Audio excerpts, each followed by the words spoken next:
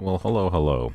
This stream will be a little bit loosey-goosey. I have very basic notes that I took for, talking about version 5.0 things. And, I need to, I need to talk about her too. The thing I had to talk about her is not that relevant to 5.0. I just have to talk about a stupid decision I'd made a stupid, one of the dumber things I've decided to do, if you notice my Primo gems. But I'll talk about that in a little bit. Anyways, hello. We have the goal today is to talk about all the different 5.0 things. If you followed my live streams previously, I have talked about probably everything I'm going to talk about in this stream in some form or another in previous streams, but very, in snippets across different things, not, all together. And I didn't feel like making a individual stream or whatever talking about Mualani, talking about Kanichi, talking about whatever. There's a lot to cover, and I don't know if I'll cover it all. Was my point. I might not talk about the thing that you're looking forward to the most in version 5.0, and that might be just because it's not something I care about as much. Yeah, there's a new Archon quest. Right, and yeah, it's a new region to explore. It'll probably be enjoyable, but I don't really care to talk about that.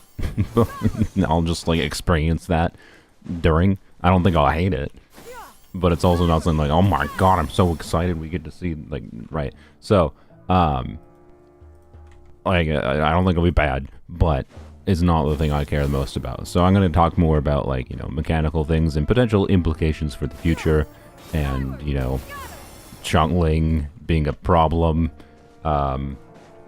Things like that, right? 9-10 hours left. Yeah, I think the maintenance should start at around 4 to 5 hours. I think 5-ish hours from the start of this stream, and then so now, and then another 5 hours of actual maintenance. So 9 to 10 hours. Yes.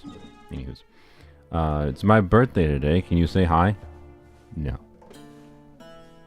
I'm joking. Happy birthday, Lemonade. Hope you're enjoying the day.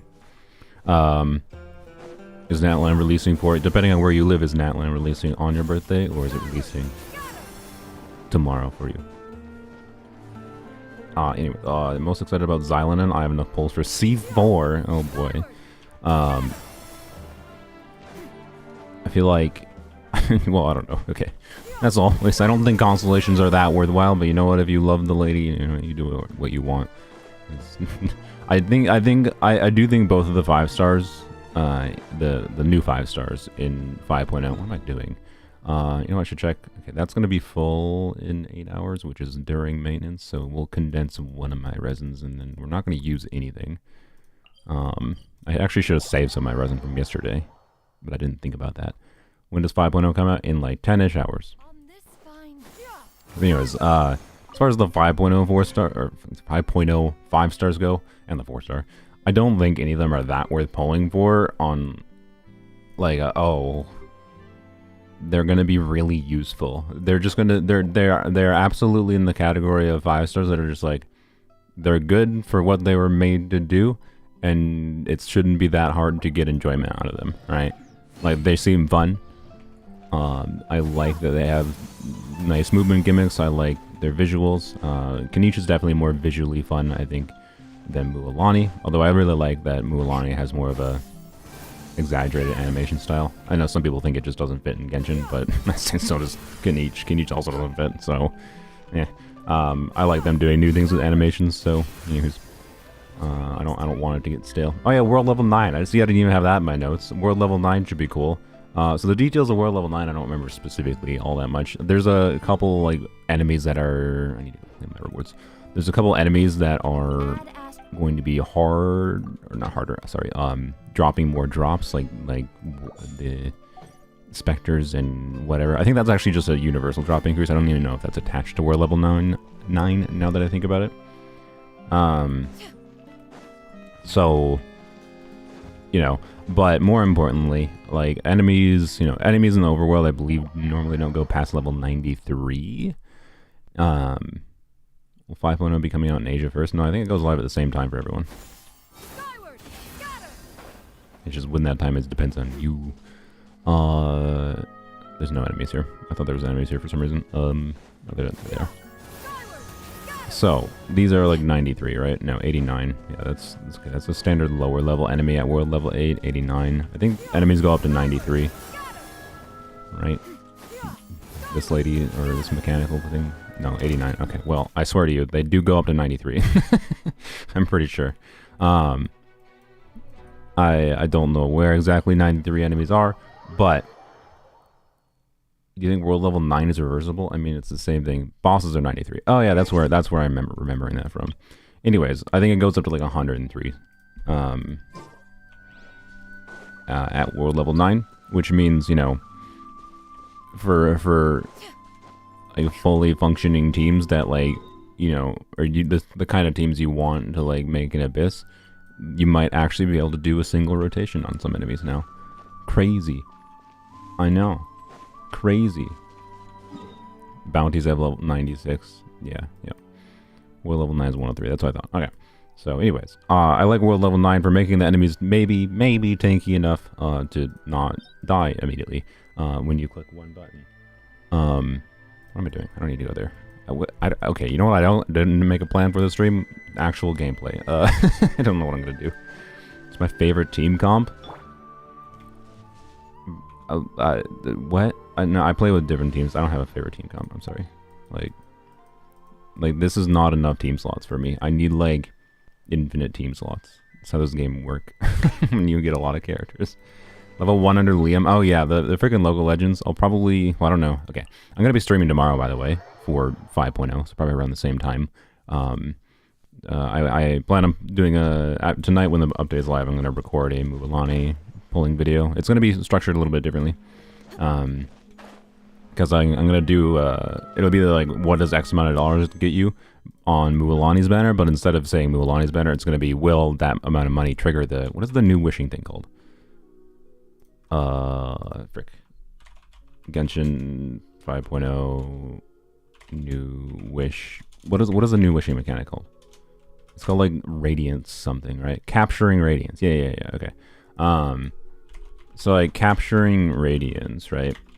The way that works is actually, and this is actually going to tie into the mistake I made. And the reason this was a mistake is because of this video that I'm gonna make. So I'm gonna do like, what does X amount of dollars get you on the capturing, or what does, will X amount of dollars trigger capturing radiance, the new wishing mechanic, something like that. I don't know the exact title, as I'll decide tonight. Still collecting those mushrooms. What mushrooms? What mushrooms? What? Oh, you mean like the mushrooms from Mondstadt for poems only? No, I decided not to, because if you watch that stream, they literally murdered my motivation to complete this on poems only. I just don't care. I just can't be arsed to waste the resources when they did that. But yeah. Anyways, over level 100, the local legends is gonna be rough, but they should be fun. So, yeah, the new wishing mechanic thing. Let's go Viber in here. I haven't quite finished some of the exploration in this area. The new wishing mechanic, like the end result, that's all that's really important, is that yes, the chance of getting the limited banner character from 5.0 onwards is a 55% chance to get the featured character and a 45% chance to get a standard banner character when you don't have a guarantee. That's all that's really important functionally as far as the end statistical result. But the notable thing to keep in mind is that it has that special animation. The reason that happens is because it only happens under a specific condition, wherein the way that this works is that the game knows, like, as soon as you get a 5-star, like, what character you got, right? So when you get a 5-star and you don't have a guarantee, the game will, and if it is a 50-50 loss, the game has an additional check with this new capturing radiance mechanic that will do an additional 10% roll. It does a 10% chance roll when you lose a 50-50 to still just give you the limited banner character anyways, right? And that's what triggers that new animation. So if you were going to lose a 50-50, but then it does that additional 10% roll to give you the character anyways, even if you would have previously lost the 50-50, it now gives you the limited banner character. That's what makes it be the net result of 55% chance to get the character, 45 to not. It is like, the notable thing though is like, you know, the video I'm gonna make is gonna be, it should be 3 top-ups. I don't think I'm gonna spend, that's correct. That's what I pre-purchased. I don't think I'm going to buy anymore. I have 3 top-ups prepared already. And right, so will 150 wishes see that mechanic, right? Will I see that mechanic in 150 wishes? Almost assuredly not. Well, I shouldn't say almost assuredly not. It's unlikely in 150 wishes for me to see the mechanic trigger. And the reason for that is the chance it triggers is like you'll expect to see that 1 every 1,000 wishes, right? So basically what the way to think about the new capturing radiance thing is that 1 in every 1,000 wishes, you're going to be able to get a 5-star, a limited 5-star character that you wouldn't otherwise have been able to get with that mechanic existing. 1 in every 1,000 wishes, which kind of makes it seem a bit more underwhelming, does it not? So, like, it's a good change, but like, it's not like, oh my god, we're getting so many more characters than we were before, right? Like, it doesn't count as a loss. I mean, we actually don't know that for sure yet. So, you know, how do you have the banners? I don't get any except standard. You live in a different region than I do. I'm on NA server. The banner time, the banner time ends at different times for different regions. So, yeah, as far as I'm aware, if you trigger capturing radiance and get the limited 5-star, you do not have a guarantee. Although that is not 100% clarified. They didn't actually specify that. So it's possible they were really nice to us, and it's possible that the true upside of triggering this mechanic might be that, like, that's what could have made this mechanic really, really good, right? Is if, since it only triggers on what would have been a 50-50 loss, and then it gives you a 10% chance of getting the character anyways on a 50-50 loss is kind of the way to think about it. If it still gave you a guarantee for your next character, this would have been so much of a cooler mechanic, because it still would have been really rare, right? But then it would have, like, giving you the character you wanted, but still giving you a guarantee for the next character that you could save for a future banner, or use it to guarantee like a C1. That would have been an insanely cool mechanic, right? As like yeah, this is really rare, but you can actually like be proper excited about seeing it, because it gives you more of a benefit than just being, you would have like not gotten this character, right? Normally. So, they didn't remove the guarantee. No, like, listen to the words I'm using. I didn't say they removed the guarantee. I'm saying when you get the character that's featured in the banner, you won't have a guarantee. What this new mechanic does is it replaces a 50-50 loss with a 10% roll. When you lose a 50-50, the game does a 10% roll to give you the limited banner character anyways. And then it's just normal. Like, you don't get a guarantee from that, almost assuredly. We haven't seen 100% confirmation of that, but it's a safe assumption that we do not get a guarantee. Otherwise, they probably would have said that that was the case, because it would have been a selling point. So, like, no, they did not remove guarantees. But now you will get less guarantees, technically, statistically, over time. So, like if you lose to a standard banner character, you will still have a guarantee. But if you lose the 50-50 and then the game does the 10% roll and you get lucky and trigger the capturing radiance mechanic where you get the new special animation and get the limited banner character anyways when it would have previously been a 50-50 loss, then you don't have a guarantee, right? That's my current understanding. So, ultimately, yeah, the functional end result is that it's 55% chance to get the limited character now, right? But also, ultimately, what's with the dots, by the way? Is that a bug? Am I just... what? Why is there dashed lines here? I've never noticed this before. Is this the first time I've ever noticed? See the dashed lines? Why are those there? What? No, I'm not doing a 10-hour stream. Sorry. I will not be able to maintain my sanity. So I don't know if that was not the implication I was trying to say with waiting room, or just saying waiting room because that's all we're really doing today, or is it not? That's all we're really doing. We're just yapping about Natlan while waiting for Natlan to come. What's with the dots? Have I never noticed this before? Let me zoom in. To emphasize what, just in case it's not obvious to you watching. All right. This. Why is this here? Has this always been here? Why? What is this supposed to visually indicate? Why have I never noticed that before? My brain just consciously noticed that for the first time ever in like 2 years. Anyways, oops, I just moved the wrong thing on my OBS. Fix this. Whoopsie doopsie. You think I would like set up shortcuts for these things, but I'm dumb and I don't. So instead we do this. There's probably also like keyboard shortcuts for doing some of these things. Anyways, I'll do whatever. So the point is, the new mechanic is mostly the new like capturing ratings mechanic is only something that is going to affect you after a long time. Like it, you know, expecting to see it 1 in every 1,000 wishes means most likely, like, nothing has changed, right? Like, what you should still do is you should still plan on, you know, it taking 150 wishes for you to get your 150 plus, you know, change. Not 150 specifically, 150-ish wishes to guarantee your character, right? If you wanted Mualani, you should save 150 wishes. It doesn't really crazily change the average amount of wishes it would take to acquire a character. And if you want to make sure you can get a character, make sure you have 150, right? Like, yeah, obviously if you're whaling, if you're doing 4,000 wishes per year, you might see a noticeable effect from it. Or if you're going for C6, like if you're going for C6, there's a good chance you would see it trigger once in going for a C6 character, right?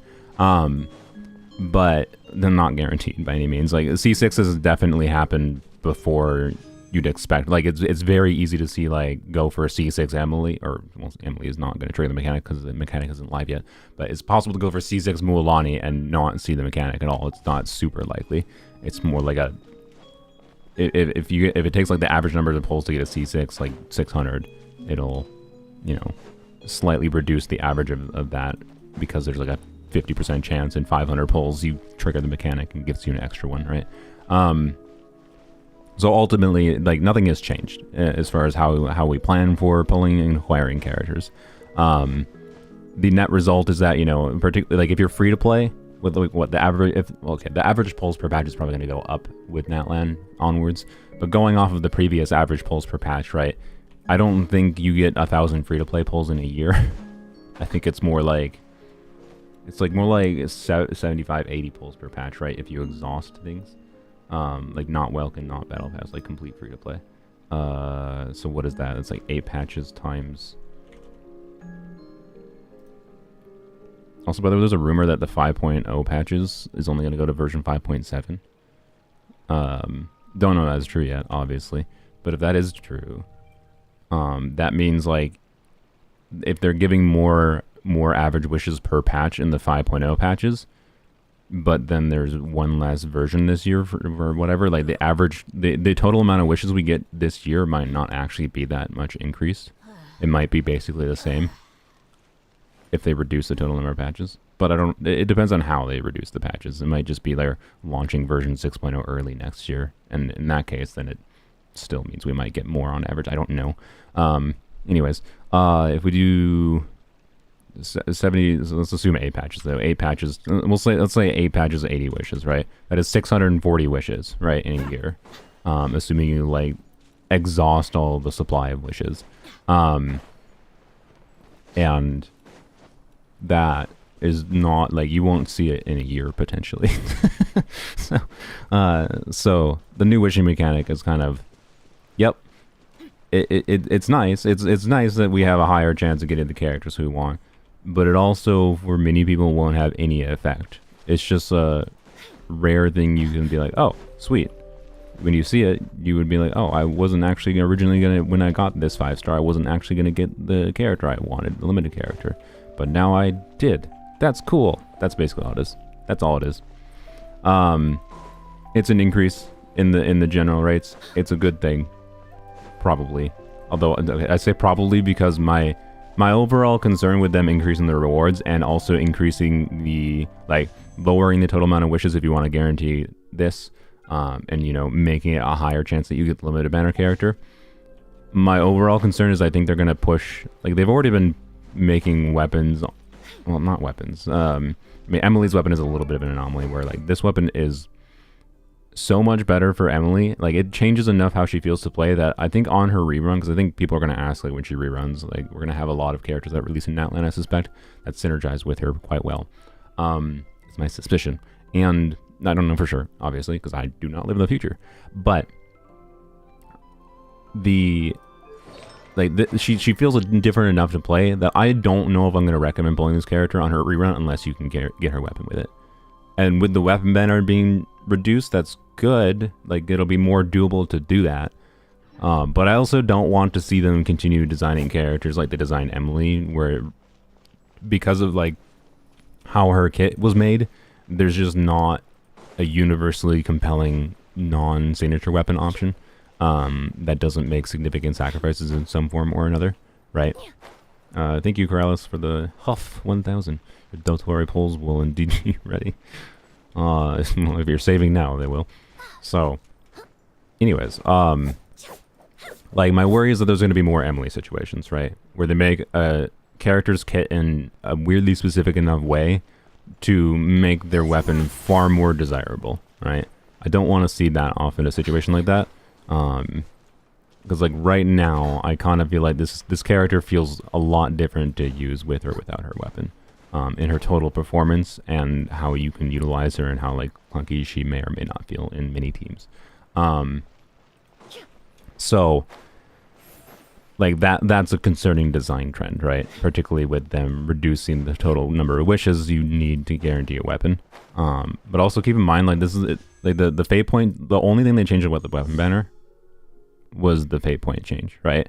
The only thing different about the weapon banner is that you now need 1 fate point to get the weapon you select rather than 2, which means you need to, if you get a 5-star and you lose to either a standard banner weapon or like Aqua, if you select Lumideus like I have, then, right, like the worst case scenario on the weapon banner now is like 130 wishes versus like 200. That's a lot less. But the thing is, I don't think most people wishing on the weapon banner have enough wishes to guarantee the weapon with this change even, right? I think the way that most people wish on the weapon banner is they wish for the character, right? Let's say you do what's smart, right? And you save enough wishes to get like a guaranteed character, right? So you save about 150 wishes to get Emily. And then you use your approximately a pity. You get lucky in some form. Either you go to pity, you win the 50-50, that's getting lucky.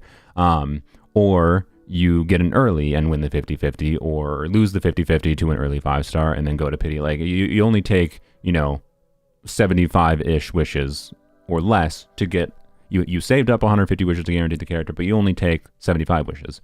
Oh, sweet. I got my Emily I wanted. I have enough to get a weapon. But you only have an additional 70, right? You spent 75 wishes on Emily. Sweet, you got her in 75. You have 75 to spare on her weapon, and her weapon's so good for her. It makes sense to risk for it, right? Except for, like, no, even with the new system of it being 1 fate point, like in that situation wherein, like, you're just spending you got lucky to getting the character and you have spare wishes to go and risk for the weapon banner is exactly the same for that situation, right? If you do not have enough saved up to guarantee, or you're not going to be willing to spend, right? Or not going to be able to grind to it, right? In the banner duration. If you do not have the ability to guarantee the weapon banner is exactly the same as it was before. The difference is the total amount to guarantee is less. And I think most of the wishes that get dumped in the weapon banner are just like gambling fallacy wishes, right? Like, that's why the weapon banner exists. It's like you get lucky for a character because they want you to keep on gambling after you already get lucky, right? So like I think the majority of people wishing the weapon banner are not in a situation where they wish where they have enough wishes or are going to be able to get a guaranteed weapon. Instead, they're in a situation where they just have some spare wishes because they got lucky in some form. But they probably don't have enough spare wishes to actually guarantee the weapon, right? And if you're wishing in that way, I want to emphasize that the weapon banner is the same. It has not changed for you. It's not changed. It's exactly the same. But if you are the type to save, right? If you are the type to save enough for Emily, and, you know, save enough to guarantee the weapon. You know, so like if you wanted to like have an actual good way to like treat the new weapon banner with it being 1 pay point, it's like for as like getting a character and the weapon, it is save about 280 wishes, right? Would be the worst case. Going to pity twice on this banner and then going to pity twice here, right? Would be about 280. And then the soft restriction of like, oh, I'll wish on the weapon banner if I get lucky, you know, is okay, you win the 50-50 on here, and then do you have enough wishes to get it here? So it'd be about 200 wishes if you want, you know, if you win a 50-50 and then still have enough to spare for the weapon banner. Like, I still think the approach to the weapon banner is exactly the same. Like, you should probably only wish on a weapon banner where you can get meaningful value from the other weapon in the weapon banner, right? If you can't get value, if you want Mualani's weapon, but like Freedom Sworn is not that, like Freedom Sworn is okay. It's not very good in causal in my opinion. Well, okay, it's not bad on causal, he needs a lot of ER in so many teams that Freedom Sworn is just not that great. But anyways, like if you don't get that much value from Freedom Sworn and you're wishing for Mualani's weapon, right? You probably shouldn't wish on the banner if you don't have enough to guarantee Mualani's weapon, and you also still probably shouldn't wish on the weapon banner if you want to get a future character, if you want Kanich, if you want Xylonin, right? Like you gotta weigh the odds of like the cost of getting this is like maybe not getting a character, right? So it's still, even though they're cheaper to get guaranteed now, the cost is still high enough that you're sacrificing something. That's all I want to emphasize, because I feel like more people are going to be baited in the weapon banner just because people are talking about it being better now. But like, for how most people wish, I don't think it's actually that much better. That's my theory. Anyways, point is, think it over rationally, don't just pull emotionally, right? Don't just use your resources on an emotional level of like, I got lucky, let's continue gambler's fallacying and then continue, right? Don't do that. That's all I'm really trying to encourage. Have you seen the new natlan weapons? Like, what do you mean, like the craftables? Yes. The craftables are pretty good. Well, okay, the craftables for Mualani and Kanich are pretty good. The pole armor is whatever. The sword, I mean, it's a defense sword, so I think the event, what is this, spindle? I forgot what it's called. Cinnabar spindle is not as relevant anymore. That's good. And the bow is weird, but yeah. So, anywho's, update is later today, like in 9-10 hours ish. I don't know exactly when maintenance will end. I am not a wizard, so. There's a Kokomi weapon. What do you mean? There's a Kokomi weapon? Oh, you mean the catalyst? Yeah. By the way, the event catalyst, I plan to do some. I'll probably make a video on the event catalyst. So, wishing system changes. Point is, I think for most players, everything is the same. Like, you shouldn't be making different decisions because of the wishing system changes, is kind of ultimately all it is. And this is what I'm basically going to say in my Mualani video tomorrow. But maybe if we get lucky, we'll trigger the new mechanic and we'll be able to see the fancy animation and be like, wow, cool. And that's all it will be. That's all it will be. So, anyways, the mistake I want to talk about, by the way, is really quick, is related to that video where, again, so as I said before, my video I'm going to make is specifically will $300 trigger the new wishing mechanic, the capturing radiance mechanic. And you specifically have to not be on a guarantee to guarantee this mechanic, right?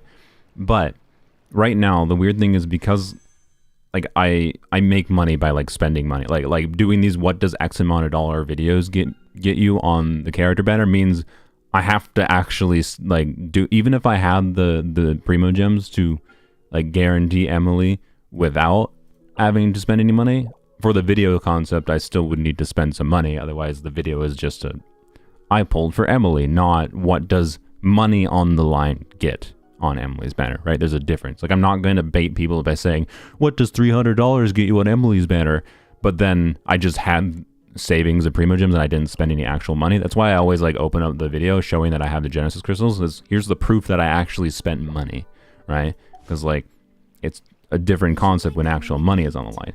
And I can make money doing this because I do be a content creator. I have tried to balance these videos in a way where like I'm spending a good bit of money, but I'm also making money from them. And I use them to yap about like encouraging people to not do as I do, but I can do it for your entertainment value. And for not for just like the individual video, but also so I can get characters to make videos on too, right? I should be a content creator. Yeah, true. Anyways, point is the video concept, right? I can't have a guarantee, but what I ended up, I've liked Emily enough that I decided I wanted her C1. And I had enough wishes because I don't know if Zloifet is watching right now, but Zloifet gave me like it was like a 4,000 Genesis crystals top up or whatever is what Zloifet gave.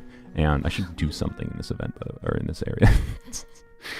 And that 4,000 Genesis crystals gave me enough with the wishes I got, like from, you know, dailies and whatever, to get to pity again on Emily's banner. And I was like, and because of the fact that I don't actually need to save Primo Gems to get the characters I need for videos, because I'm going to spend money anyways, right? I didn't need to save any Primo Gems for Mualani because I have these and I had to spend these anyways for the video concept. So I was like, let's see if so what I did, it was like, let's see if I get C1 Emily, right? And then my thinking was simple, right? I have the wishes to get to pity, don't have to spend any money. If I get a guarantee, hey, it's a guarantee. Guarantees are cool, right? And then I lost the 50-50 for C3 Gene, which is not that useful to me.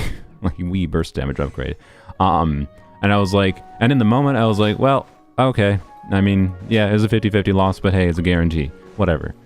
And then like 3 hours later, I realized, I remembered what I had just mentioned to you, where I was like, wait, the video I'm planning for 5.0 wishing, like for Mualani, I can't have a guarantee, because if you have a guarantee, you can't trigger the capturing radiance mechanic. And if I'm only spending like 150 wishes, that substantially even further reduces the chance to trigger the mechanic. Like, it's highly unlikely that my video, like, so unlikely, like it wouldn't be a video, right? I don't think I could structure the video as, will $150 trigger the mechanic if I have a guarantee going into it, right? It wouldn't make sense. So that's why it was really stupid of me to spend my wishes to try to get C1 Emily, because getting that 50-50 loss means I was on a guarantee, and then that screws over the video concept. So I was like, I didn't want to spend any money for C1 Emily. The specific reason I was fine with risking it was because of the fact that I had enough stuff to get to it without spending money, to get to pity for the chance of C1 without spending money. And like in a normal situation, I would be fine with losing the 50-50 and having a guarantee. It would be fine. But because of this video concept kind of needing me to not have a guarantee, I spent money to get C1 Emily, and I hate that I had to do that. It was so stupid. It was so stupid. And so I want to emphasize that as an example of, I have monkey brain. I understand gamble monkey brain, right? And this specific mistake was a mistake because of the video I'm making, right? But at the same time, you know, I just want to emphasize, you know, don't make monkey brain wishes or monkey brain mistakes when it comes to Gamba. That's kind of all. But hey, I have C1 Emily now. Yay. I'm so happy I had to spend money for this. Yay. Yay. Yeah, so like I had to do that, right? I had to not have a guarantee for the video concept. So I'm at literally 0 pity. You know what the funny thing with this is? The other side benefit of this is since I'm at exactly 0 pity, and I plan on only spending what I have for Genesis crystals. This is 24,240 Genesis crystals is 151 wishes, I believe. 151 wishes isn't enough to guarantee getting Mualani. So the best thing that could happen, actually, at least for this video, that could be an upside, is having $300 of wishes that I'm spending on Mualani's banner and not getting Mualani. That actually is a possibility. Because normally that doesn't happen. Like, normally $300 should be enough, because like you have enough extra Primo Gems or some existing pity. Like my videos, I have like 10, 20 pity existing, right? And then $300 is enough to guarantee a character, because you get, that's 170 pity total, right? Equivalent. Like, that's more than enough to guarantee. But this time around, $300 is not actually going to necessarily for sure get me there. Like I might have to do I might have to use some Primo Gems to be able to. I don't have many Primo Gems, but I'll have like a 10 pull, right? I might have to do another 10 pull of my Primo Gems to get Mualani, which would be really stupid. But would also be fine because I am completely fine getting bad luck in these videos for it being an anti-advertisement of like, yeah, I spent $300 and didn't get the character I wanted. So, which is kind of the goal. My goal is to show the swings of how like how volatile the value you get from spending your money in this game. If you want to spend money in Genshin, spend responsibly. Probably ignore the top-ups. That's my general lesson. Anywho's, oh my god, I have 600 viewers almost. Jesus. Hello. So, anyways, I think I'm done ranting about the freaking wishing system for 30 minutes. Good lord. Good lord. But yeah, Welkin Battle Pass, in my opinion, is the way to go. Keep in mind, Welkin and Battle Pass are absolutely designed in ways to like keep you like logging in daily kind of thing, whatever. Like I think it should be illegal for the Welkin, like the Welkin, the fact that like if you don't log in for a day, you just lose a day of your Welkin, should not be legal. Like it should just delay it, right? Like it gives you 30 days of things, and like yeah, obviously if you don't log in one day, you're not gonna get it, but it should just delay it by a day, not you just lose it entirely. So. You know, I think I screwed up something here, but I recovered. Do you have an opinion on the representation issue with Natlan? I mean, yes, I think there should be more black people. And, like, particularly Xylonin. I don't know, like, everything about Xylonin's design, like, reeks of, like, this lady should have darker skin. Right? Quite frankly. Like, she looks like she just... I don't agree with that, like, some of the artists that, like, oh... Here, let me just, you know, go into Photoshop and, like, here's some brown skin now. Wow, they look better. I don't think all of the characters look better with darker skin, you know. But some of them definitely do, and, like, almost look like they were designed around dark skin, and they were switched to fucking be pasty white people with literally white face paint on, I swear to God. Like, but with that said, this is also a piece of fantasy media. And, like, they can do whatever the frick they want.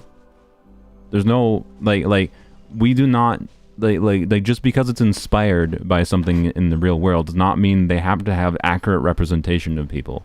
These people are not real people, right?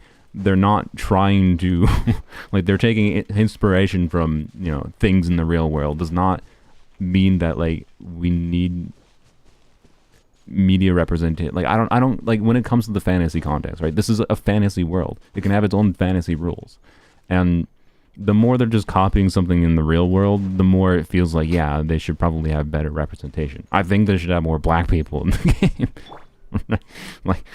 This is one of the darkest skin ladies in the game. Like, okay. And I'm pretty sure she's just tan. So like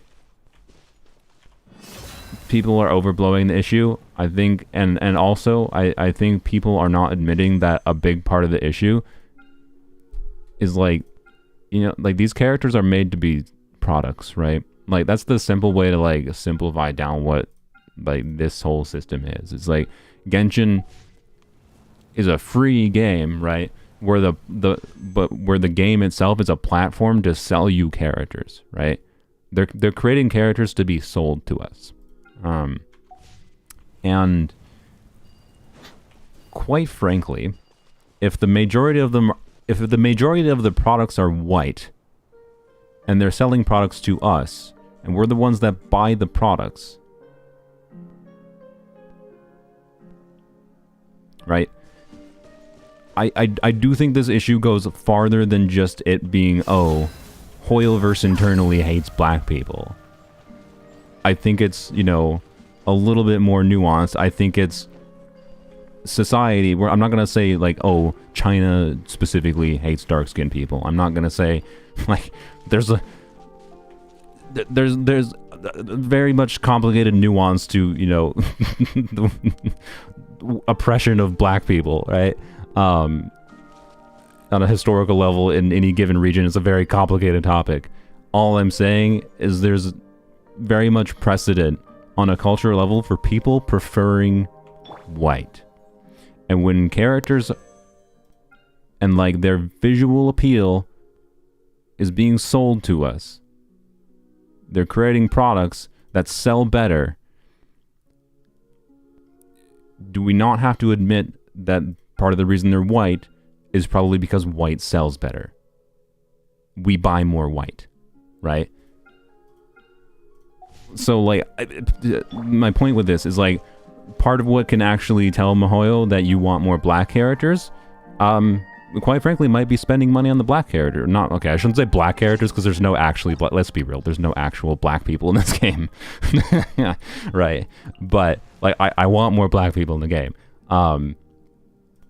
But you know how you can actually, like, give MiHoYo the data they need to show that, yeah, darker skins can sell?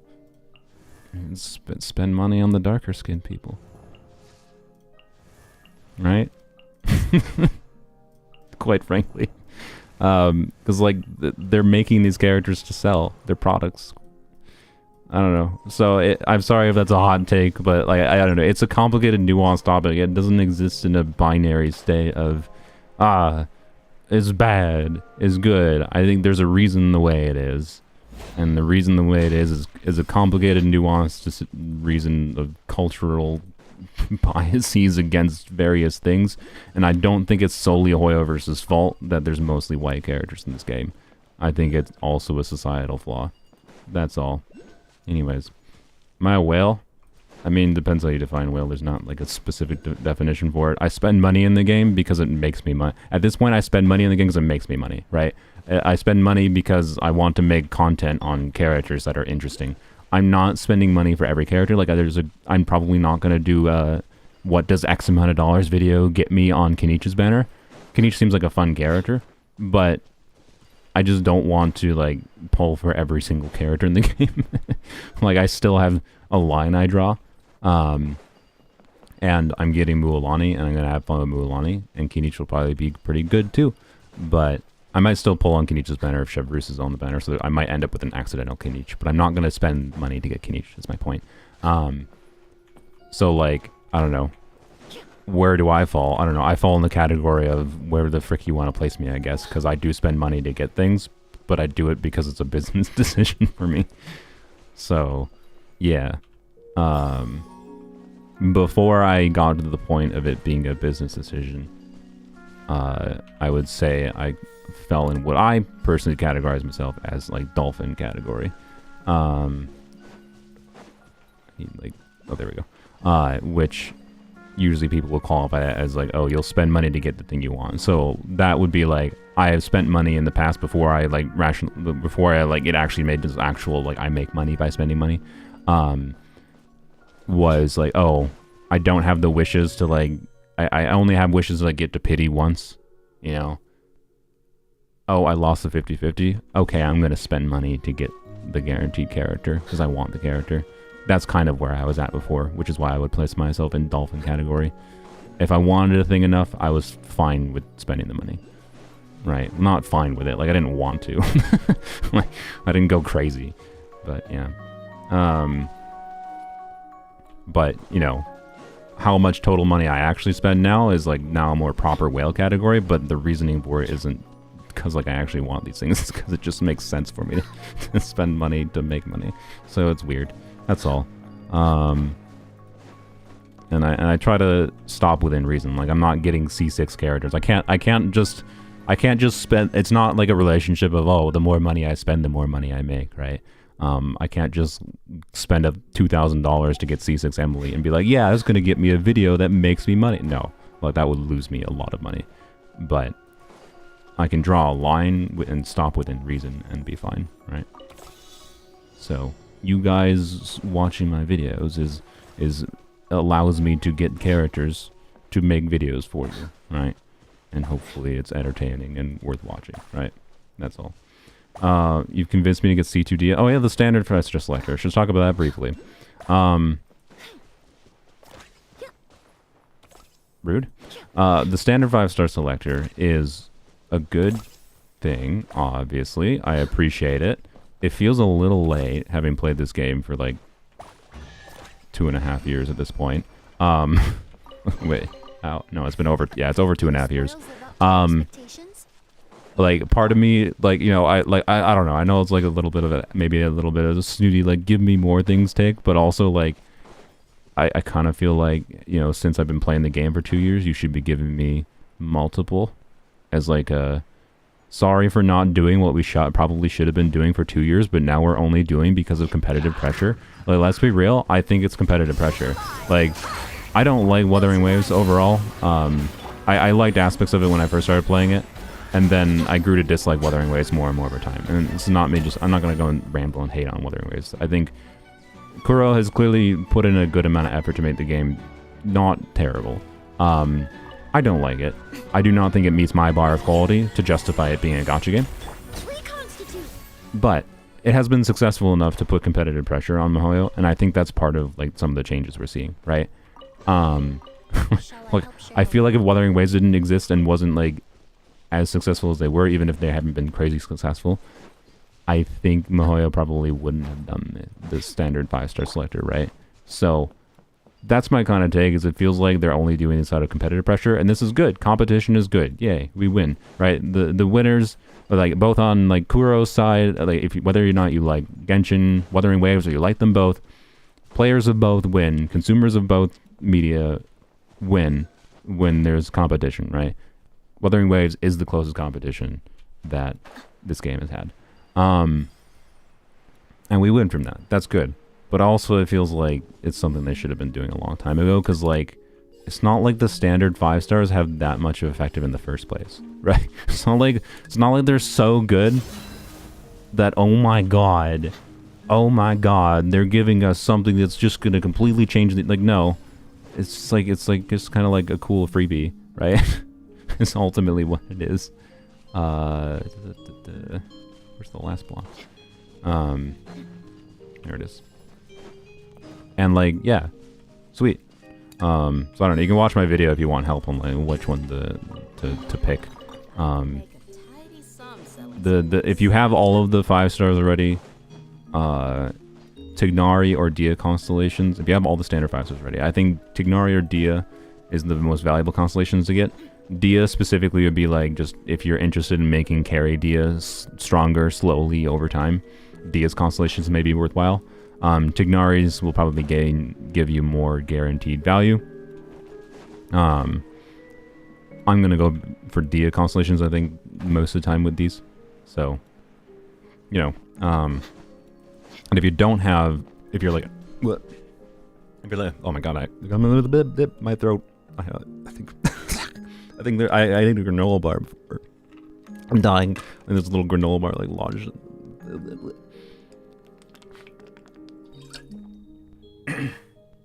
Oh my god. Okay. I survived. Okay.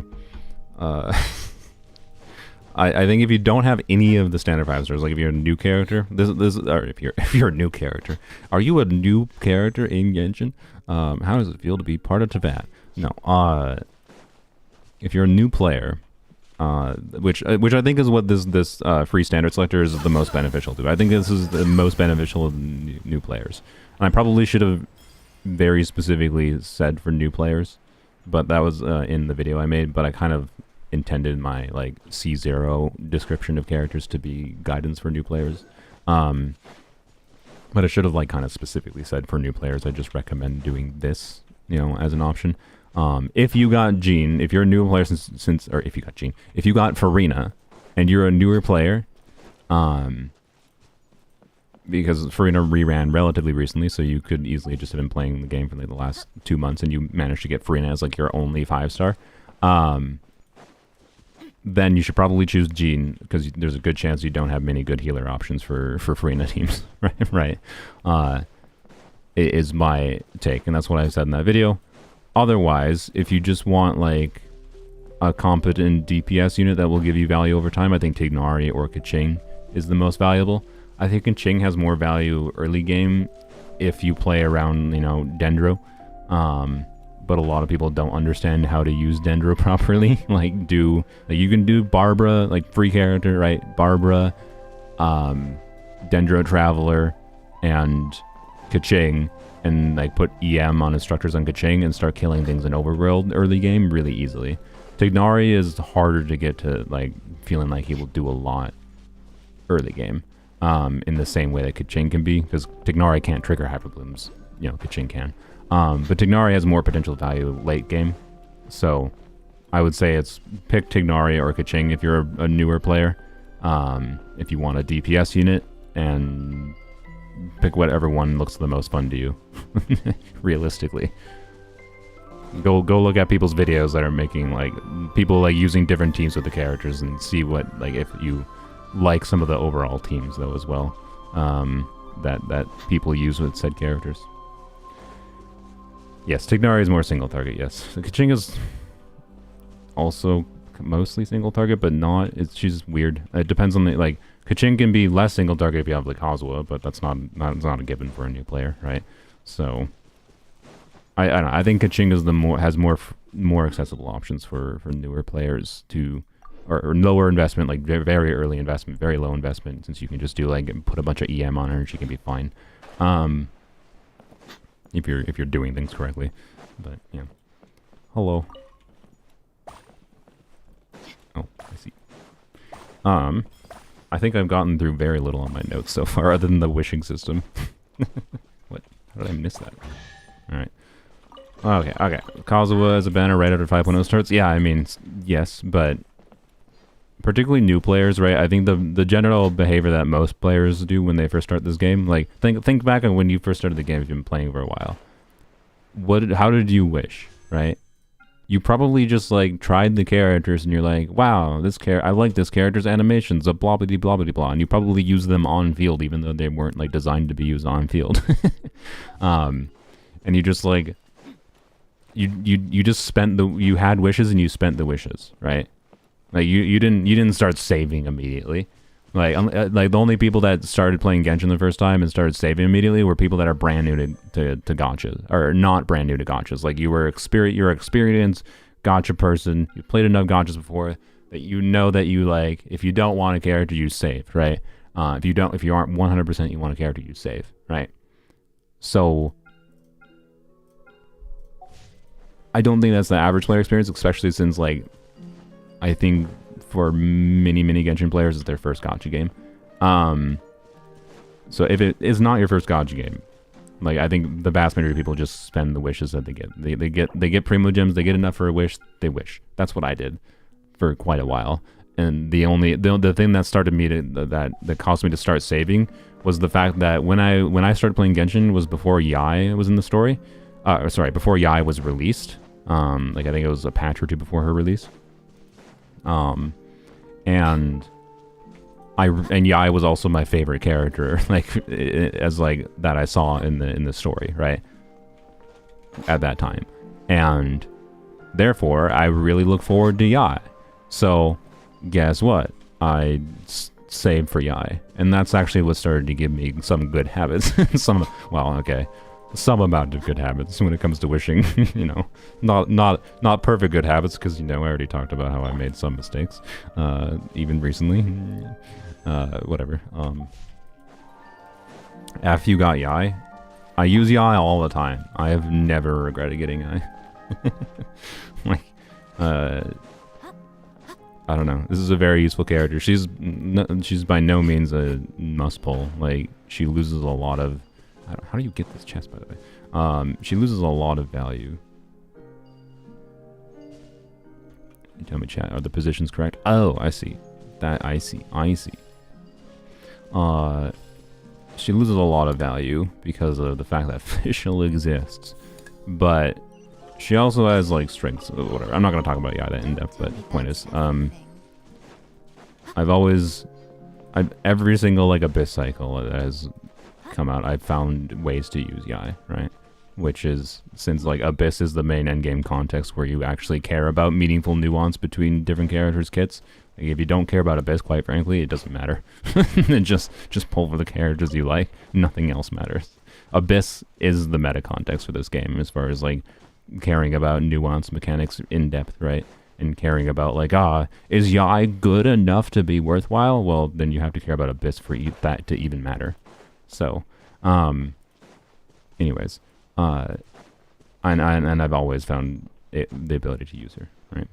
Glider info. Oh, watch my Mulan video. I'm not going to say how I'm giving it away, but watch my wishing video tomorrow if you want a chance to get one. Otherwise, you can technically buy this right now. How I bought it, I just bought I had a code from someone that was selling them on eBay. Because you can buy them in Korea right now with like the KFC promotion going on in Korea, and you get a code for these. So they were selling the code on eBay. So I paid, and to be clear, I paid an amount of money for this that was not worth it. That was not worth it. I paid $30.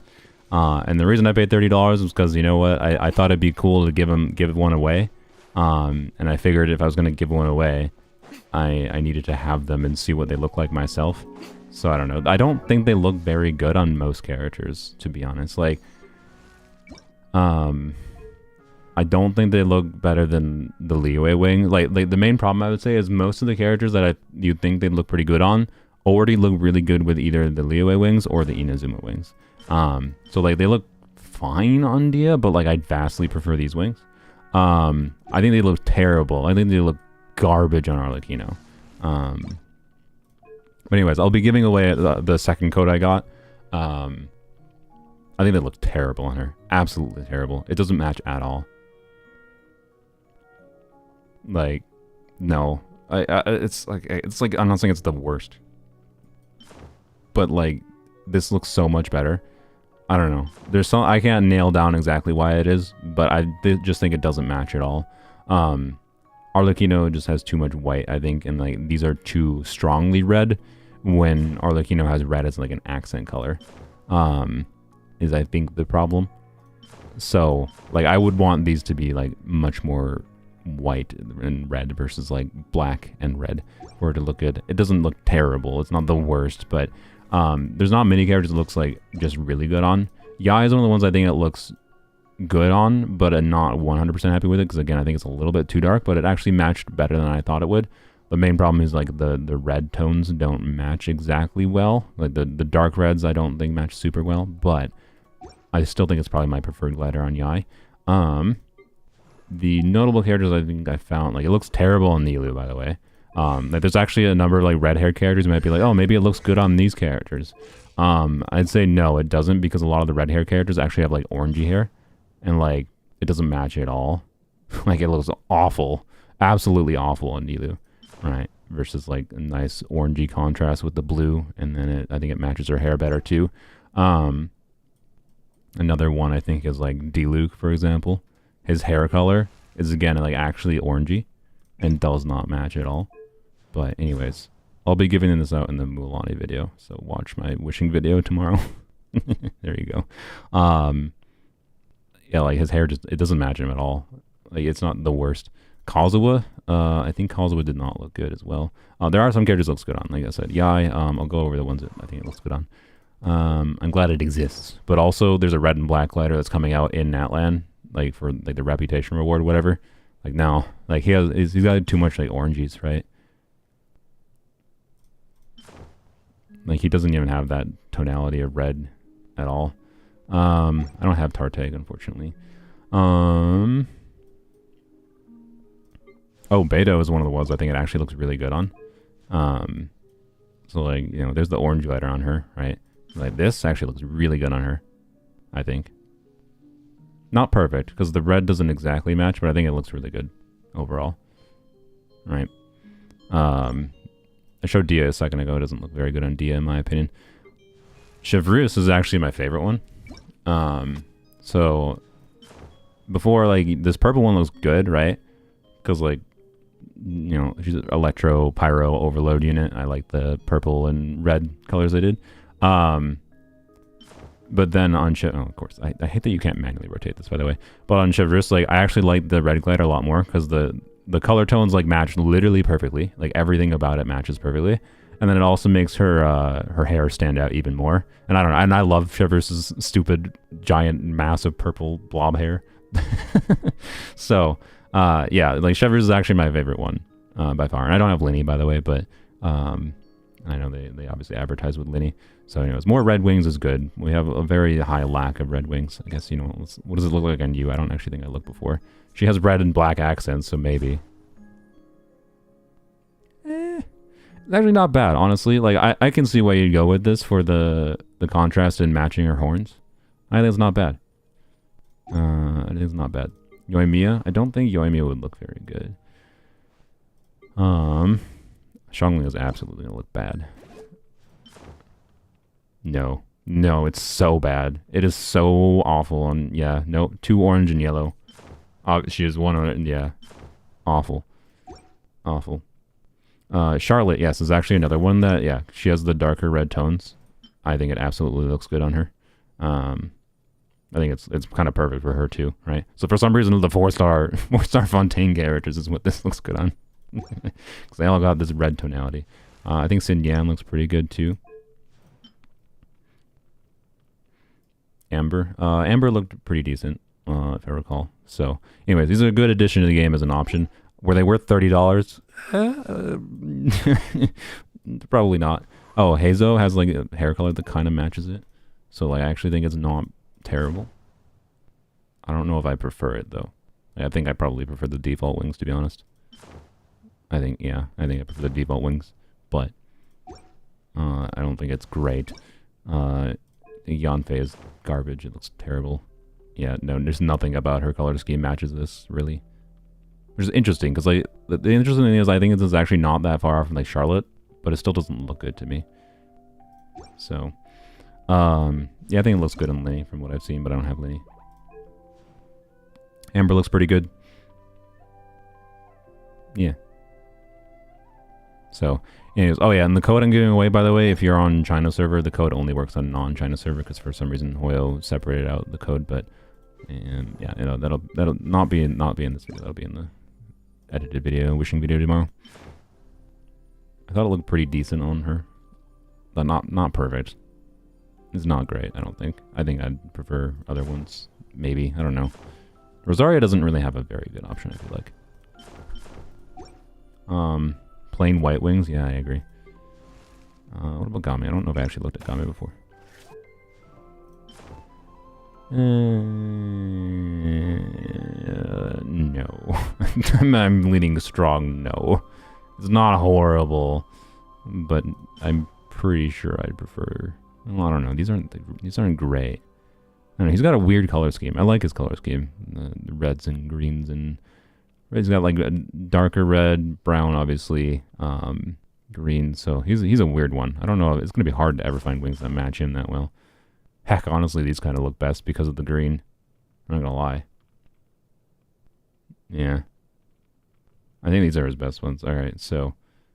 Yeah. Yeah, Genshin isn't ready for dark red, indeed. I think Toma might be the last one to meaningfully check.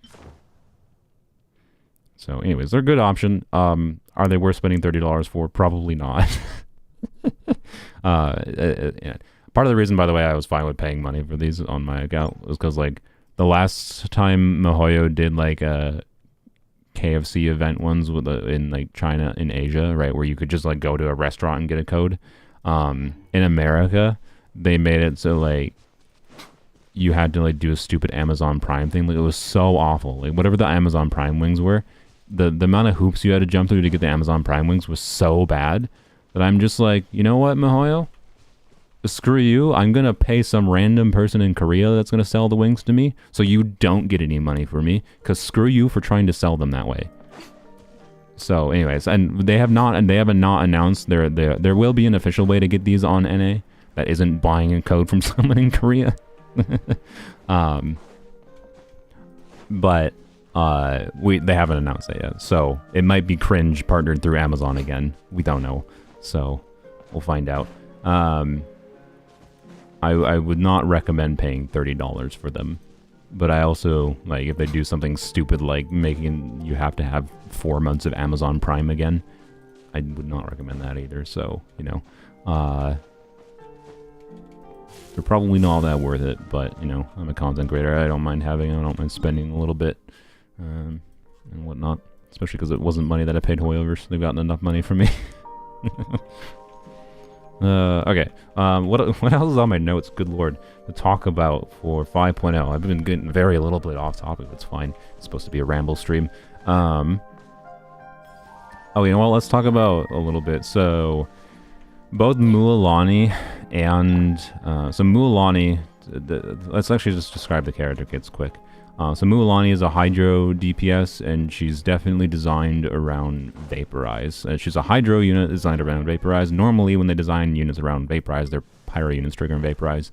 The reason for that is because Pyro units, when you have Hydro on an enemy, consume less of the elemental aura, so you only need, like, per one Hydro you put on an enemy, you can do 2 Vaporizes with a Pyro unit. And that means, like, it's usually more efficient to vaporize with your Pyro, with your Hu Tao or whatever, your Arlecchino, than it is to vaporize with Hydro. So if you want to vaporize on your Hydro units, you need 1 whole unit of Pyro for 1 vaporize on a Hydro unit, versus a Pyro unit needs 1 unit of Hydro for 2 vaporizes, right? And there's a little bit of a stronger scaling in conjunction with that higher cost for the Hydro vaporize. But the problem is you need like off-field Pyro if you want to have an on-field Hydro unit. So like, and there's a number of different options for off-field Pyro in the game, such as, like, you know, the burning reaction when you do a Dendro unit, and then you have some Pyro going, right? Like, my current favorite combo for, like, as far as Pyro application goes would be Bennett, Emily, Kazuha, right? Kazuha can infuse with Bennett Burst Pyro, so he swirls Pyro around and then applies Pyro from off-field. That helps keep up some burning, and then you can do something else with that burning, like triggering Vaporize in your Hydro unit, right? You'll be able to do that with Mualani. But yeah, there's not that many options to do that, and a lot of them can be clunky. Particularly if you want to get the biggest damage possible. Like, if you want to use Kazuha to swirl Hydro, it can be really awkward. So, like, I think for Mualani, if you're interested in her, she's gonna be clunky to a lot of players to get her highest damage playstyle. And the alternative is doing something like Mono Hydro, right? You could do Farina, Yelan, Mualani, Jean, right? Like, you could do these 3 with Mualani, and it'd be fine. You could do Mono Hydro. It should be pretty decent. But if you want to get, like, the main damage she was made to get, like the big number damage that's going to be fun about her, you might have to do some, like, clunky setups that I think a lot of players just don't understand how they work or won't do, right? And I think for a lot of players, then Mualani might end up feeling much worse than she actually is because of that. So she's, I think, a hard character to recommend from that perspective. But also, she's not, like, bad. Like, if you want to, you're not starred. If you like Mualani, because, like, you know, she's a cute Genki girl who, you know, asks thieves if it's their first time stealing, kill people with kindness. Kind of, I don't know. I like her personality that we've seen so far, right? Like, just pull for the characters you like. Is my point. She's not that hard to make use out of. So anyone doom posting like, oh, she's worse than Nuviolette, like, okay, that's good. That's good. I'm quite frankly, I do not want to live in the reality where every Hydra unit that is an on-field DPS that releases after Nuviolette is better than him. We don't want that level of power creep. Please, no, spare us. Like, I think Nuviolette was a design mistake in a number of ways at a baseline. I don't think completely. I disagree with some people thinking he is as overpowered as he is, but I do think he's quite a bit overtuned. He has too many strengths for too little weaknesses. Mualani just is like a pretty balanced character, in my opinion. But her main problem is that, like, she reeks of we don't have very many good off-field Pyro options. One thing that's cool, though, is she does give, like, more potential utility of, like, doing, you know, Dia's off-field Pyro and some defensive utility. So, you know, you could do, like, Dia Nahida together for Mualani for some off-field Pyro, and then Nahida gives, like, a big EM buff, and since you're triggering Vaporizes, that means, you know, EM is going to make your Vaporizes bigger on your Mualani, and, like, this combo should work pretty well for Mualani, which is cool. And I like that, right? And, like, more value for Dia, sweet. Like, I think because of Mualani's release, some people might have a good reason to choose Dia for their standard character if they don't have Dia for purpose of using for Mualani, because there's it's not because Dia is that good at off-field pyro. It's more just like there's so few options for off-field pyro that a unit that does some off-field pyro in conjunction with some defensive utility, and like you can just put her on 4-piece instructors, 120 EM buff for the team, like could be good, right? So, but if you want Dia to be the strongest carry possible, don't pull for Dia or don't get Dia. But if you are open to the weirdness of Dia's kit being useful in a number of weird ways, then Dia is my favorite standard banner character. Anyways, there's not many options for off-field pyro in the game, right? And especially if you want an off-field pyro damage dealer, right? Dia can do decent value for like doing off-field pyro application and can help buff the team with like 4-piece instructors, tenacity, whatever in some situations. But Xiangling can actually do meaningful damage from off-field and do pyro application for, the likes of Mualani to do her vaporizes. The problem is like Mualani doesn't really want Bennett. Like Bennett is not going to be a useless option for her, to be clear, because Bennett can still be a healer for the team. Like I will actually probably be playing Mualani and Bennett together, but that's because I have a little bit of unconventional ideas that I'll be doing. But this character is like a problem. Like this character's existence is, I presume, why Mihoyo has not made many like any limited off-field pyro damage dealer in the game. There's none. There's no one else in the game that does off-field pyro damage that is not Xiangling. That was not made to do meaningful off-field pyro damage, right? Like, so what does this tell us? I think what it tells us is that, I wonder what the Archon is going to be. But the Archon's not going to be out for months. Like, and probably not out until version 5.3, which if normal release timing happens, that means we're not getting the Archon until next year. So, like, should you pull for a character now based on the promise that maybe the Archon will probably work well with them and make them meaningfully stronger? And like I don't know, right? And the problem, like, if you want to use this character, like Xiangling as solo pyro, wait, where's my Xiangling? If you want to use Xiangling as solo pyro with Mualani, this is not enough ER, right? Like, this is a normal Xiangling build. Normally, this is enough ER for like a Bennett Xiangling combo. You need like towards 300 for solo pyro Xiangling. If you have Engulfing Lightning, it is a lot easier to achieve because Engulfing gives up whack ton of ER at a baseline, and the passive gives more ER. Even with Engulfing Lightning, like I have a 280 ER equivalent Xiangling, or yeah, I think it's like 280 ER equivalent Xiangling with Engulfing Lightning on my Polearm only account. And there are teams where solo pyro Xiangling on Polearms only does not get enough energy to burst consistently. So, point is, Xiangling is a problem that to me indicates that we're probably going to get more off-field pyro options finally, and I assume that's going to be the Archon. Yeah, you would need like 20 ER per piece basically, or more.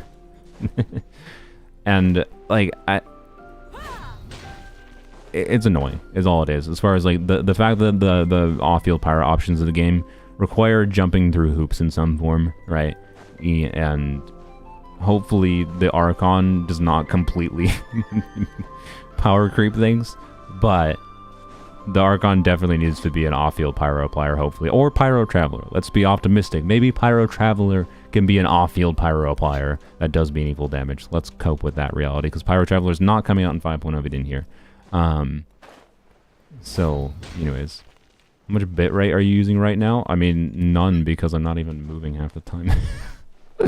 No, I mean, I stream at like 7,000 kilobits per second, usually. Is Shan Yu a good character? Yes. She's a bit worse if you don't have Farina, though. I'll be honest, and she's only in the team right now because of Overworld. Because, you can do that. Let's use my thing, by the way. Oh god, there's so many things here that I can grab. So yeah, Xiangling is a problem. Mualani will be able to be used. This is not what I needed. Mualani will be able to be used without Xiongling. I plan to play her basically only without Xiongling. So you know you can check out my videos that will be happening. Should be happening this week. And live streams. I'll probably have a live stream testing things with her. Potentially tomorrow. Although I don't know how much I'll actually have her leveled up tomorrow. And I don't intend to use Xiongling with her. And I think she'll still be useful. But I also am the type of player who is willing to jump through some of the hoops and willing to deal with some clunkiness, whatever, right? And I don't know, Xiongling is, I don't think, an ideal teammate for Mualani, ultimately. And she still has team options, but she smells of her best team is yet to come, right? And that is a reason not to pull her right now, in my opinion. It is a reason to potentially wait and get her on her rerun. But also, you know, Risley hasn't had a rerun yet. So if you really like the character, just pull for the characters you like. Kaniche, I think, is a little bit more of a safe character to get. Because I mean, he still is has relatively limited team options. But he basically just needs to be pinned. Okay, so particularly if you got Emily, Kaniche is a safer character to get. If you didn't get Emily, you have even less team options for him that are compelling. What do I need to do here? You like that? Do this. You like that? Do what? Do that. Kaniche wants, basically the simple way to describe Kaniche is he wants, as long as he has a passive where as long as you have burning or burgeon happening constantly, he will build up points. Like, he has a little bar. When you press his skill, he grapples around enemies. You probably saw footage of that. And he has this little bar that fills up, and that mostly fills up based on burning and or burgeon happening. So you want burning or burgeon happening constantly to be able to get good damage from him. So that limits his team options quite a bit, unfortunately, which makes him, in my opinion, not I think the most valuable units to pull for, and the units I enjoy the most, are the units that have a lot of versatility. Like, they have a number of ways you can conceive of using their kit. He's pretty limited in that manner, but I don't think he's bad. And I think I think if I had him, or if I do end up getting him, I would like him more than Alhaitham, personally. Doesn't necessarily mean he's as strong as Alhaitham if your conception of strength is just what the total spreadsheet DPS output in an optimized situation is, right? But versatility for me is strength in Genshin, he doesn't have that much versatility, but I think he has a little bit more than Alhaitham potentially, but not that much more. So where's this freaking chest? How do I get underground?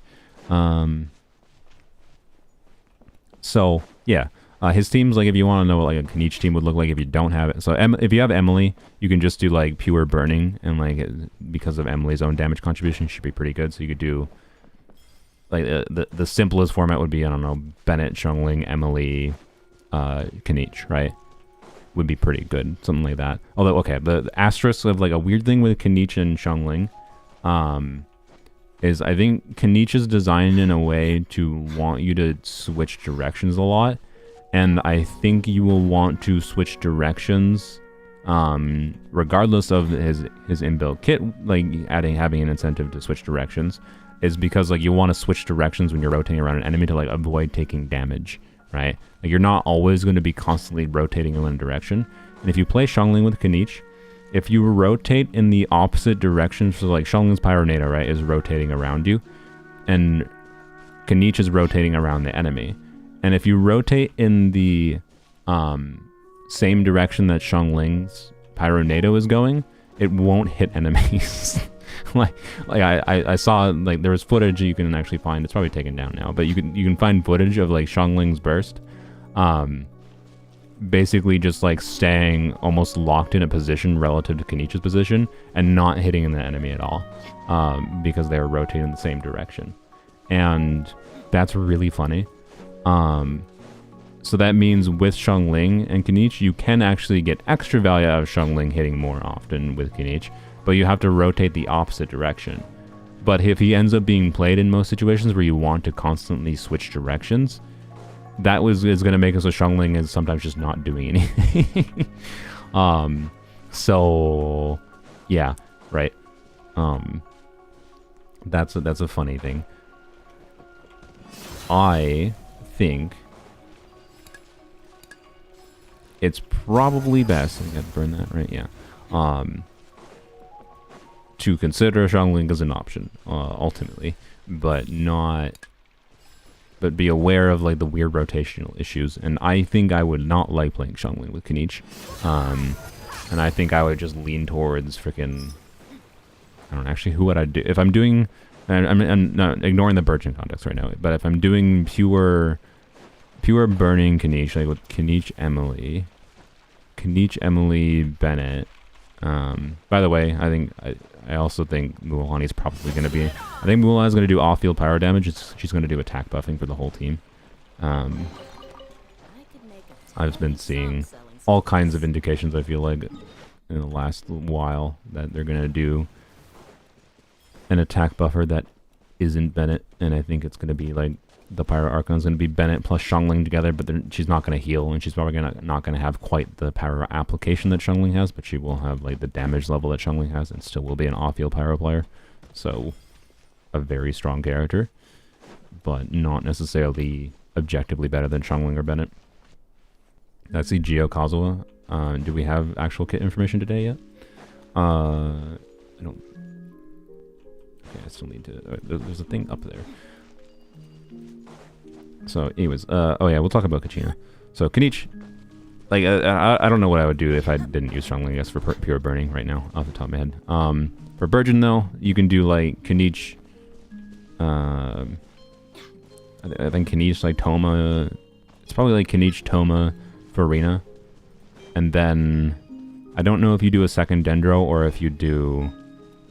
Like Bennett would be ideal because he's an attack scaler. Like you will see a meaningful different damage contribution from Kaniche personally without Bennett, obviously.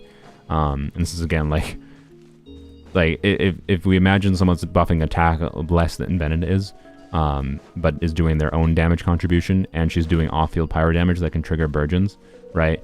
If we're thinking about Kaniche Burgeon doing like Kaniche, Farina, Bennett, and Toma being the one that triggers the Burgeons from off-field, like there's problems in like the ideal balance of like Dendro and Hydro there to get a meaningful amount of Burgeons happening. Like I don't know if it's actually going to work out perfectly. I don't know if that's going to be the ideal Burgeon team for him. But if we imagine the Pyro Archon being an attack buffer that could replace the slot of not only Bennett in that team but also Toma, where the Pyro Archon can trigger Burgeons and attack buff. Right, now you do Kaniche, Pyro Archon, Farina, and then probably a second Dendro unit, I suspect is like his best team. So, probably like since you're using Farina Baiju, right, or whatever, it is weird, right? They like both of the 5.05 stars have problems. I think is all it is. I'd love to give him a house. Okay. And, you know, if you're pulling for... I would pull these characters. I would pull... If you're pulling for either the 5 stars and 5.0, I would expect you are going to be compelled to pull for future characters for them. Is probably what I would say. I particularly expect the Archon to be very, very relevant for both of them, is my current suspicion. What exactly the Archon's kit looks like, I don't know. I might be wrong. She might not be what I think she'll be, but I think that's where we're headed. So yeah, they're both potentially good characters. They're not unusable at launch, but they also almost assuredly both don't have their best teams available, maybe for many months. So yeah, just keep that in mind, you know. if you end up feeling underwhelmed about these characters' performance for your account, just, you know, be fine with that and be open to pulling for more characters for them in the future. Save for the Archon, basically. The chest is below you. I know the triangle says down. I've just been mostly wandering aimlessly a little bit to some extent as I've been rambling. I also don't know how to get below me. It's definitely a factor. Oh, you know what? I think I know. I 100%ed this area on my Polearm account, so I haven't done this stuff before. I just don't brain properly when I'm rambling. Wasn't there an explosive thingy here? Wait, oh, you have to do something to get the explosive to show up, don't you? Okay, uh-oh. No, we're fine. I think Kachina will be playable. I think the indication is yes. He seems to have a playable model. When he took off his coat, he absolutely... I hope he has his coat in his playable model, to be clear. But when he took off his coat, he absolutely looked like he had the tall male model, right? He looked like he had the male model, right? Whatever. Where's the... Right. So, yeah. Yeah, I'm going to get Mualani. So, we'll be playing around with her tomorrow. Wow, collect the particles. His model is taller than male model. I mean, what? How do you know that? It looked like the normal twink male model, but he looks bigger with a coat. If you're saying his model is taller, keep in mind that like a lot of times the difference between a character being taller than the other is like they have more hair or hat or whatever. So that might be what you're seeing is like his helmet makes him taller. I bet his actual base model is the same. Maybe it's different. I'd be down for it being an actually different model. But anyways, how did I screw up this? Bam. It disappoints me that plunging on these doesn't make you jump up higher. Like you have to do this to jump on these. I wish you get launched higher if you plunge on them. Anyways, is 1 million damage possible with fewer FTP Mualani? I mean, in a normal neutral context, like with enemies with normal 10% resistance that they have, not really. But against like where people like usually like do either like bounties, which those are getting axed, aren't they? Or doing like screenshot damage against the Wanderer boss fight is what I have done before. Yes. I don't really go for nukes on my account. I think. What is my current? I think it's like 800,000 is the highest I gotten. I can definitely get higher. I'm pretty confident. Yeah, 850,000. So this was with Yelan. This was with the forward vape on Yelan's skill, and Yelan's skill is a 48% HP multiplier. Right, a 48% HP multiplier. I did this against the Wanderer boss fight. 850k damage, and that was before like new artifacts release, and I have gotten more things on my account that could probably get that number higher. I could probably do 1 million with Yelan against the Wanderer boss fight, I think. Mualani has a 120% HP multiplier in her burst. I got that with a 48% multiplier. Just to be clear, I have like the Yelan like C4 also gave me a little bit of bonus damage, I think, maybe. I'm not sure, 100%. But my point is like, it won't be that hard. Like that's one thing like I'm gonna mention in my video where like, I think most of the theory crafters are underestimating the fun value of Mualani's burst, because it's gonna be the easiest ability in the game, I think, to see the highest number possible for many people when you do the setups correctly. And so my concept, the main thing I'll be testing with Mualani that I'm most interested in is actually doing a burst focus Mualani, because you don't this depends. I actually haven't seen clarification on how much field time she requires to generate energy. If she doesn't require that much field time to generate energy, then I think I will actually prefer playing her in the method of like very short field time Mualani in favor of on-fielding with somebody else, kind of thing. Or maybe on-fielding with Mualani, but not caring about triggering Vaporize on her normal attacks, only caring about getting that big front-loaded damage on her burst, and then just getting non-Vaporizes on her other hits, right? That's my current feeling. So the two main teams, actually I think I have them loaded, I think I did this yesterday.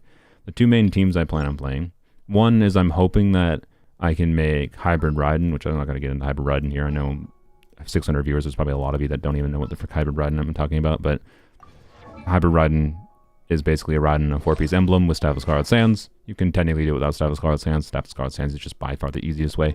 And I have EM crit main stats, right? So a really weird 4-piece emblem build basically on Raiden, right? And the idea would be to, have Bennett here, right? Get some pyro going. So Mualani can get a couple vapes, and then after I short field time Mualani, I Raiden burst, right? And Raiden's E buffs her burst damage. I'm not going to get much Hyper Bloom damage, so I don't know this will actually make sense, but the reason like Bennett here is also in conjunction to make her stronger. So, yada yada yada. Hyper Raiden Mualani might work well. This is not going to be the way to see like the biggest damage for like a Hydro Vaporize because this is not a team configured around buffing Mualani that much. It's more configured around like the balance of like you have a good off-field damage dealer, you have Mualani who can get some front-loaded damage, you have healer plus pyro, and then which is needed for Mualani, but also buffs, and then he also buffs Raiden, right? So this team is meant to be like the whole balance, not meant to be a team that gets the biggest damage from Mualani. For biggest damage for Mualani, and this is a team where like it would be optional, so Pretend Sing chose Mualani. It would be optional to do a burst, normal attacks on Mualani, or you can switch to other units if it makes sense.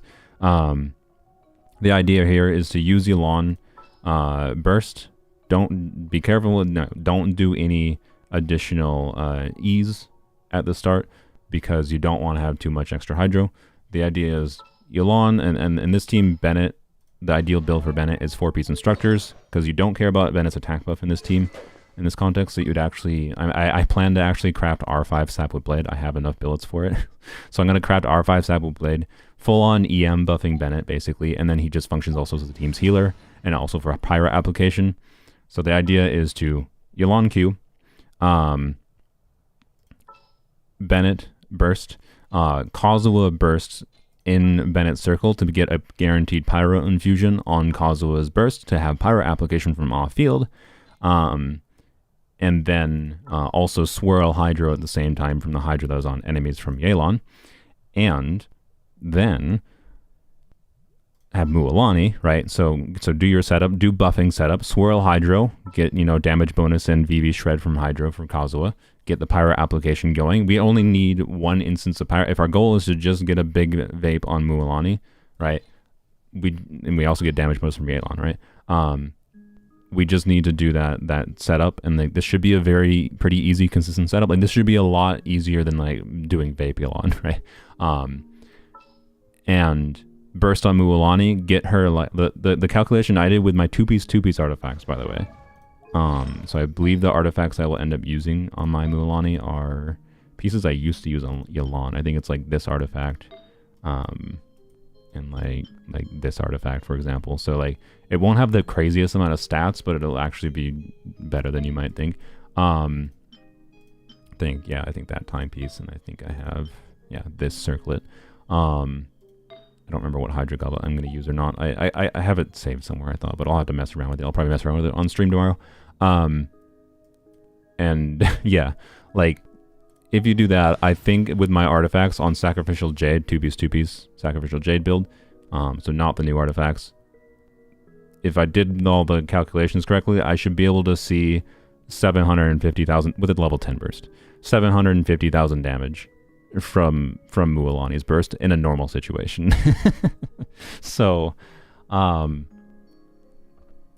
yeah, that's a lot of damage front loaded. And then after that, I just don't care about vaping on the other hits, so I either just do Mualani's normal thing on field, or what I'm kind of hoping is, and this is dependent on how exactly Mualani generates energy.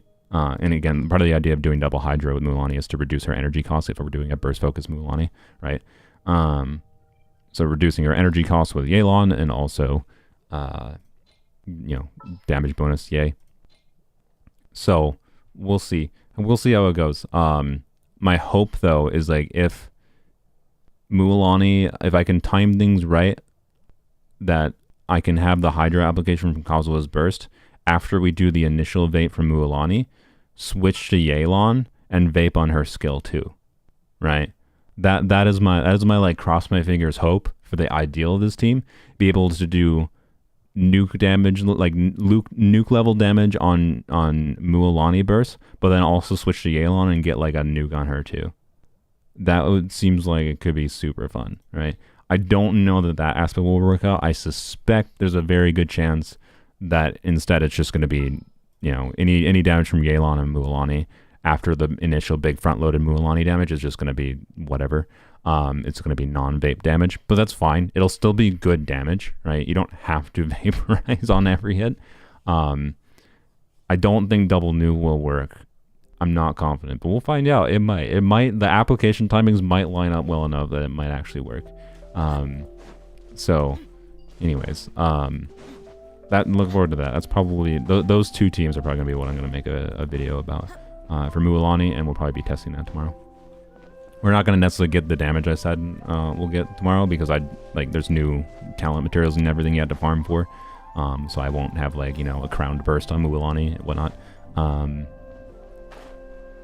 But we'll see how close we can get and how well we'll be able to see how well it works, right? But yeah, so both Mualani and Kinich, they're interesting on-fielders. They both have movement gimmicks too, of course, particularly additional movement gimmicks specific to Natlan. With switching to them in midair or for Kinich and switching in the water for Mualani. And that's cool, I guess, but I also think it's kind of lame, personally, to have exploration mechanics that are only for Natlan. Cool. How valuable. I'd rather just use Shanyun. Right? It is kind of my general feeling. But the whole... It's still a good thing, though, to be clear. I like... Oh, I said to... Oh, what? Okay. I just have to, acknowledge that the more characters that have fun exploration abilities, the better. Right? Because... You don't always put Shanyun in your party for Overworld necessarily. You're not always going to want to put one character in. The more characters that have movement abilities for Overworld, the better. So I don't mind it. It's a good thing. It's just I don't like that their movement abilities' true potential is restricted to Natlan. It just seems kind of arbitrary. So, yep. As far as Kachina goes, despite how much I just talked about Mualani and whatever, I think Kachina is kind of potentially not the best by no means, and particularly because Xylonin might just be a 5-star version of her. I don't remember what this was. This is probably some lore thing. I just don't know. Oh, there we go. Kachina. So we haven't talked about the artifacts. So I think the artifacts are basically just not... I don't like them. I think they're basically just, power creep artifacts. If you haven't seen them, there's an on-fielder artifact set that basically reads four Natlan characters. If they're an on-fielder, they get 15% damage bonus and 40% crit rate. It's basically MH, but better for Natlan characters. It's not crazily better, it's just slightly better, right? Okay, cool. And then for any other characters, they don't do anything. That on-field set, right? Okay, with the asterisk of maybe the Pyro Archon might make non-Natlan characters have Night Sol point consumption, and then they could actually use the 4-piece. But I doubt they're gonna do that. I don't think they need to do that. I think it's relatively pointless, and I find it unlikely because they already did Farina. It wouldn't be that beneficial for them to do that when Farina already exists that does that with MH, right? It would just be annoying, honestly, to be yet another factor of technically it's better to use this if you're using the Pyro Archon. So I just hope they don't do that. I just don't want to have to think about that ever. Personally, I don't want them to balance anything around that either. Let's go claim my dailies. So yeah, the pre-installation was surprisingly fast. Nice, congrats, Sylveon. The other set is a bit more interesting, and this is why Kachina is interesting, because the other set is mostly for Natlan supports. It has technically it has the two-piece set refunds energy when you trigger a Night Soul burst on the team, and that's it, when the team in general triggers Night Soul burst. So the two-piece technically works on any character for refunding 6 energy, which is not that much, but it's not nothing. But what Night Soul burst is a mechanic that only triggers with a natlan character on the team. So if you have a natlan character on the team, the two-piece of this the support set refunds some energy, which is cool. And Night Soul burst just happens. It's just a thing that happens. It's just it doesn't do any damage. It's just the thing that triggers when you have a natlan character on the team. That's really all you need to know about it. And it triggers more often if you have more natlan characters on the team. It's a natlan racism passive, where you get more Night Soul burst triggers if you have more natlan characters on the team. And natlan characters have passives that make them slightly, like Mualani and Kanich get slightly stronger with more natlan characters on the team. By having like additional, like Kanich gets some additional attack scaling instant damage on his cannon shots with more natlan characters, and Mualani gets a little bit more burst damage. But like it's not so much extra that's like, oh my god, this character is only usable with multiple net. Like no, it's not like that. Right now it's a relatively minor thing, but it is a thing. And you only need one natlan character on the team to trigger it at all, and it triggers like once per 18 seconds. So, you know, set effects like the artifact set that say it has to trigger it, like when a character on the team does Night Soul burst, which is just doing elemental damage when there's a natlan character on the team, means once per 18 seconds you will trigger the two-piece set bonus. So once per rotation you get an energy refund when there's a natlan character on the team. It's overly convoluted. If that sounds overly convoluted, it's because it is. Right? Stupid.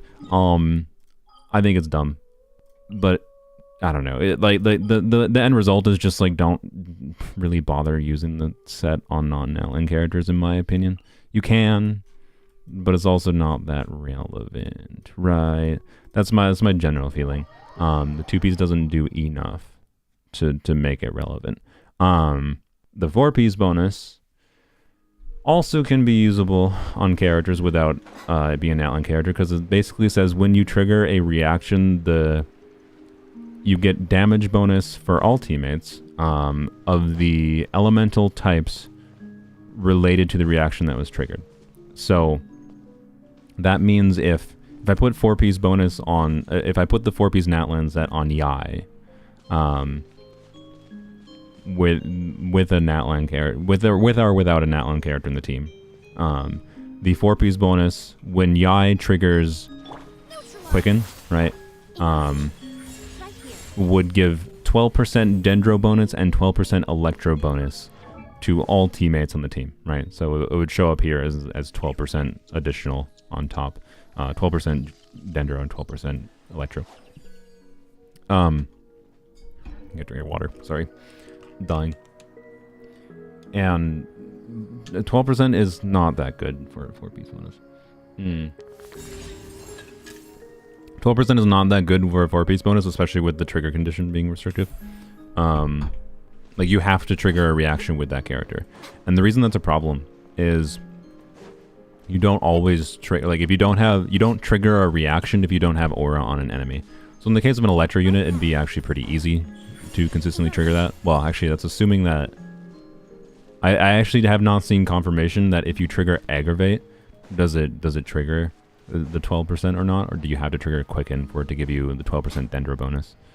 Because Aggravate is technically not a Dendro reaction. Aggravate is an Electro reaction, so it's possible Aggravate only triggers 12% Electro bonus and nothing else, which would be funny. But either way, right? Like, my point is, like, you need an underlying element on an enemy to get the damage bonus. And there are situations where I think it might make sense. Like, I think there is a compelling reason to use the four-piece on Chevreuse, because oftentimes people are playing Chevreuse with Bennett, and therefore you wouldn't put Noblesse on Chevreuse. And the other option for Chevreuse is four-piece Songs of Days Past set, which is actually what I prefer on her at this point. But an alternative to Songs of Days Past will be the four-piece of this new set. But again, you have to specifically trigger Overload then with Chevreuse, right? If the enemy currently has Pyro on them, when you go and like use Chev versus Burst or Chev versus E. Like you don't actually trigger the overload with Chev Versus. You won't trigger the set bonus. So then the set bonus is doing literally nothing in that context, right? So like I think it's more clunky than people are giving it credit for. It's not like, oh, you just use it and you get 12% damage bonus. It's not that simple. Oh yeah, and in beta, by the way, it used to give physical damage bonus and they removed the physical damage bonus. So it actually used to be a compelling option for like a way to get some more physical buffs going. But nope, Mihoyo was like, no, physical must be bad. No options for physical. Thanks. Yeah, so anyways, the cases where I think it might make sense though are Chevrolet situationally if you use it properly, but like I'm not going to bother, I can tell you. I'm going to keep her on the Song of Days past set because I prefer her just being able to heal a little bit more and getting a little bit of buff for her healing. And then I think one of the other compelling options is actually Zhongli, because Zhongli on Tenacity can be kind of clunky. So Tenacity can be very good on him because it can make his shield stronger and give a 20% team attack buff. That's good. And like, but you have to like hit with his skill every 3 seconds, right? To be able to do that. And sometimes his pillar will get deleted by a boss, in which case his skill is not hitting every 3 seconds. Or Osmanthus wine will taste the same as you remember. And anyways, I think it's a potential good option for Zhongli. Because usually if you have other elements going on, right, you have your hydro or pyro going on, you'll trigger a hydro crystallize and you'll get hydro damage bonus and pyro damage or hydro damage bonus and geo damage bonus, right? And the geo damage bonus might be relevant, it might not be that relevant. So anyways, like there's rare cases where the 4Ps in the support set can make sense on non-natlan units. But what I'm getting to here that I didn't mention before is that for natlan support units that trigger the natlan gimmick, that's like they go in the night soul state and in Osmanthus wine, then you get 40% damage bonus. So Kachina is a geo character that does some off-field geo damage. So you can put the 4 pieces of the set on her, and you can literally have her not leveled up at all. You have Kachina not leveled up at all. She's a free character. You don't level Kachina up at all. You just have the 4-piece set bonus on her. Just like put her on Fab, level up her flower so she doesn't die. Level her up a little bit so she doesn't die. Don't even have to actually level most of her artifacts other than like level. If you put Fab on her, you probably want a crit rate circuit leveled up so that she can trigger Fab semi-consistently. And she can generate some energy for the team. And then when you trigger a crystallize of like, you know, have pyro and then have your crystallize going, you trigger pyro crystallize, you get 40% pyro damage bonus and 40% geo damage bonus. That's pretty compelling. So like as her being a potential generic low investment buffer that's freely available for anyone completing the Archon quest is pretty good. I like that. What's my GPA in high school? Why in the world are you asking? Why do you care? I don't know. It ranged from like 3.9 to 4 or something. I don't know. Depending on the given semester and how much of an arse I tried. I never tried in high school, quite frankly. Which is part of the reason I struggled when I first went into college a little bit. Anyways. So yeah, like the new set makes crystallize an actually like relevant element. Like this new set for Geo units that can use it. Is like, oh, crystallize actually does something interesting and useful to think about. It basically is the same way, like the way you're gonna have to think about it for like Kachina is the same way you think about like swirling elements on Kazuha kind of, where you need to have the element on the enemy and then trigger that use Kachina, trigger the Geo reaction and then you get corresponding damage bonus, right? So Kachina is mostly an artifact set and a character. Her own damage contribution is not worthwhile enough to invest in too meaningfully. She does have fun potential gimmick. Like I think I'm going to probably make a DPS Kachina video on field DPSing her because she like jumps on her drill and then she just like jumps up and down and like ground pounds in a big AoE. So there is some like decent AoE damage potential and she's fully defense scaling for her damage, which is cool. Like, I think she'll be fun, but her total actual damage output is not that significant to a degree that's actually worth prioritizing investing into. It's just something you can do for the fun of it. Yeah, it's basically a less clunky Petra. Because, like, the problem with Petra, for Geo units, the problem with Petra, right, is... Where Wait. Here? Yeah. You have to, upon obtaining an elemental shard created through a crystallized reaction, all party members gain a 35% damage bonus for that particular element for 10 seconds. Only one form of the blah, blah, blah. You have to pick up the crystallized shard, right? Like, this is really clunky. So, like, not, yeah, like it's basically a not clunk version of Petra. And also, it's just like, yeah, it's just strong, potentially. How many characters will release that will reasonably use it? I don't know. I currently don't think the Pyro Archon will use this set, by the way. I don't think the Pyro Archon will use the support set. I think the Pyro Archon is going to release with a new artifact set in version 5.3. I could be wrong on that. I want to emphasize that. I could be very wrong. I don't think it makes sense for the Pyro Archon to use it. But yeah, something like using Kachina, by the way, with Navia, yeah, is especially if you're in a situation like I am, where I'm stubborn and I refuse to pull Zhongli, even for a lot of whatever. But like Navia, where you can, like, if you can get advantage, like meaningful value from the damage bonus, for, you know, not stop moaning, for Navia, and then also, you know, let's say you're doing the Bennett, Xiangling, Navia team, right? You can do Bennett, Xiangling, Navia, and Kachina, and you won't have to think about getting the crystallizes. You'll just always get pyro crystallizes, right, from Kachina. You'll get 40% pyro bonus for your Xiangling and 40% geo damage bonus, plus some energy for your Navia, and you get the geo resonance, right? So, like, that's pretty dang compelling. Yeah, Xylonin is currently rumored to basically just be a lot better version of Kachina, to be clear. But Kachina's a free character. So, like, Xylonin might be a lot better version of Kachina for many more teams than Kachina's relevant for. I just like that Kachina's a free character at a baseline. So, like, if I'm doing account fixing videos for a lower AR account in general, I'll be like, alright, have you completed the Natlan Archon quest? Hey, you did, you got Kachina. Sweet, we can use Kachina to just get some free damage, right? She's a very low investment unit to get some free extra damage in some situations, and, like, could be a compelling buffer option.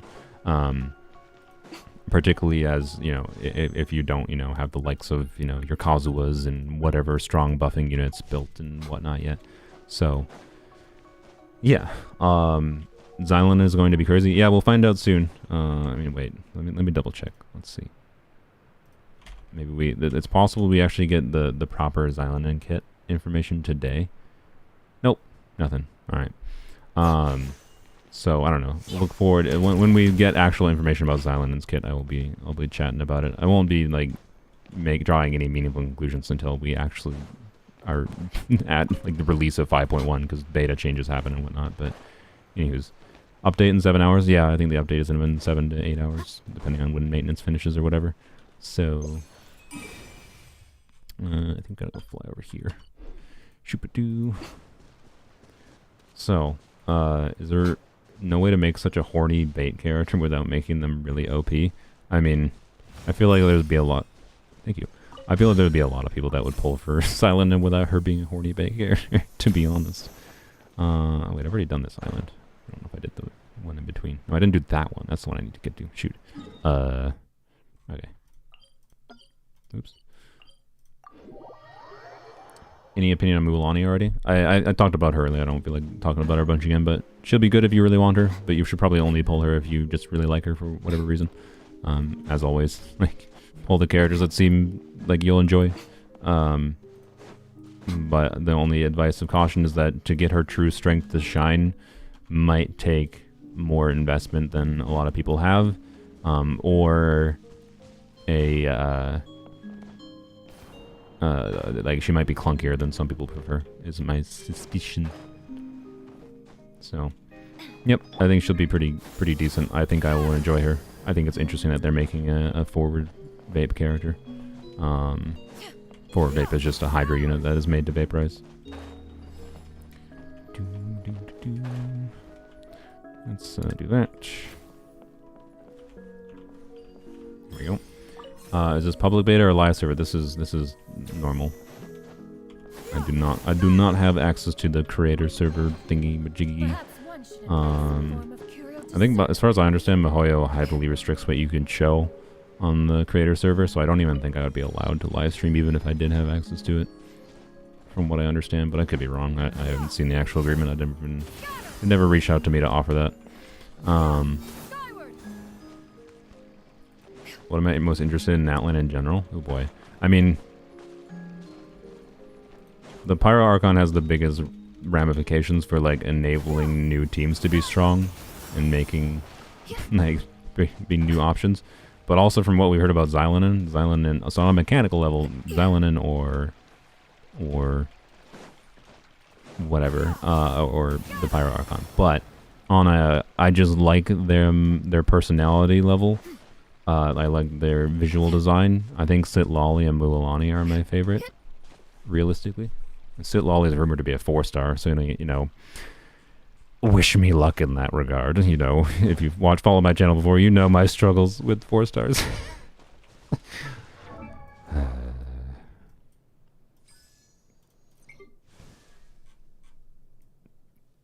This dude, why? God, that was so bad.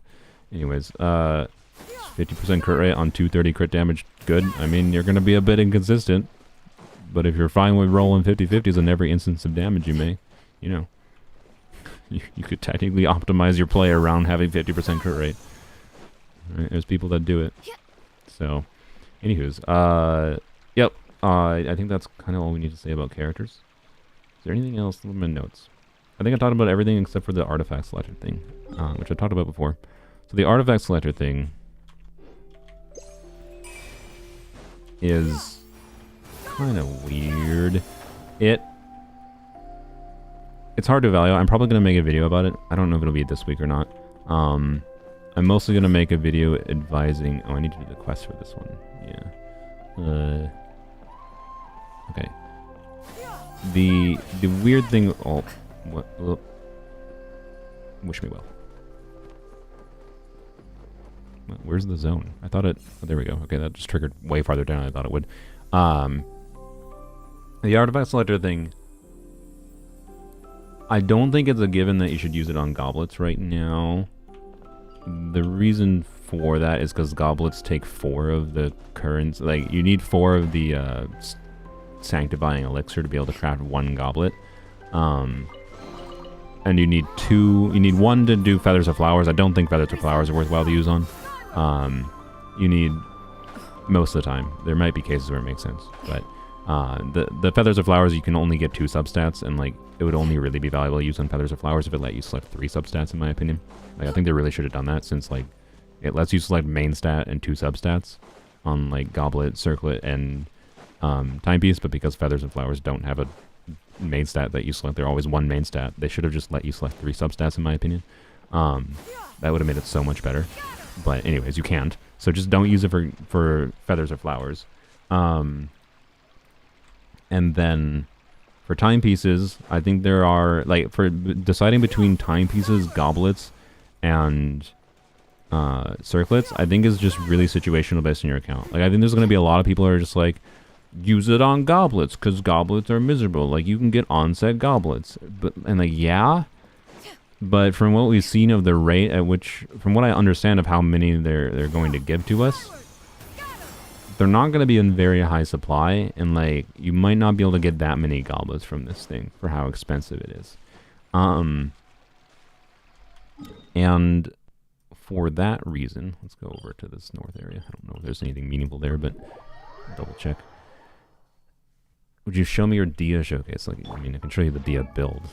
I'm not gonna go test Dia right now while I'm rambling about other things. So, you know, it's a good Dia build. This is a 4-piece emblem. Dia has lots of different builds that make sense on her, though. The thing I think it makes sense for, right, is looking at a particular character build. So, like, actually, the good example of this is I spent like 2 hours helping my brother go through artifacts last night, because he has been farming like the Navia domain for a while. And he didn't even switch her to 4-piece. And I was like, okay, you've been farming this for a while. I can almost assure you, you have a 4-piece. It's probably going to be, you know, not necessarily objectively better in every way, but probably better than your 2-piece combos on Navia. And in basically in doing that, what we ended up finding was like, he happened to have a decent onset goblet. It was like 26 crit damage with 2 attack percent rolls, but no crit rate. A decent circlet that had like 3 attack percent rolls, 2 crit damage rolls. like a 35 CV flower we got that had 2 attack percent rolls, and then a 30 CV with no other relevant rolls on a feather, and then no good timepiece. So we switched to, so we used the onset goblet with a off-piece timepiece to get for a decent build. And it was a better build, but it had like 10% less crit rate, so it was a bit more inconsistent. So his Navia build was like on 4-piece was like 100. This was with the ER weapon. Was 100 and like 75 crit damage with 66 crit rate. And before, his build on 2-piece was 77 crit rate with about the same exact crit damage, less attack, less total attack too. So like the damage bonus and whatever, and the attack made up for it. Like I think it was a better build. But the obvious issue was like we had to switch from his like 40 CV with 2 ER rolls Geo Goblet that he has as a off piece before to an onset goblet that was worse, right? And if we could switch back to that onset goblet, or sorry, that offset goblet that he has, then it would instantly put his build back up to having a healthy amount of crit rate, like, and being a lot better than his 2-piece build, right? So in his case, I told him that with the artifact selector thing, because of the fact that what he can do is, and also I had to take a timepiece for, since she was now using an off-piece timepiece, we took an off-piece timepiece that Arlecchino was using, so Arlecchino's build was made worse by making Navia's build better. So for my brother's case, the thing that actually makes sense would be like, instead of getting like one onset goblet for Navia, that would hopefully roll as well as a goblet he already has, instead the more efficient thing to do would be to get 2 onset timepieces that could let him use his existing offset goblet that is already really good, right? Can you show your Yelan, please? My Yelan is not how you should build your Yelan. This is not how you should build Yelan. The overall stats, if you ignore the attack percent main stat and defense main stat, are a usable Yelan build, but I have her powered down on purpose. So, you know, because I don't want her to be OP as frick. So anyways, when I use her in most of my videos, I unpower her down when I want to have fun with her, to be clear. But normally that is her normal build. So, anyways, what was I saying? Oh yeah, so in my brother's case, I absolutely think it makes sense for him to use timepieces, right? Because he can get 2 double crit onset attack percent timepieces for the same resources that would be 1 onset goblet in his case for Navia. So I absolutely do not think it's a given to just use onset time or goblets, right? That's the number one takeaway there, right? Is you're gonna have to evaluate the artifact selector thing based on your existing artifacts, which is how artifacts have always been. Evaluating what to do when, as far as what artifacts to farm for, how worthwhile it is, how much resin you'd expect to spend for you. Like, is it worthwhile to farm a 4-piece build on Navia versus using your 2 pieces? It's like, it depends on how much you like Navia. It depends on what your existing 2-piece builds look like. Yada, yada, yada, yada, right? Like, artifacts have always been, you gotta compare it to your existing artifacts, not assume, like, oh, you just need to farm Navia's 4-piece because it's the best thing, right? You need to use the sanctifying elixir in version 5.0 onwards for goblets, because goblets are the hardest to get. Like, maybe that is the best thing for you to do, but it really depends. It really depends. Is everyone asking me to see my builds? I'm not even using these characters really meaningfully. This is a very, very good Emily build on 4-piece Steepwood. I did give her a little bit more ER instead of attack recently, just because I like having a little bit of excess ER even with her signature weapon, so that she can burst more consistently with like a faster cool, because of her cooldown. Like, you can burst multiple times in a rotation situationally if it makes sense. So, but yeah, the I don't have Wander. Was everyone asking me to show builds? I don't even have these characters. I don't have Wander. How can I show you my Wanderer build? I don't know, someone did want to see Sethos, so I'll show Sethos because I like my Sethos build. I haven't always. I used him yesterday actually when I was chatting with a friend, or no, 2 days ago, when I was chatting with a friend. This build in Abyss. This is with an ER timepiece and 4-piece Thundering Fury. I like it because it gives me modality. Extra ER makes him so he can just like kind of spam charge attacks if you need, and it gives him some enjoyable modality in how he can be used, and makes him feel really engaging to play to me. So, not that it's necessarily optimal as far as damage output, but it's optimal as far as my fun goes. So, you know, do as you will. Oh, did I finish the last thing here? Wow, I did. How exciting. Let's see how many things I have left. I'm not planning on 100%ing here. I was just doing this because there's not much else to do while I was rambling. Or maybe I am 100%ing. Well, actually, no, I'm not 100%ing because I'm not going to do the quests. I know that. Oh, I missed something over here. Interesting. What the heck is that? Also, I missed this. That's annoying. Let's go get that quick because I think it's in the cave. Anyways, redeem code Blaze to Natlan. There's a Blaze to Natlan code. Actually, no, I'm not gonna do that. We'll check it after the fact. How much time was left? A while. Maintenance hasn't even started yet. That's why I'm still playing the game. So, you know, when maintenance starts, approximately 5 hours. So probably 8 hours from now. Anyways, you saw Hydro MC build? Yeah, true. I should show them. I mean, if Hydro MZ didn't feel so bad to use, I probably would have made a video on them. Maybe I will eventually, I don't know. I should definitely make... Maybe I should just make a video about, like, the Travelers in general. Like, Animal Traveler has some potential use. Hydro Traveler is bad. Electric Traveler is bad, but could be maybe useful in some niche situations. Blaze to Natlan code gives 100 primos. Really? Wow. Wow. How generous. Wait, no, I have to go in the waterfall. Yes, yes, yes. No? Oh. Wait, what? Do I not have to go in the waterfall? Isn't that where the chest is? Or this thing? Am I misremembering? Why? Okay. Oh, you know why? It's because I don't think I've done the quest. I didn't finish the last quest. Yeah, that's why. Okay, well, I'm not gonna finish this whole quest, but I might do it to the point of... Oh god, I don't know how that long that'll last. I would like to get this, because it seems like something easy to get. I missed something over there. Okay. Have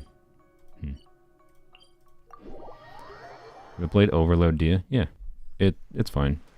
I don't like Shivers teams the most with Bennett, though, is the problem.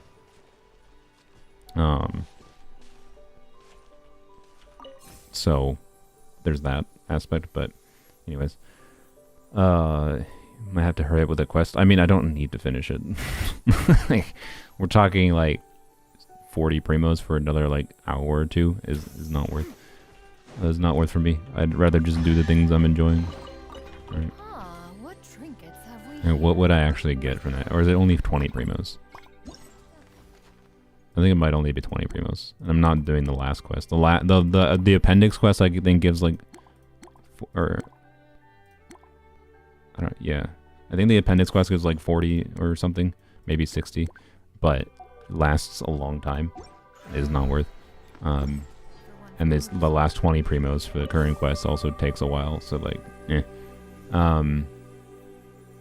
If you jump off the island, you mean jump off the island over there? Yeah, I did that one a little bit ago.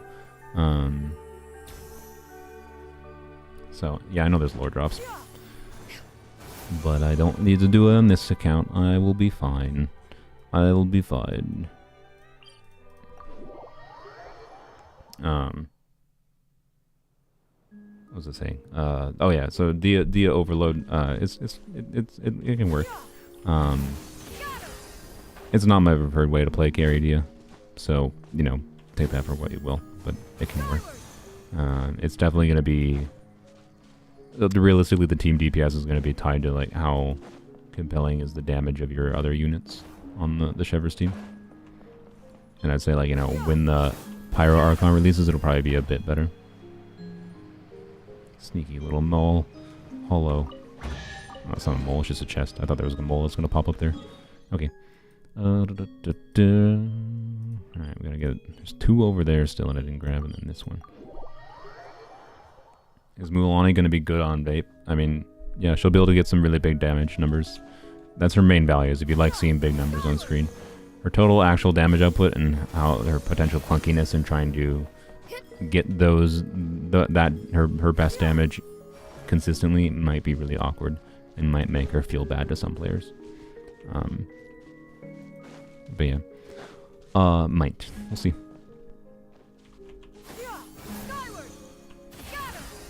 Oh yeah, this. I still didn't find the bomb. How do I get the bomb to appear? Frick. This is not something I had to think about. Do I have to just use this one, maybe? Maybe I just use this one. I don't remember if this disappears here or not. Oops, I just dropped it. Oh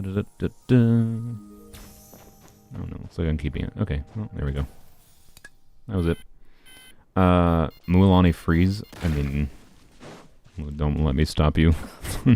But it's definitely not how she's designed. Oh, look, I got... Wait.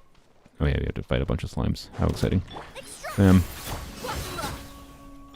here. Emerge. Right here. Oh, I have to attack again. Yeah, I forgot. Mualani plunge. I mean, yeah, you can do attack scaling Mualani plunge. There's reason to do it because she has a funny little like pufferfish animation, right? So you could do it. Yeah, I don't know. Mualani freeze is the problem of like what. There's not that relevant reasons to do cryo, right? You know, maybe when the cryo Archon comes out. But that's really his main problem. But if you want to, don't let me stop you. Realistically, the main very compelling alternative for her to like get meaningful damage that isn't vape is to do monohydro. So, you know, there you go.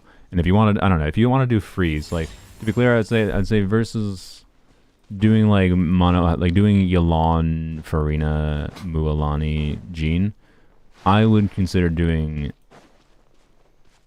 Mualani, Kazuha, Farina, and then a cryo healer. So you can still do freeze, right? In that vein.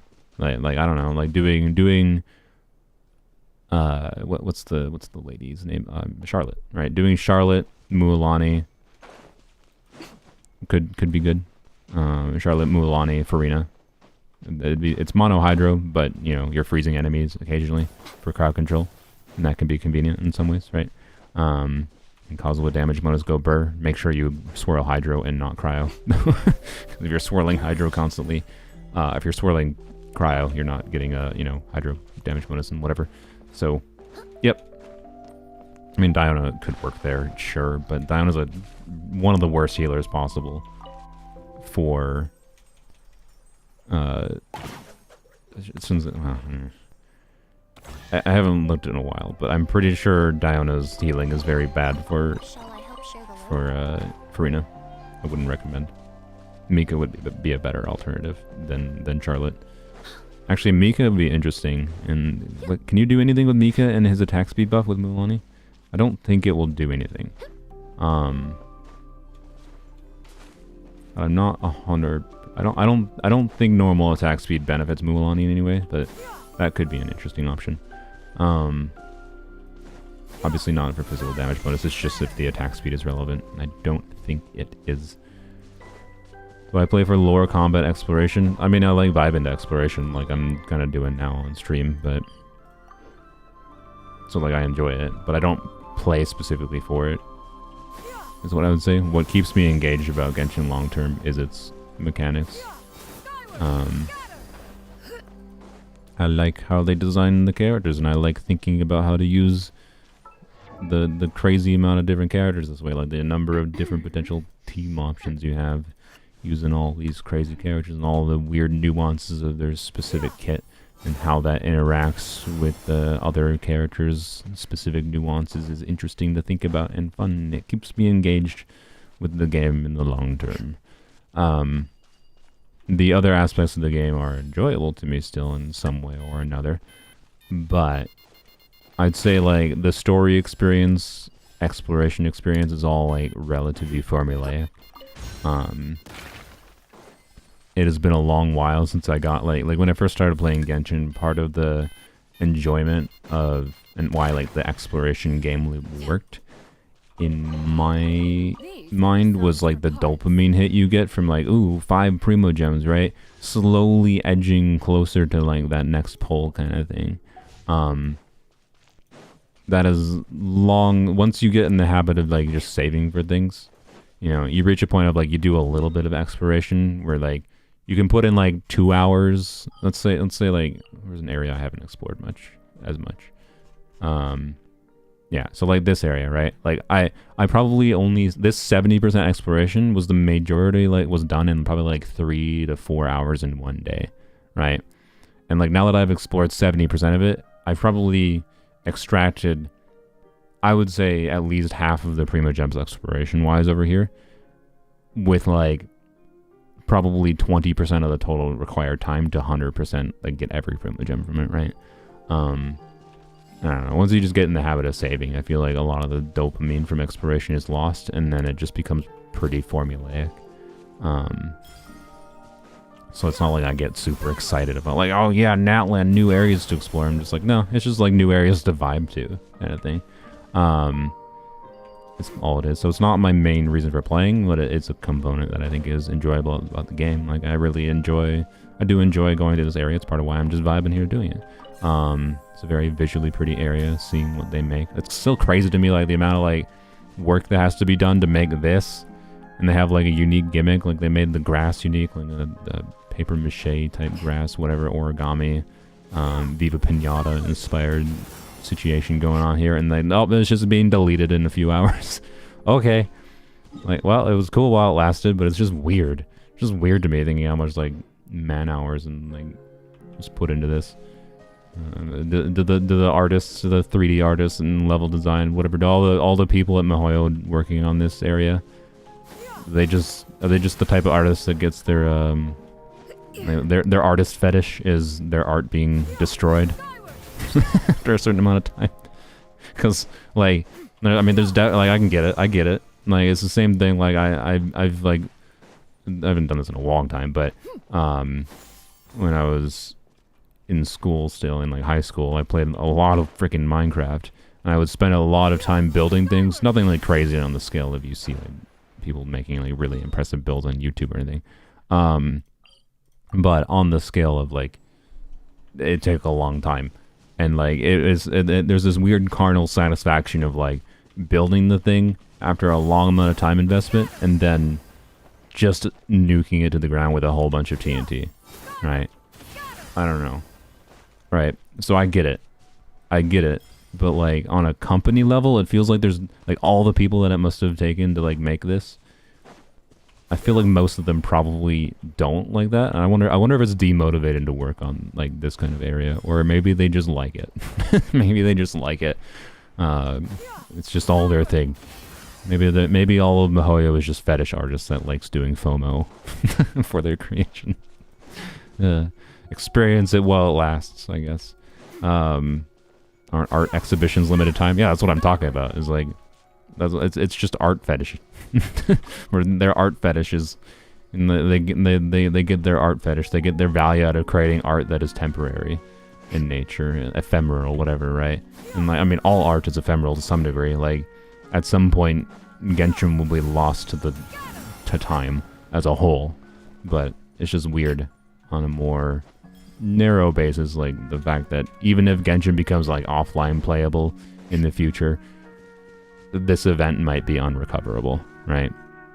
Well, actually, it might not be. I don't know. I'm assuming the people that are like work on the private server for Genshin probably save the files for like these events, and that means like maybe theoretically private servers in the future, like when MiHoYo like ever ends of service Genshin, you know, is when like the real work of private server begins for making it so that the game is playable even though MiHoYo's ended the game. And then maybe we'll be able to revisit these things if people are making sure to archive. Like, you would have to like save the build version of the game right now, like in your game files, and save a copy of that in order to try to get it to be recoverable. Right? But anyways, it's just weird. It's just weird to think about, right? Because like, this shit takes a lot of work. This takes a lot of work to do this. And like, I don't think the story was that compelling, to be clear, in this general area, but a lot of visual artists had to do things in this, and it's just weird to me. Anyways, whatever. Live service things, yeah. I like the summer event, it was good. Alright, so this, I think I can get. This, I think I have to do. I think I have to do this quest to be able to get this thing. What I think about Xylonin, I haven't seen her kit yet. You're talking about design? Oh my god, how did I miss so many things here? Alright, I guess we'll do that. Wow, okay, I missed so many more things than I thought. Alright.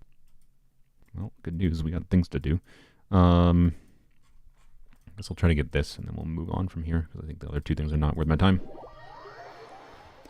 But yeah, I don't know. I don't have any meaningful thoughts about Xylonin other than from what we know so far. She's probably gonna be pretty decent.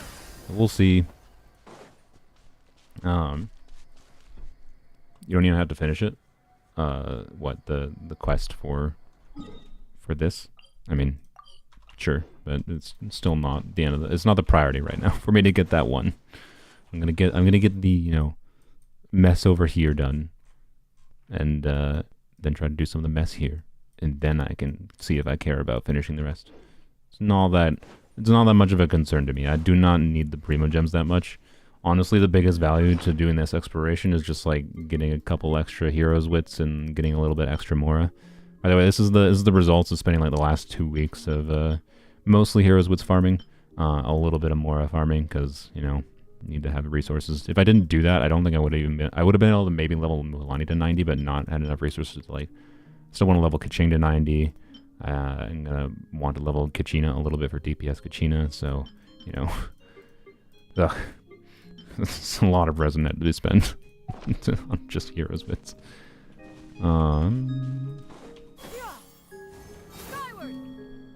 What's down here that I missed? Is there another layer down here? Is that what I missed? Yes. Okay. Skyward. Scanner. Did I just miss something in here? I did. Oh, I see. I just need to blow up that or something. Okay. Do ley lines scale with world level? Unfortunately, not. They just. I mean, they do think they scale with world level to a point. But if you're asking if they increase with world level 9, the answer is no.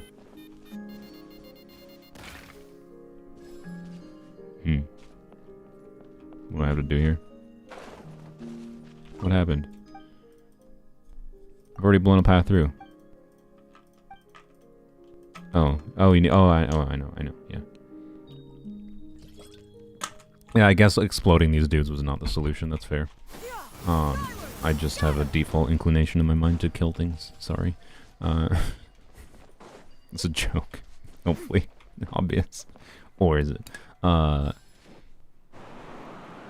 Your voice in this live helps 36 Star the Abyss. That's interesting. Congrats. I think Tignari works well with Kazuo in a spread team. I mean, Tignari will do Kazuo will do nothing for Tignari. You have C2. But in general, Kazuo will do nothing for Tignari. But it's possible Kazuo will do something in conjunction with the other units you have in the team, right? I don't know. You do Yai, Tignari, Kazuo. You want someone on Deepwood on the team. I was going to say Fischl. I don't know. A Kuki on Deepwood. I think I've actually played that team before quite a bit. Kuki on Deepwood, right? And then you like swirl Electro for buffing your Yai's damage kind of thing. You know, it can do. It can do. Investigate the corner. Oh, what? Did I miss something there? Okay, well, let me get this thing right by this waypoint quick. I think it's right here, right? Oh no, I have to go burn the pile. Yeah. Yeah. Dude. Oh, never mind. Okay, I don't have to go there. Good. How will Kachina be in Navia and Chiori team? With Navia and Chiori? I mean, I wouldn't necessarily do like 3 Geo unit with Navia. Although, I don't know. The problem is you gotta trigger crystallizes for... You have too much Geo, actually. Like, what are you doing? Like, you're doing Bennett, Navia, Chiori. Theoretically, with the Pyro Archon being what the Pyro Archon might be, maybe that'll work really well with the Pyro Archon. But realistically, Kachina likely replaces Chiori in a Navia team. Like you need to have some crystallize going. So, like, what are you doing for? I don't know. Maybe you could do Farina. Well, no, who's your healer then, right? like I don't know, but like on a template, right? You could do Farina because she's buffer and can do a meaningful off-field application that you can then crystallize with. For Kachina, Chiori, Navia, but LOL, who's your healer? The answer is nobody, so you're not actually getting damage hosts from Farina. Yeah,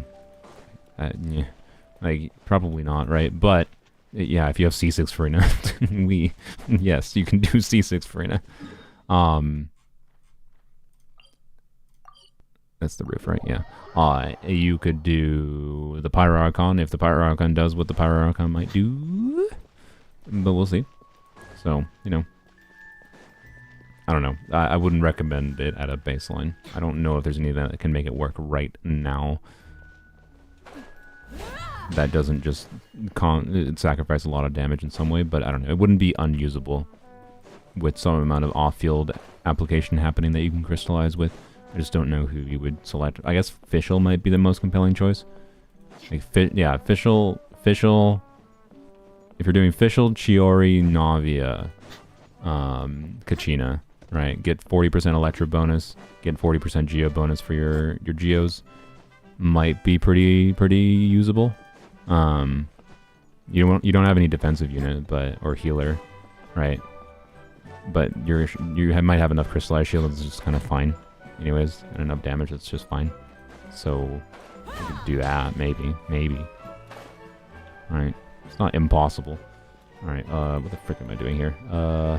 This is the worst area as far as trying to get the last little things. This thing is below me. Is it over here? Oh god. Okay, I have no idea where this one is. It's probably underneath completely.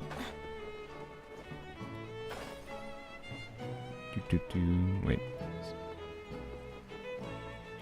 Is it in this way? Check. It's a trap. Is it? Oh no. Started and finished Sami Lanka last night when I looked and saw there was only 20 hours left. Nice. Basically what I'm doing technically. Alright, good. We got that one. Okay. What about the other one though? That was actually not the one I was heading towards initially. Maintenance starts in 2.5 hours. That seems accurate. Okay, well I do want to do that. But what about this one?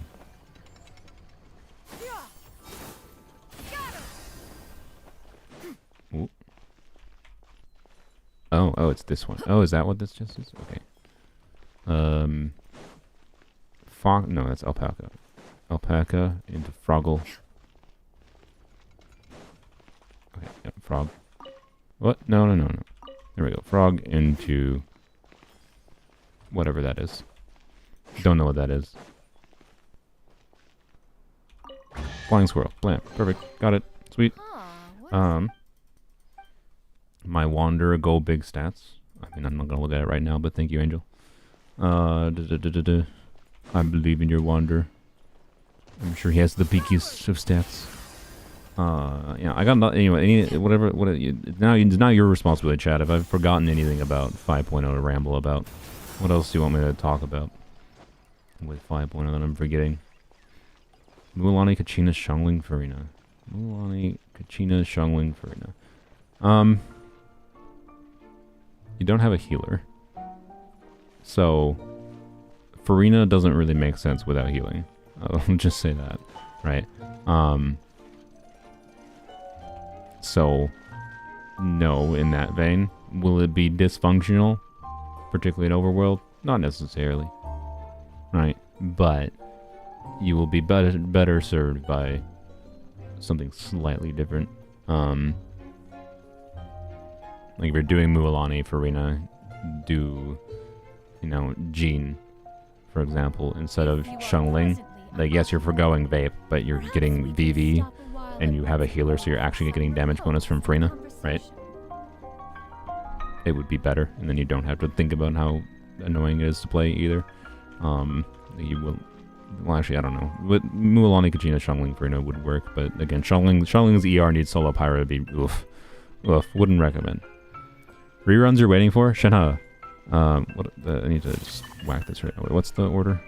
I need to do frog. Oh, okay, I see. This is easy. Come on. No. There we go. Okay. Do that. Do that. And whack. There we go. Okay. Yeah, Shenhe is, I think, the only character I really care about rerunning. I'm not against getting certain other characters on a rerun. If they run with a 4-star I care about. But I think Shen is the only character I actually want that I do not have. I'd be open to getting Risley, again, depending on the 4 stars. Right, if like it's Risley and Sit Lolly together, you know what? I'd be down with getting a Risley. Same thing with Chiori, right? I say Chiori, Risley, the ones I'm most open to getting. Chiori in particular because Kachina's I forgot to mention this earlier. Kachina's Whirly Whirly, her little drill thing, counts as a geo construct, so that would count for Chiori to be able to get her second. So while active, if there are nearby geo constructs, an additional Tomato will be summoned, right, to get her additional tomato and to get her full damage output. So, yeah, Chiori would be interesting in the context of a generic double geo core buffer combo with Chiori Kachina existing now. I think that'd be cool. I think Chiori can shine a lot better. It's not that fundamentally different than the Zhongli Chiori combo, to be clear, but I don't like Zhongli. I don't like Osmanthus Wine. So I'm more interested in the one that's more fragile but more damage bonus, right? Makes Chiori stronger. And then can do buffing otherwise for the team. That isn't just, Zhongli's red shred kind of thing. So, anywho's. Hu Tao, I don't really care about. The only interesting thing about Hu Tao, like I wouldn't dislike the idea of playing like some glass cannon Hu Tao teams. I think in the past I did calcs for like artifacts that I have on this account. And I'd be able to get like glass cannon Hu Tao damage in the neighborhood of like 160 to 200k per charge attack. I think that was before Farina released. So maybe more with Farina existing now. So anyways, yeah, like glass cannon Hu Tao seems kind of fun still. But realistically, most of the things I care about a pyro on-field carry doing, I think Arlecchino would serve for me.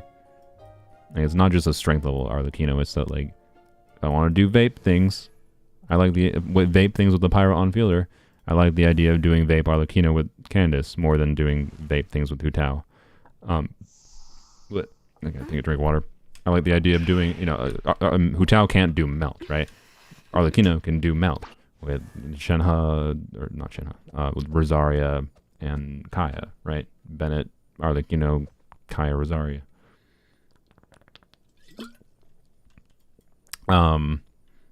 Arlecchino can even do like Burgeon things meaningfully better than Hu Tao, right? Like anything I can envision an on-field pyro carry being relevant for, I usually prefer doing Arlecchino because she has so much more versatility, so many aspects to her kit that I like more, with her movement ability, her self-sustain ability with her burst, like her ability to be swapped out and keep her infusion, like you could meaningfully lower her Arlecchino's multipliers, and I would still prefer her over Hu Tao. Is my point. She's like the opposite of what Mihoyo's design for on-fielders usually is, where like on-field carries are usually designed to have like a pretty particular niche, like Mualani and Kenichi. They're designed to be good in a particular niche. Arlecchino has some teams that are stronger than others, but like her whole kit feels so much more universal as far like versatility. Like it's crazy to me how versatile this on-fielder is. So anyways, point is like I don't think they could release an on-field pyro carry that I would prefer over Arlecchino right now. Like I can't envision what that would look like, right? So yeah. But Hu Tao still has some interesting things. I wouldn't be against the idea of messing with her, but she's not worth getting, right? Venti is kind of like same story. He doesn't do enough unique. He has some interesting things with his kit, with black hole stuff, you know. Like Venti, Ganyu, Emily or something seems like fun, right? Doing a burst focus Emily with Pyro Infusion on Venti burst, right? And then Emily burst and Ganyu burst at the same time. Like, ooh, that seems kind of fun, right? But I don't know if I'd actually get him. I don't know. I have more with Emily's release now. I have much more of a reason than I had in the past. But his main issue is obviously still, as it always has been, is like he's not going to be that useful in situations where osmanthus wine is the same as he remembers. Wherein if enemies can't be grouped by his black hole, it don't really do anything useful. So, but I don't know. Like particularly the idea of doing Emily Ganyu, like Emily Ganyu Bennett Venti, seems really fun to me, potentially. So, Sino, nah. I get enough enjoyment out of Sino on polearms only with Emily now. I have zero reason to get this dude on my main account. There'd have to be a 4-star I really like for me to get him, basically. I'd have to end up with him because I don't care about him on the bender, because I care about the 4-star. And that's what honestly most of these characters are like at this point. Like I think Venti, Risley, Chiori are currently the ones I'm most open to. And then Shenhe is one I will get. Because I need her for a number of different ideas that I want, including DPSing herself. So, anyways. Yoimiya? No. I've done... Like, every time Yoimiya is ran, I've done, like, some calculations or whatever. Like, oh, okay, I could actually, like, get some really good damage. It seems like Yoimiya might actually be fun. And then I end up, like, playing her in a trial again. I'm just like, oh, this character feels bad. I'm sorry. I don't like how she feels to play. She just doesn't feel very good. Oh, hide and seek time, yay. But yeah, I really like Sino on polearms only. I just don't have any need for him and desire to invest in another Electro on-fielder on this account, essentially. So, you know. I got plenty of other Electro things that I like doing. I have Hybrid Riding on my main account. I have Hybrid Riding on polearms only too, but Sino has... Like, I have reason to do Raiden and Sino at the same time on polearms only. Whereas on my main account, I don't really need to do both of them at the same time most of the time. When is Natlan coming out? In about 6-ish hours-ish. Alright, is it just these 3 over here? Yeah, nice, okay. Wait, also the one over here. You know what, yeah, we'll do this one first. I don't remember what you have to do for this one, but we'll find out. Let's look at the camera. Why did the camera swing upwards there? That was automatic, that wasn't me. Elton Raiden C2 versus newer DPS units? I mean, you're like question, oh, should I pull for Kenichi or should I pull for like Raiden C2? I mean, the question is like, are you already at Raiden C1? Right? Like if you're in a situation like me, where you're already at Raiden C1, like I can tell you, I would probably be like if Chevreuse is particularly, like I want to get C6 Chevreuse, right? I only need 2 copies more of her. The reason I have Raiden C1 is because I went for C4 Chevreuse in the first place. But then I stopped going further because like Cloud Retainer was coming out. And I still think that was a correct decision. But I would like to get C6 Chevreuse, right? And if she's going to be rerunning on Raiden's banner with Kniech, then, you know, I actually think in my case, I would actually get meaningful more value and enjoy getting Raiden C2 more. And this would actually be a situation of I wouldn't have had to spend meaningful money to get to this. It would be I just ended up with Raiden C2 because of the fact that I played the game for 2.5 years and I've seen enough Raiden banners, and there were enough Raiden banners that I wished on that I just got to C2 over time, right? Like, it wouldn't be a whale, oh, I wailed out for Raiden C2 situation. It would just be I got it over time. And I think people would be fine with that. The reason I kind of actively don't want it is because I think if I like do hybrid Raiden things in my videos a lot, or just like just passively, because I just like use hybrid Raiden a lot. Like in my videos, I might like not even include any footage of it, but or you'll see like a snippet of like when I'm rambling about something, like I don't know, with the team the video is actually about, but then it goes into the next chamber and you notice it's a Raiden team, whatever. I'm using Raiden on a hybrid Raiden build, right, on this build, and I don't want people to be like, oh, the only reason it works is because you have C2, right? Like, no. So I'm kind of against getting Raiden C2 because of my content perspective, because I want to prove how well Raiden works without C2. But I would enjoy Raiden C2 more than Kniech, I can tell you, right? It is my end conclusion. So it depends on your situation, right? If you really like Raiden, and you're just one Raiden away, so it's literally get one more copy of Raiden or get Kniech, a whole brand new unit, right? Or Mualani or whatever. Like, that depends on how much you enjoy Raiden, right? Is ultimately all it is. Do I like Wander? No. I think he's a very poorly designed unit. It's not, I don't need this. Yeah, the camera for some reason swings up here, it's weird. Raiden teams at C0 and C2 are different, not with hybrid Raiden. No, I'm not gonna rant about hybrid Raiden. What are we doing? Work as a pair. When is Raiden supposed to run? She runs second half of 5.0. Is Angel still spamming their UID in chat? I only acknowledged them before because... Oh wait, no, now it's... Angel, just... Yeah, stop spamming. You've been warned. If you'll get timed out if you just stop spamming. Do I not have Sylvia on here? I don't know, Sylvia on if you want to keep an eye on it, but... Yeah, don't spam peoples. I appreciate you engaging, but, you know... I don't even know what Angel is even asking what the message they're putting either, so... Yeah, if you really enjoy, yeah, exactly, like Goya was saying in chat, if you really enjoy and like love a character, right, like it can, there is a point ultimately where it makes sense to go for higher investment things on a character. I can tell you, I'm of the opinion that as far as Raiden goes, especially with the weapon being now easier to acquire, I would seriously consider, because of the fact that like my whole thing is like, right, I like being able to, the characters I love, I like playing in a bunch of different teams, and hybrid Raiden's build with Staff of Scarlet Sands, right? So this weapon with this kind of build, so she has 440 EM, 82 crit rate, 171 crit damage, and about 200 ER is what you need to hit. Like, it's not easy to build, but neither is like a normal Raiden build. So, and it should be a little bit more doable now with the artifact selector thing too, letting you select EM main stat double crit pieces kind of thing, and like this I can't express enough how good this build is with like for doing a carry Raiden playstyle that also does like good transfer reaction damage and gets good talent damage from her in so many different teams. There's so many different teams hybrid Raiden works in. So like I personally think it makes more sense to prioritize doing something like this if you really love Raiden over going for her C2.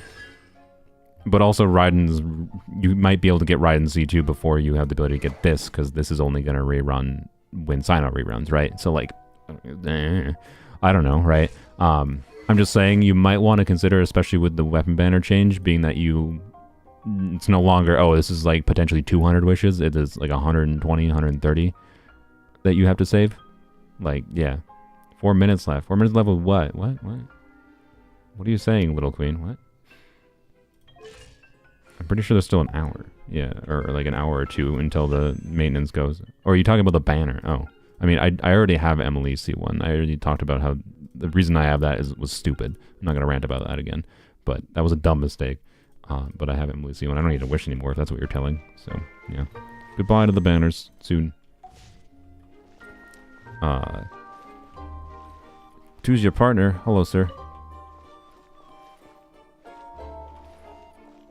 Yeah, come on, let's go.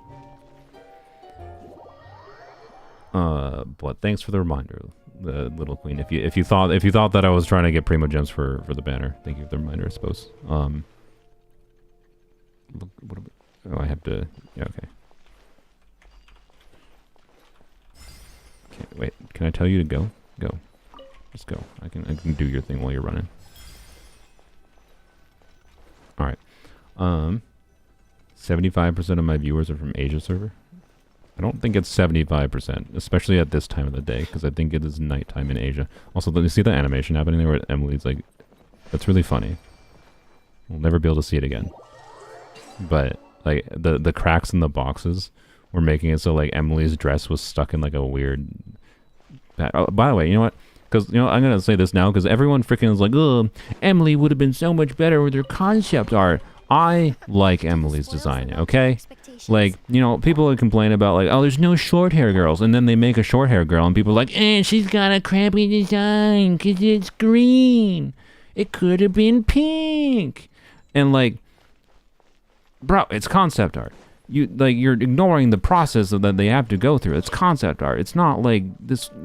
Whatever. So, anyways, but like, you know, her having short hair, but like they still got to do the gotcha thing of having flowy elements. So them doing like this nice little like translucent black lace thing attached to her hat as a flowy element with her, but her being short hair, I like that. And you know, I think she's a pleasing looking character to look at. I like the green. I think that's nice, deep, dark shaded green is a nice color. And then also, this is a character with like an actual dress. Like that's cool. I don't know, and like, yeah, I know it's got like the weird hole in the front, but I don't know, it doesn't matter to me that much because I'm always looking at characters from behind 90% of the time. So you know what, I really like Emily's design. Anyone that's like, yeah, your design is terrible because concept art, frick off. You have a terrible opinion and you're not properly thinking about like if you want to prove that Emily's concept design art is truly better, put your freaking commit to your statement by going to the effort of being like, oh, because the reason that Emily looks the way she does is because versus the concept art is because they have a decision-making process and like they have to go from concept art to making a 3D model with animations in a video game. Like, go and make a 3D model yourself and go animate and go and rig it and try to like make it visually coherent with like the fact that this character is a Dendro character and like the visual theming and like go and try to mod Genshin with your own 3D model of Emily that has pink instead of green and think it looks coherent. Like, there's reasons they made these decisions. Just because you thought a concept art was better does not mean it would actually be better in-game, is my point. And anyways, sorry, I'm just annoyed that I keep on seeing people say that kind of crap. That's all. It's annoying, okay? Concept art does not mean, like, just because you like concept art more does not mean, oh, that's what the character should look like. It's just a bad opinion. It's a dumb opinion. There you go. Anyways. Not saying you have to like what she looks like in game, but she's not a terribly designed character. I really like some of her design decisions with her. That's all. I think she's a visually pleasing character. That's all. I like pink too, to be clear. Could she have maybe looked good pink? I don't know. But that's not what she looks like. I'm going to look at her what she looks like and appreciate her unique design aspects. And I like it. So, yeah. Anyways, look at the weird... She's getting like the dress is getting stuck like that with the cracks between the boxes. Also her arms. She's doing like a I can't zoom in here. There's a fixed camera zoom here. But look at her arms make her look like she's gonna This is just funny. Yeah. Anyways, I don't know. This is what we do. This is what we do when we're waiting for natlan. Who Who else can you see this on? We wouldn't be able to see this if Emily didn't look this way. Yeah. Anyway, what am I supposed to do here? Start challenge. Help the greedy figure reach the destination. Gotta eat. Oh, he needs food, yeah. Fruit. Here you have an apple. I'm sad because she's not a dog anymore. Yeah, that could have been cool. He's a big boy now. Yeah, I'm not saying it could have been cool to see, you know, what the other versions would have looked like in game. But they're concept arts. It doesn't, and those concept arts very well might get turned into and reused for like something in the future if MiHoYo does think they could turn into a playable model.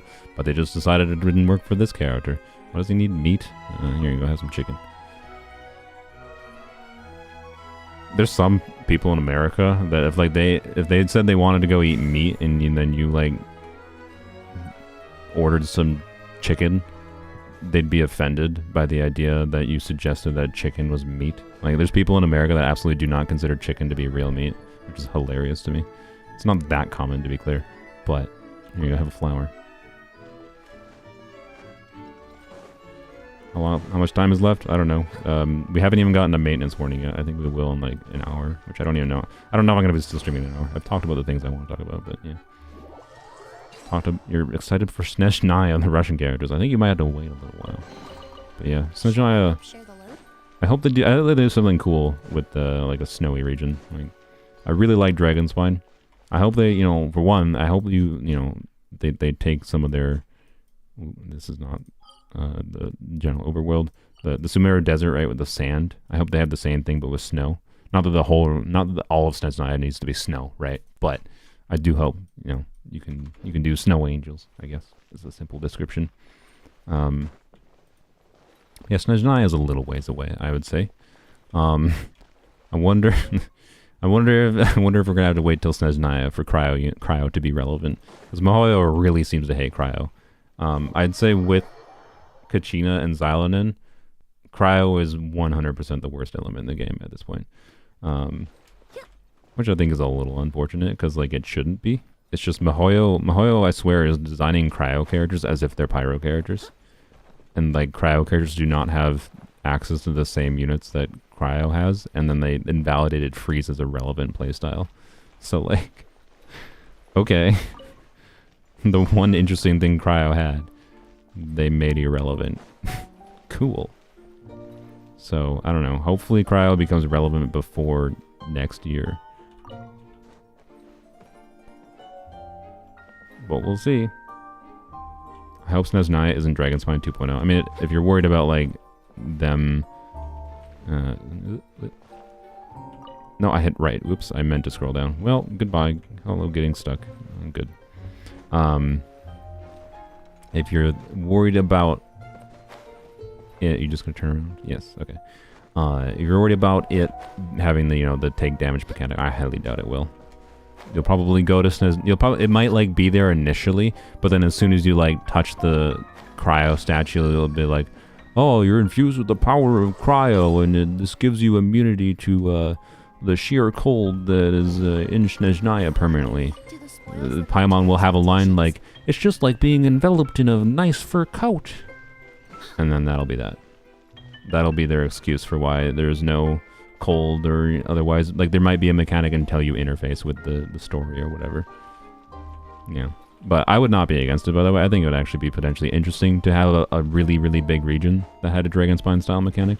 You'd have to do it a little bit differently. Like, I do think if you had, like, a pyro ability up actively, like, if you have Dia's E around you, you should not be, like, taking cold damage, right, in this. So it had to be implemented a little bit differently, but I'm very open to the idea of it.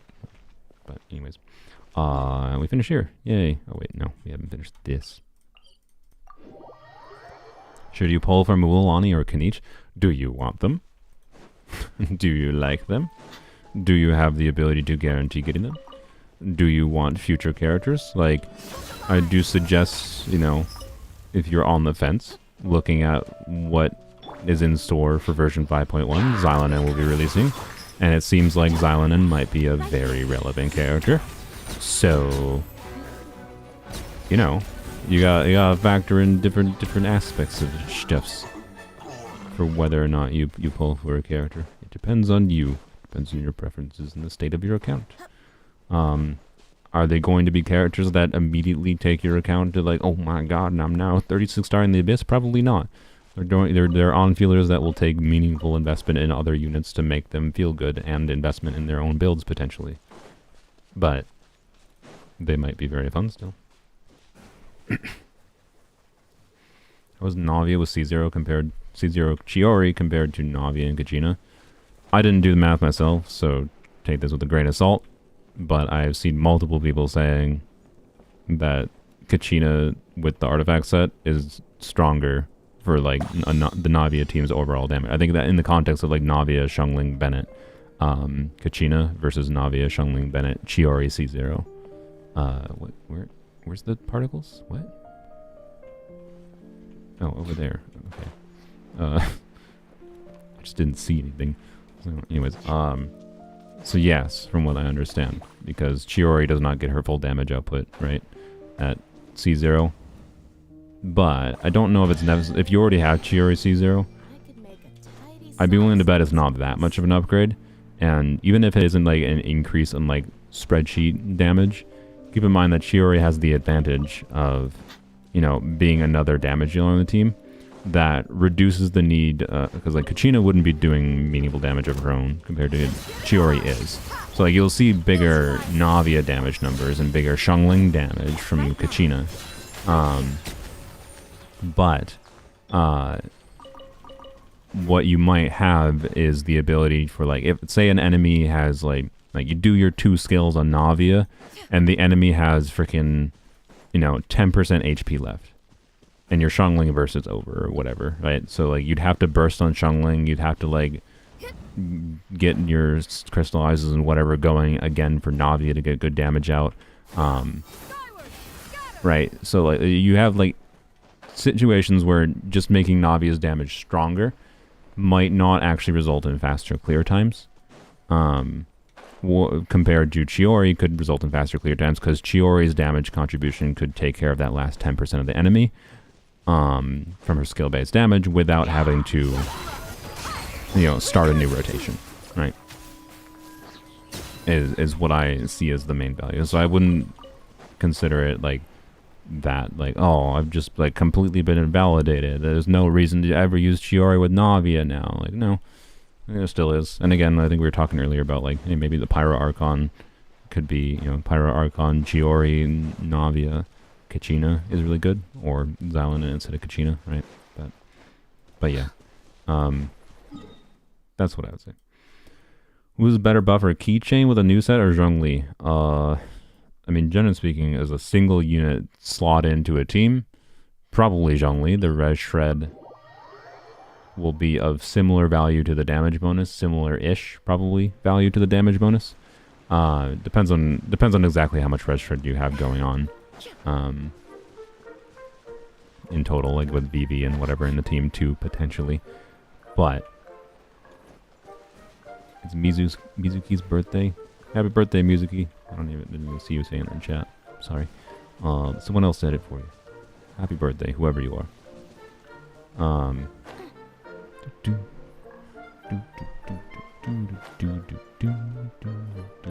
What was it saying? Oh, Zhongli is probably generically better than Kachina as far as a single slot in. But keep in mind, you can also do Kachina and Zhongli together, which is something like I like the idea of. Kachina's thing is a Geo Construct, which should cause Zhongli to have more damage emanate from it. So Zhongli, if you didn't know, when you have his pillar out, if you have another Geo Construct around it, will emanate another wave of his like pillar skill damage. So there's like Zhongli, you can look up Zhongli microwave teams, right? There's potential for Zhongli microwave teams with Kachina. You could do like a Kachina, you could do a two unit supportive buffing core, a defensive supportive buffing core of like Kachina Zhongli together, right? So you get Geo Resonance, which is damage bonus for any unit on the team when you have protected by a shield, and extra Geo Res, if that's relevant, which it might not be. Geo Res Shred. And then you get Zhongli's Res Shred, you get the Kachina artifact buff, right? Like that 2-unit core of Zhongli Kachina is kind of interesting, and then a little bit of potential microwave shenanigan potential. Is it that relevant? I don't know. But I like it. Same thing as like Kachina Shiori together, I think, for the construct synergy there. Right here, right But now, right here. yeah, like, Neutralize. but as a single unit, Zhongli is gonna do more for most players, right? But you're also comparing a 5-star to a free 4-star, so you know. Do. Reconstitute. Okay. Emerge. Should have just yied from the start. I thought Dia's ability would have been up.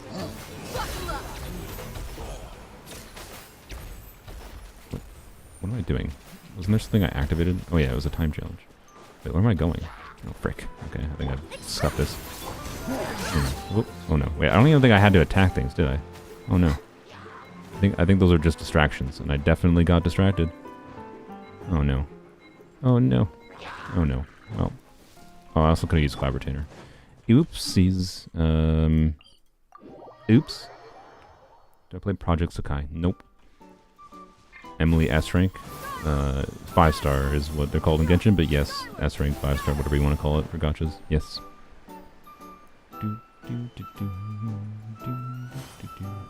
What's kind of annoying? Am I annoying? Do you play any rhythm gacha games? I don't play many gacha games in general. Right now I'm only playing Zenless and Genshin. I don't think I can stomach more than 2 at a time, realistically. Or, okay.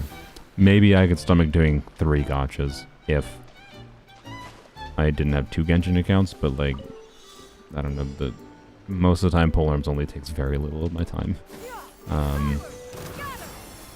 So, yeah. Oh, I saw someone ask about Kazuha C2 earlier. I do not think Kazuha C2 is worthwhile. As someone who has had Kazuha C2, I rarely find times where it's that relevant. There are times where it can be very strong, but it's only giving... So the noble thing with Kazuha C2 and why it's so situational is, one, Kazuha's burst isn't always relevant or ideal to use, and it only gives EM when you're using his burst. But notably, it also only gives the EM to your on-fielder, not to the whole team, right? So it's like, unlike Sucrose, who gives EM to the whole team, it's not Sucrose. And it's not adding a Sucrose EM buff to Kazuha's kit, because it's not giving team EM. It's a very big difference. And it's also only giving the EM to your on-fielder when you're within his burst. And, you know, so more circle impact issues, right? Like, the situations where I feel like it's really noticeable are relatively rare. I think Kazuha C2 is just kind of bait. It's not garbage. If you really like him, it can allow him to be even stronger. You know, at a baseline, if you burst on him, whatever element you swirl after you burst with him, will get, you know, a little bit more damage bonus as well. Not that much, but like, you know, I don't know, what is 200? What is his? It's 0.04%, right? Yeah, 0.04. Math time. Where's my phone? There's my phone. I always burst on Kazuha. It depends on the team you use him in. There's definitely times where it doesn't make sense. I can tell you, with most of the Arlecchino teams I play with Kazuha, it doesn't make sense to burst on him. It's not worth the time.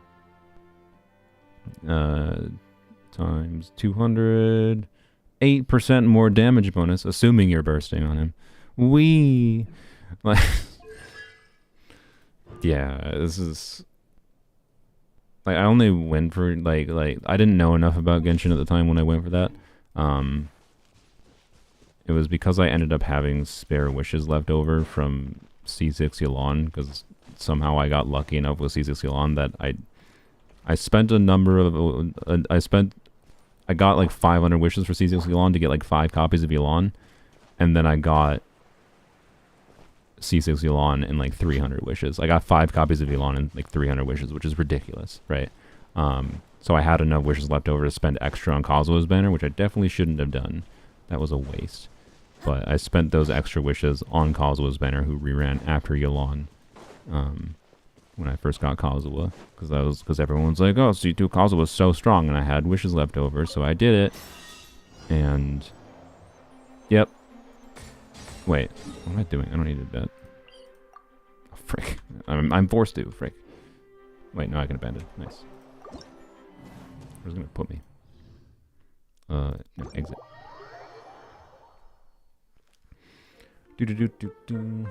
I will be getting Mualani. And if Chevrus is on Kinich's banner, there's a chance I end up with Kinich, but I'm probably not going to purposely try to get Kinich.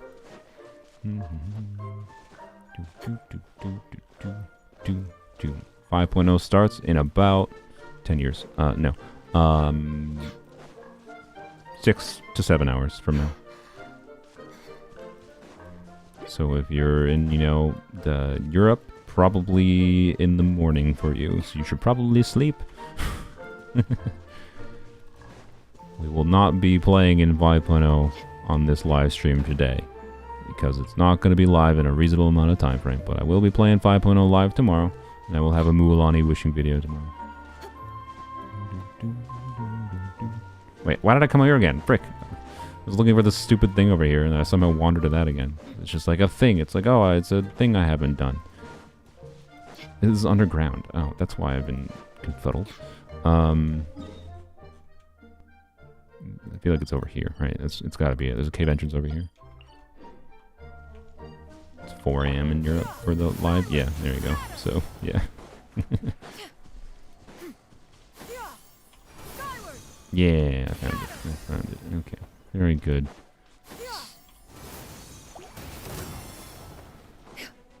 Okie dokie. I got the wrong thing. What? You need berries? What do you need? What happened? Why is the combat music still going? Your eyes are getting blurry. Optimal Shunyun skill voice line order. Skyward scatter. Wait, is it what else is there other than skyward scatter? That's all I really recall consciously. That's not the right thing. That's not the right thing.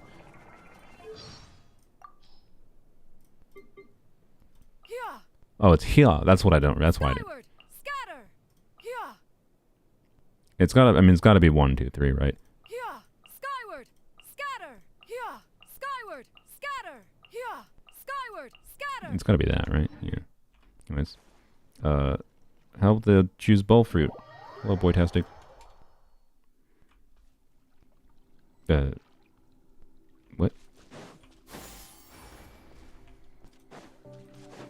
Oh, it's one of these. It's, yeah, pull on their butt and then yeah. I see. Okay. I wonder why this was a thing they needed help with.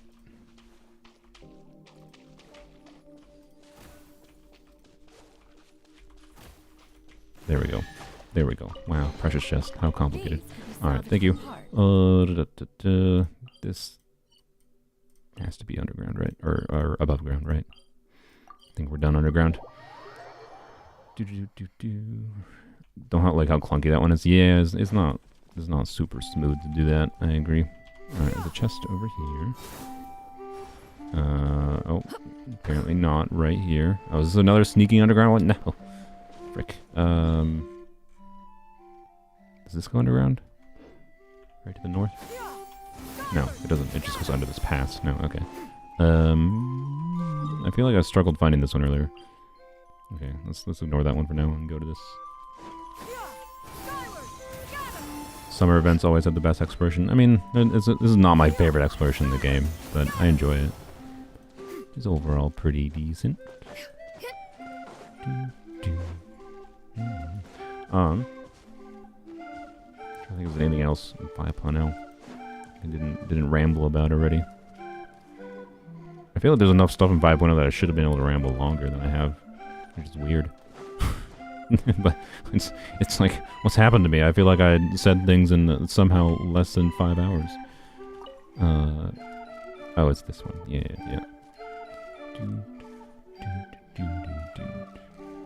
Yeah, let's do it. Should get Tignari as a 5-star if you plan to get Tunich. I mean, they have different team. They have different varied teams you put them in. So you don't really need to compare them that closely, other than them being like single target DPSs, right? The teams that Kanish would work in are probably pretty different than the teams Signari would work in, other than the fact that like Farina might be a compelling option for either of them. But Tignari is a spread DPS, right? So normally you don't care about putting Electro with Kinich, and normally you don't want to put Pyro with Tignari. Although I will say, one team I did try. Yeah, screw it. Let's just go. I'll just go show it. One team I did try with Tignari and Emily that was surprisingly compelling was Tignari, like non-spread Tignari. But then what I tried to figure out was if I could manage like decent spread up time with Tignari and burning with her, what's her bucket, and I think what I did was Tignari, Emily, Kuki. And the reason for Kuki will be obvious in a second, because to get up spread. But to keep spread up consistently and to also keep burning going, I want to trigger quicken, but not have too much electro that overwrites the burning, right? And then, did I do Dia? I don't remember if I did Dia or if I did Bennett. Bennett is theoretically stronger, but we'll just throw Dia in here. Right. No, I didn't do Blaze to Natlan yet. I will, probably. You know, I'm just going to open up a tab for it. I'm going to open up a tab for it because I'll do it in the website, so I can do it on both accounts at once. Blaze or Genshin code redeem.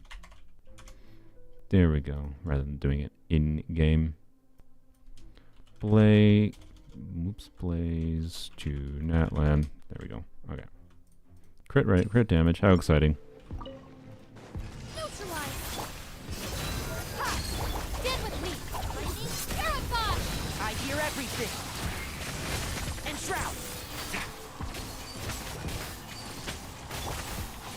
Brighten up the place.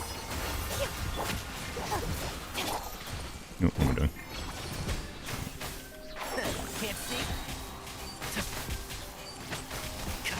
So, anyways, point is, there is some goofy burning teams you can do, but this is more like specifically with Emily, that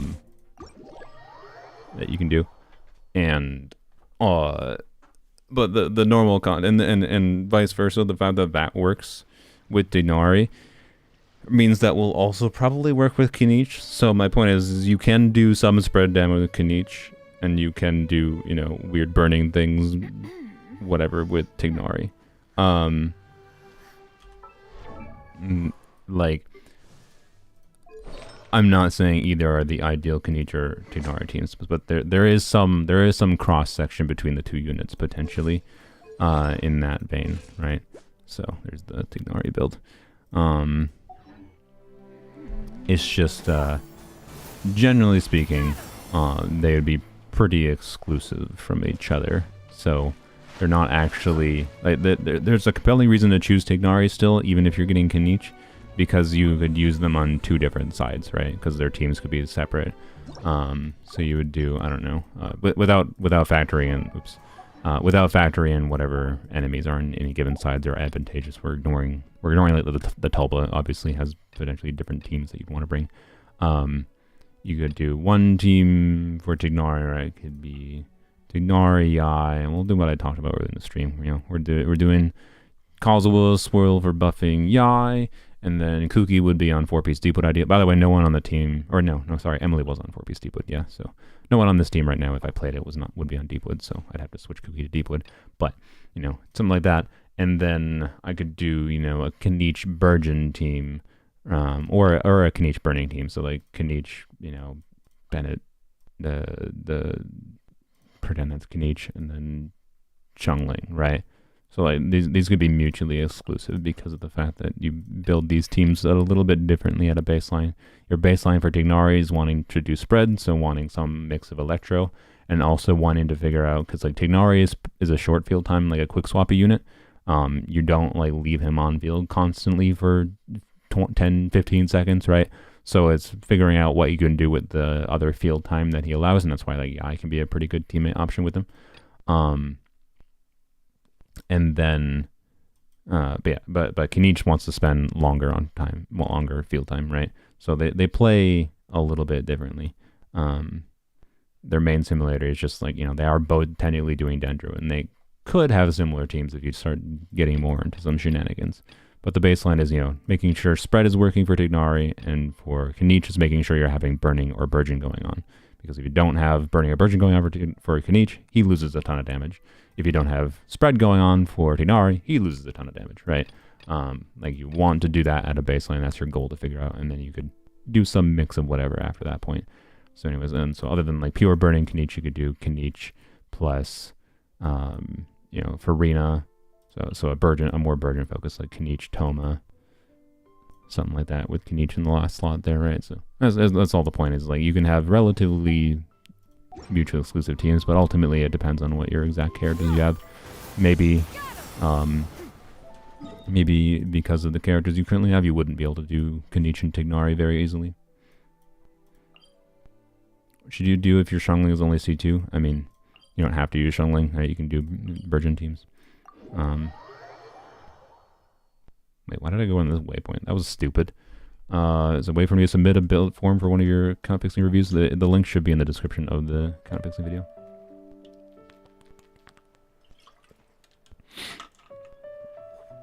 But also, if you need help more urgently, I just try to like seek other resources to learn.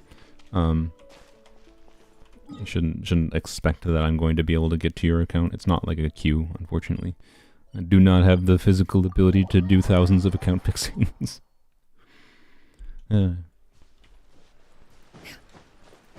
Dolma, you give me motivation to play Genshin. Yeah, my new name is Dolma. Honestly, Dolma is not. Thank you, Sophia. Dolma ain't a bad username, honestly. I like that username. Why did I go this waypoint? They're kind of equidistant, I guess. And this one's more fun. Dolma. Autocorrect, yeah. Autocorrect doing Dolma is kind of odd. Hello, I'm Dolma. It is a good username, honestly. Easy to remember, unique. Like, how much does it even... Let's see. Let's see if I can get this to show for you guys. We'll see if OBS wants to work. Let's go to YouTube. And browser window. Hey, it worked. There we go. Hey, look, it's my stream. Dolma.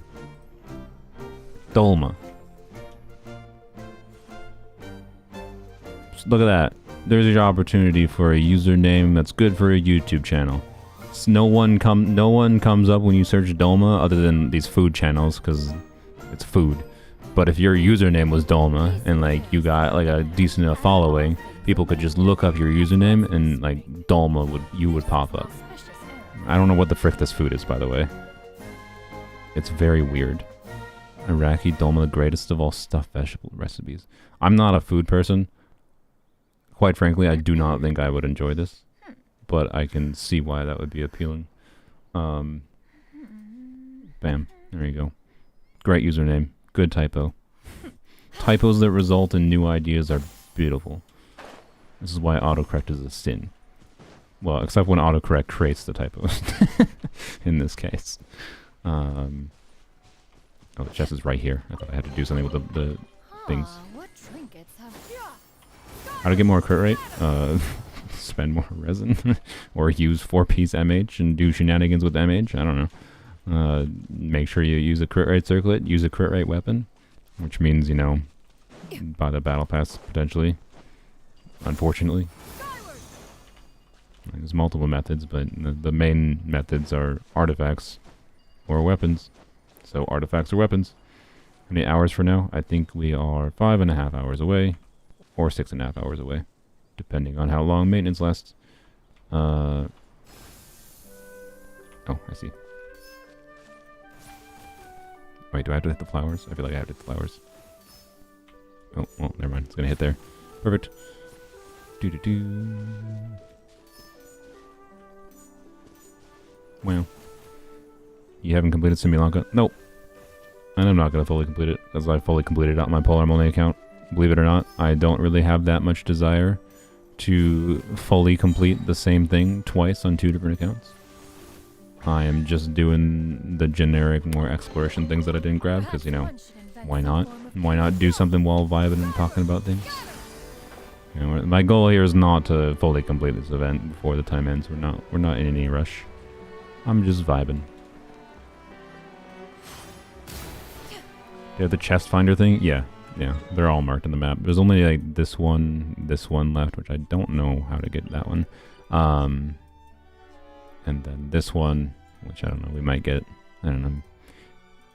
I'm not that tired of, usually around the 3 to 4 hour mark, which I've been going for 3 or 4 hours.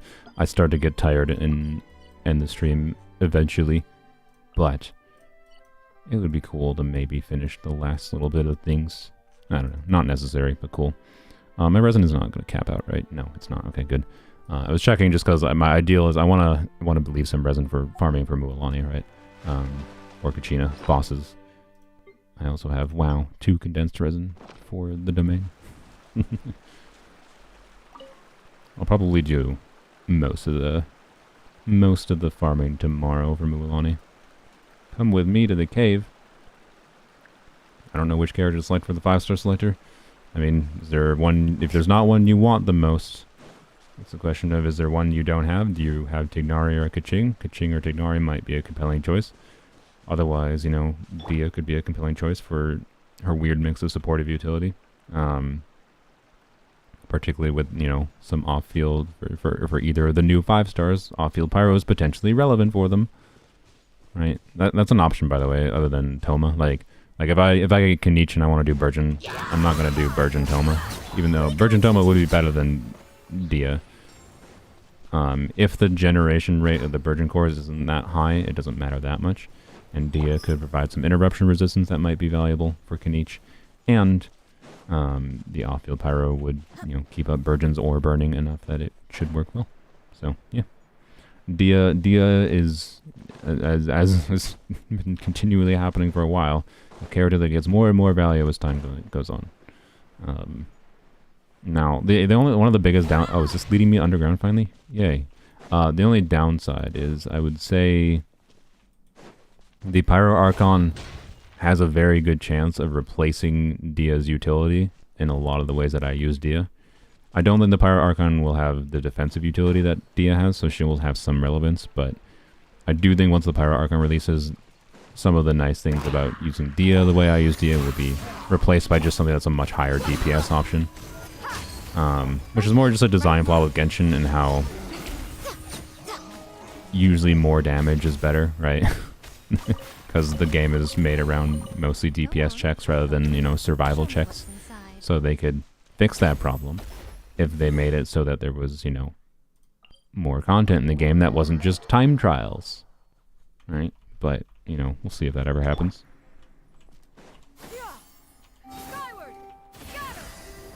I hopefully will get C6 Dia eventually. Worst case scenario, I'll get C6 Dia in version 9. Sweet. I sure hope it doesn't take that long. How close am I to pity on? Oh, hello. I always forgot. This is disorienting when I see it. I don't think I'm close to pity because I think I got Kaching recently. Yeah. 12. Oh well. 5-star to pick for Razor. Oh, that's interesting. Is there a particular standard? Okay, I mean, if you're doing like Farina Razor. Wait, my mechanic. Oops. If you're doing, of course, my healer died. If you're doing Farina Razor, comfort the victim. What? Okay. If you're doing Farina Razor, Jean is still probably very relevant. But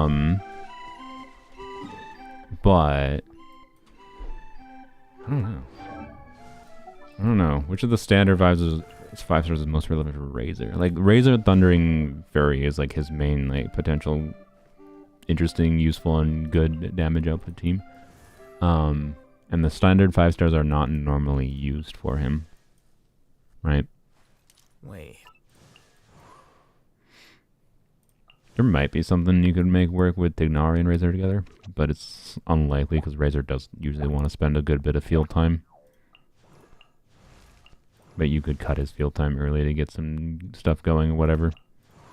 I don't know. Yeah, I mean, quite frankly, I don't think it matters that much for Razor. If you're a lower investment player, though, and you just want to enjoy playing Razor more, Tignari, just by being a Dendro unit, you know, you can get some of his own damage out, and then you can, you know, do some aggravates on Razor's skill in the worst case scenario. If you're, I'm talking just like really generic low level, not like you're trying to optimize your Razor team or your Tignari team to clear Abyss, but just they will do some synergy together, right? Maybe it can work. Isn't Kaching's best team now Hyper Bloom? I think it's Quick Bloom, not Hyper Bloom. Where you do like Kaching, something like Kaching, whatever Dendro unit, probably Nahida, but Kaching, Baiju, Farina. Actually, I guess I don't know. If you're doing Kaching, Baiju, Farina, you're not even generating that many Bloom cards, to be honest. But anyways, yeah, so you can do Quick Bloom Kaching. You don't focus Kaching's damage fully into Bloom though, but you can. You don't have the Kaching skin? No, why would I buy the Kaching skin? This wasn't free. I don't think it was ever free. It looks nice, to be clear, but I apologize. I don't like Kaching that much. Maybe I will. Like I like the nice like little sparkles, the glitter on it. It does look nice. It's a nice looking skin, but it's like $20, yo, for a character I don't use. Why? If I end up liking Kaching a lot, you know, maybe. Yeah, it's like $20. Yeah. This is more than $20. No. Mulan power creeps Nivelette? No, she doesn't. She definitely doesn't. Wow, I'm done with this section. So last section would be this one, and then this one, and both of these require a little bit of questing. I guess we can go see how. Hopefully, I don't get stuck in this quest for very long. I apologize if I do. Let's go heal Clavitainer. Actually, I was gonna go teleport out, but let's just use some food. Have some chicken. Is it rude to feed a bird chicken? She didn't say no. So I think it's fine. Maybe. It's cannibalism? I don't think it's cannibalism, because like it's not cannibalism when a fish eats another fish. Like, you realize how much of the world, the entire world, like humanity would fall apart if fish didn't eat fish, right? Like, fish have to eat fish. Not all fish, but some fish eat fish. And like, just because like they're eating fish, like they're in the same category of animals, isn't that cannibalism? But I can still get why a bird would be uncomfortable eating another bird, right? Particularly a bird that has sentience, like this lady. But anyways, let's get into this cave here. Where's the actual quest? What? Oh, it's this. What? Alright. Falcons and other raptors? Yeah, exactly, right. Like, I don't think that, I mean, to be clear, there are definitely animal species that literally are cannibals and who will eat their own species. But, like, it's not cannibalism, for example, for humans to eat monkeys. But I think most humans might be a little bit uncomfortable with the idea of eating a monkey. So... They should do it, right? It spews. Oh yeah, Navia with her crown.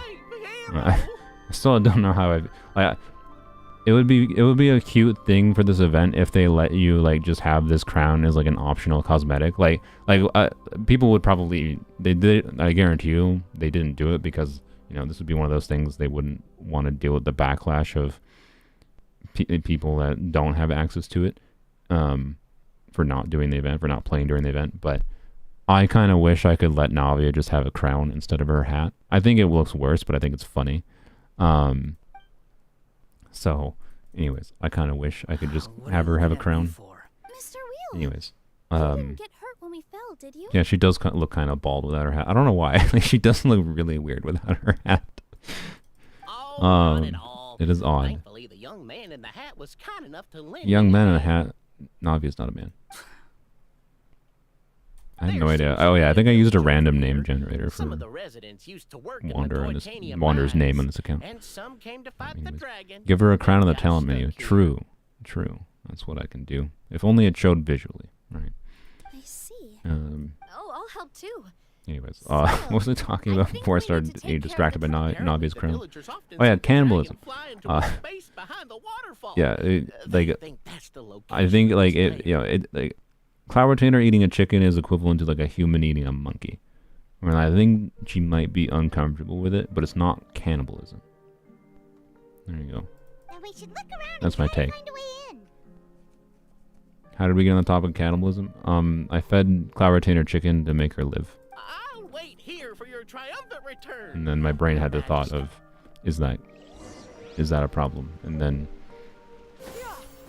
we went towards cannibalism, and me thinking it's not cannibalism. Oh, oh, good lord.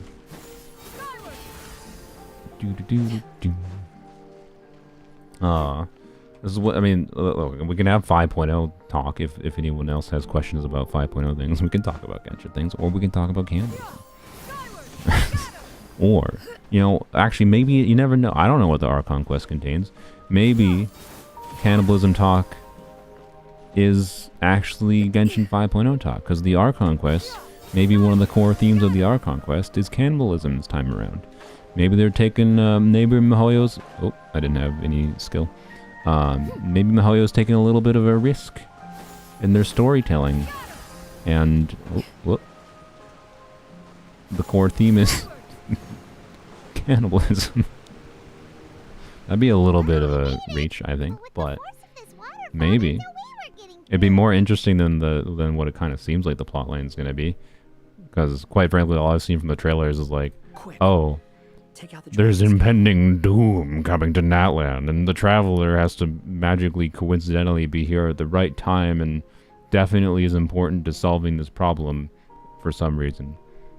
Like, I'm sorry, right now the story, the trailer for the story for Natlan seems really generic, and like, there was so much potential for Natlan to be like the nation of war, and like, can you imagine like the interesting stories and like that could have been told if they went a more darker route of like the tribes in Natlan are actually like actively warring with each other or whatever, like, and instead it's like, no, they play soccer. Like, oh, okay, that's a really interesting story. So anyways, I don't know what the story is, actually, to be clear. I might end up really enjoying it. I don't know. It just kind of seems pretty generic from its presentation thus far, is all I am saying. And if it contained cannibalism, it would be substantially more interesting, we must admit. That's all. And maybe it does. Who knows? Not me. We won't find out until at least a few hours from now. Blam. I just need to go get the chest in here and then I can nope the heck out. We don't need to do this whole ass sequence. The sequence lasts too long for the rewards it gives. Yoink. Do that. Do this. Do this. Yay. You're alive. Give me the chest. I'm stuck on a block. Take them, please. Gimme. Go. Let's go. Alright. Alright, let's go. The real gnosis was the friends we ate along the way. True. True friendship is if you would be willing to let, like, I do think, why is this, like, look, if asked, like, the question of, like, hey, if we're stranded if you're stranded with your friends on a deserted island, and, like, you don't have food, and, you know, and inevitably someone's gonna die, and someone dying could be a food source for others to maybe live. I am absolutely okay, particularly with my good friends, to eat me. Okay? I think that's chill. I think it's fine.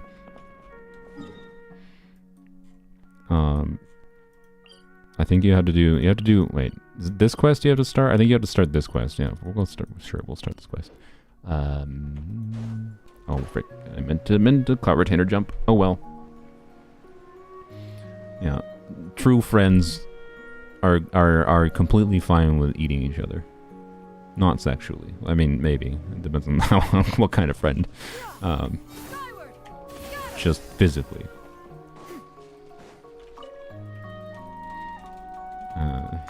Do.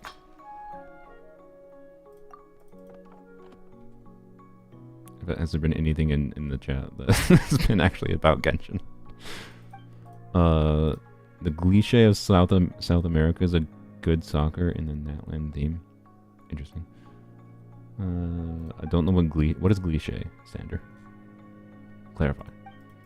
Is this the exploring brain rot? Yeah, I think it is. I do think it is. When is natlan coming? After we finish our comp. Obviously, Mihoyo is waiting for me to give the go-ahead. As soon as I'm done streaming, it's gonna be... No. Natlan is coming after, like, 5 hours after maintenance starts. And maintenance, I think, is starting in an hour and a half-ish. 2 hours. Or 3 years. I don't know. Maybe maintenance will last longer this time, too. I'm not gonna guarantee for sure, but I suspect Natlan is about 6 hours away, though.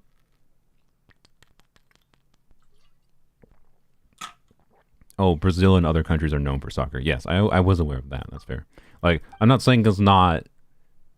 Like, I'm not saying it's a bad thing that soccer is a thing in Natlan earlier. I was just saying that, like...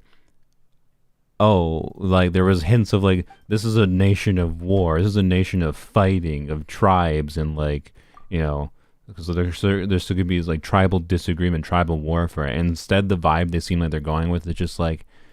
This is the tribe of people who are like they like the beach, and then this is the tribe of the people who like the woods, and then this is the tribe of the people who like the rocks, and then guess what? They all come together and they all love soccer. That's the vibe I've gotten from Natlan on a like regional level, rather than like the interesting dark stories like that I know Mihoyo can do, because like Star Rail has some of them, and they're really good. So. Anyways, that's kind of like my feeling about how Natlan's currently been presented. It's like, I don't know, maybe it'll be really good, but it seems kind of whatever. Soccer instead of war, war never changes. Yeah. You think Malvika is Vanessa who descends from Celestia? What? Who's Vanessa? Like, this is some lore info I don't know. Sorry. How much of this do we have to do? I have no idea. No, I don't know who Vanessa is, sorry. Is there a football soccer game with human heads? What does that mean? Like, you kick around human heads instead of the football? Oh, Vanessa's from the Genshin manga. I think I did read that, but then I deleted it from my brain because apparently it didn't register enough. Sorry. Let me look it up.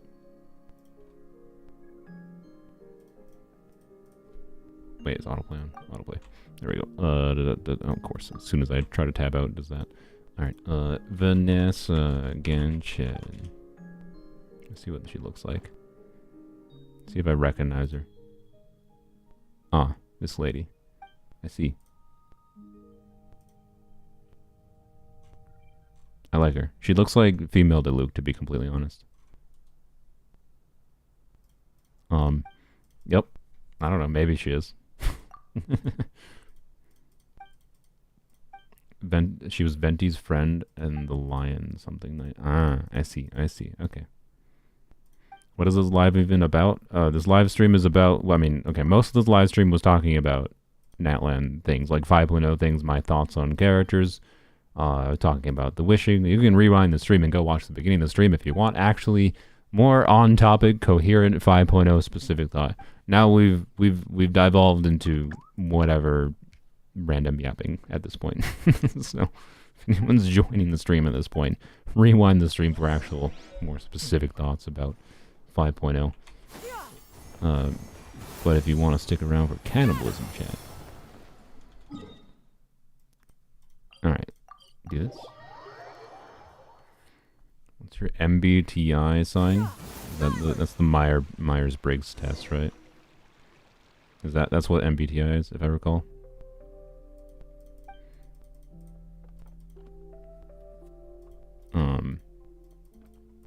I did it in high school. I haven't done it again. Doing the Myers-Briggs test is what has led me down, like, even in high school. I was a studious enough boy to, like, and thought about the world, and I think about reality a little bit differently than I thought about in high school, and like I accepted personality tests more than I did now. But even back then, I thought the Myers-Briggs test was kind of stupid, because it's just like it's trying to categorize people in ways that it's like quite frankly, I don't like it because it's trying to draw conclusions about people that are not like real. They're not solid things.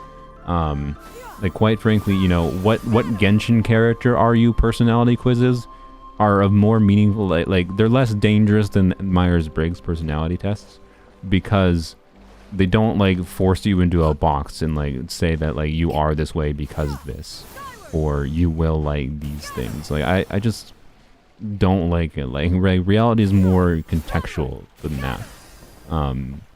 The things that affect our behavior are more things than can be like, yeah, anyways. And from what I understand, like the Myers-Briggs test has never been, even the field of psychology is a wishy-washy field in general, like as far as like human knowledge fields of like science study go. And I think the Myers-Briggs test has never been actually really an accepted thing at a baseline. It just was a popular thing. So, anyways, and I don't like them. They can be useful if you don't make them out to be more important than they are, right? In the same way that, like, what Genshin character are you BuzzFeed personality quiz does not mean anything meaningful of substance, right? But, like, the Genshin personality quizzes aren't trying to be something of substance, whereas, like, Myers-Briggs is trying to do that. And that's my qualm with it. So, anyways. I don't think we're going to do it now, but I wouldn't be against the idea of doing it with that stipulation out of the way of me being like, the problem is if I do a Myers-Briggs personality test live, like I could do it live. I think it could be fun, but I will rail against it hard. It might take hours because I'd just be ranting at individual stupid questions in it. There is a science to it? Not really. Myers-Briggs personality tests are closer to BuzzFeed quizzes than they are to science. So, they can be fun, but they're not something to like draw meaningful conclusions or like use as like, yeah, I am this and I am always this because this. So, yeah, blood types are huge in Japan. Yeah, Myers-Briggs is not that disconnected from the same idea of like, my blood type is my personality. So yeah, like don't use them to define people or yourself, in my opinion. I mean, if you use them to define yourself, that's fine, I guess. If it helps you understand yourself better, that's cool, right? Because it can break down like it can give you a framework for helping you understand your own behavior, right? And that's a good thing.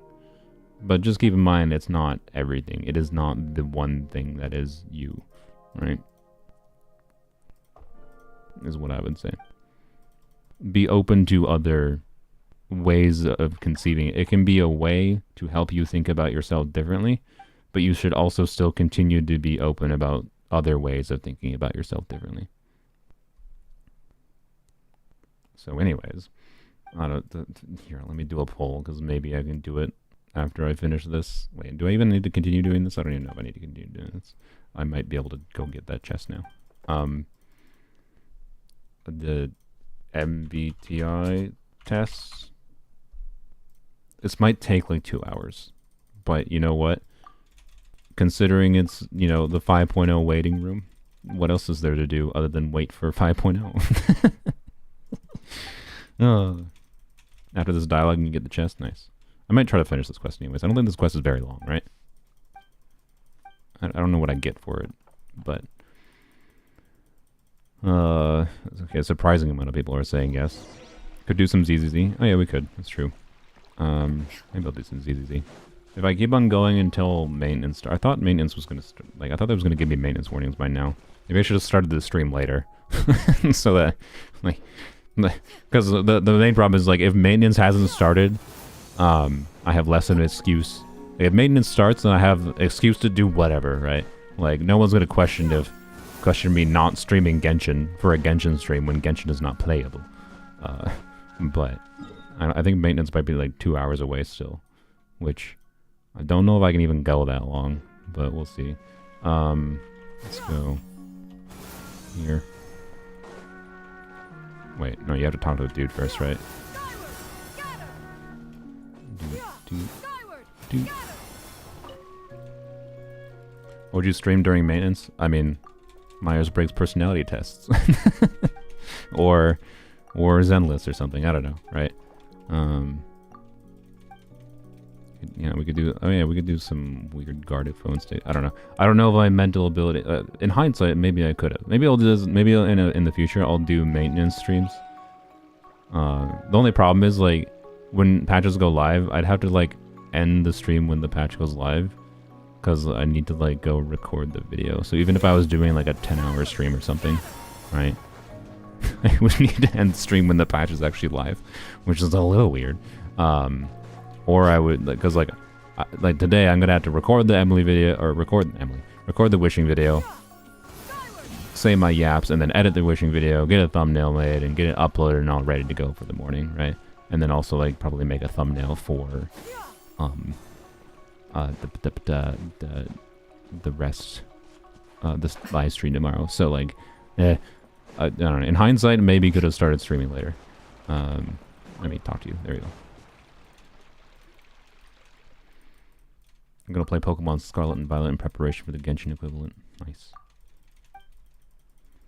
Could do the funny bait and play old Genshin Abyss footage. Yeah. Just replay my old videos during a maintenance live stream.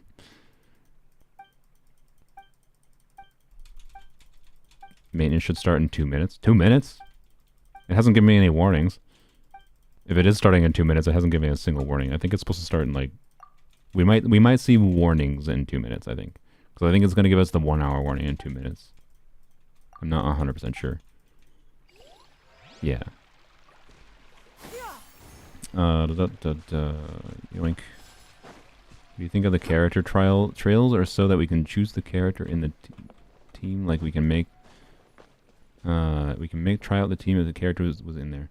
What? I'm sorry. Okay, Sandra, your phrasing confuses me, but I think I know what you're just asking for, like if there's like a different tutorial system than like.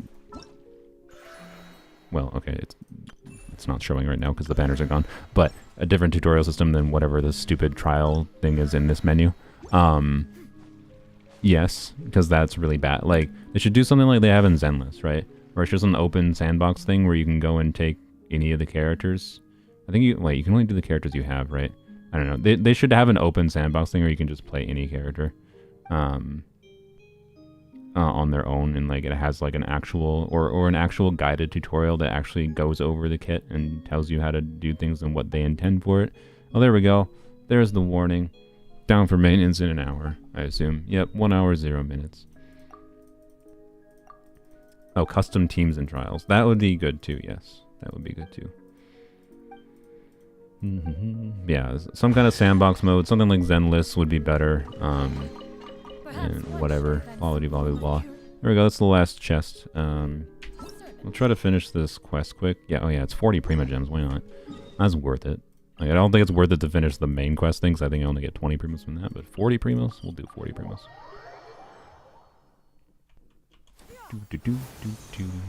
Make a wish. Do I have to go over here first? I think I have to go over here first. Speedrunning condensed resin. Yeah. Wait, what? No? Okay. Go here then. What am I doing wrong?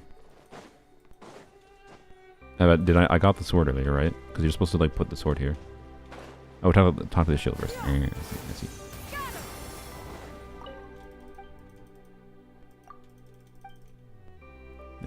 That's it. It's easy. All right.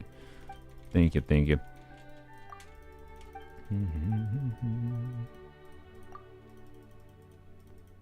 You want my def weapon for Yunjin? That's something I haven't talked about. The defense weapon for Yunjin. So the craftable polearm is defense percent main stat and gives skill damage. Or no, wait.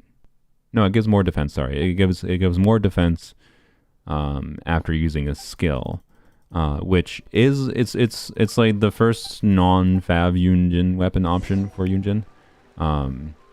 So basically, Yunjin might have a slightly easier build path doing this defense weapon on an ER timepiece instead of doing fat. Like the ideal Yunjin build is something like I have here, and this is like why this character is like hard to recommend using, is because getting this kind of build is a pain in the ass. So like you want fav, hey, it gives some ER because her ER needs her main problem, right? So like having this amount of ER on like a 4-piece husk build is not easy. And then most of the time I'd just recommend doing like 2-piece emblem, 2-piece ER. But yeah, you need like weird artifacts that have like a good chunk of crit rate, good chunk of ER, and then you get extra defense you can get on top of that with defense main stat is kind of ideal.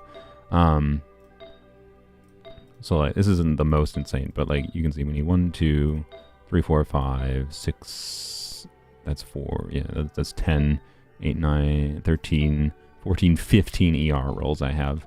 This is the point where Yunjin starts to be much more usable. And has some crit rate so she can pretty consistently trigger Fav. And ideally you want a high refined Fav because she doesn't, if you're just doing her tappy, she doesn't hit in a very big AoE. So it's not likely you'll trigger Fav unless you have higher refinements, even when you have 30% crit rate. So like, and you don't want to do a crit rate circlet because you're losing a lot of her buff because she needs a bunch of defense to do a meaningful buff in the first place. So like, but you should be able to get a similar amount of a buff as you get with Yunjin on Fav with the new weapon. Particularly at a higher refinement. Gotta go here now. With an ER timepiece, right? So like it'll be the same total buff, but now instead of an ER time, you need a little bit less ER substats potentially. But the thing is, like with this amount of ER being enough for like Yunjin solo, so like this is a Yunjin configured to work ideally solo Geo, right? And this amount of ER solo Geo is enough when she triggers Fav. When she doesn't trigger the Fav energy, I don't think it's actually enough. And obviously, if you're using the new defense polearm on her, she's not going to get extra energy particles from Fav because she's not using Fav. So, like her ER requirements are higher with the defense weapon than they are with Fav, such that you might still just need a similar amount of ER substats in the non-timepiece anyways. Such that I don't know if it's actually that. I don't know if it really fixes Yunjin's problem, is my point. But, you know. It's something.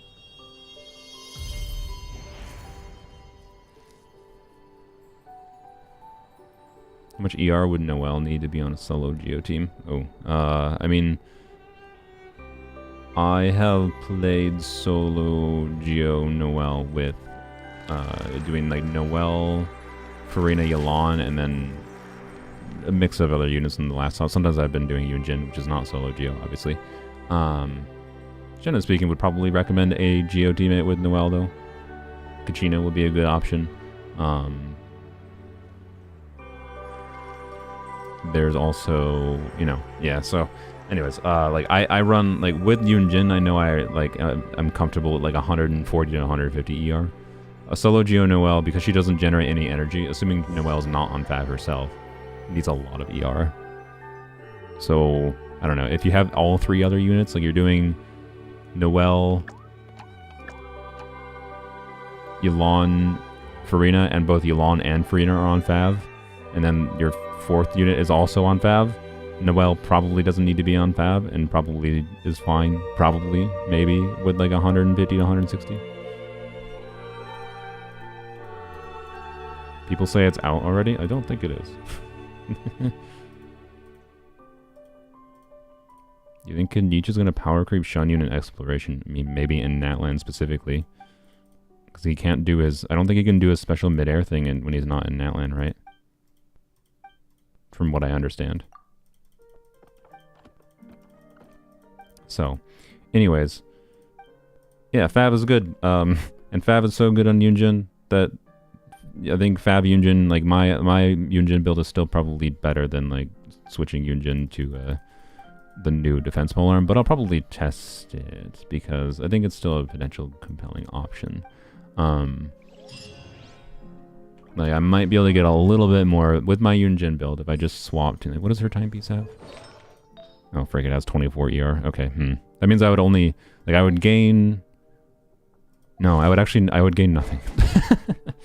Like I would lose 25 ER from this, and I would lose 25 ER from this. So in substats from switching to a ER timepiece, which is 51% ER, right?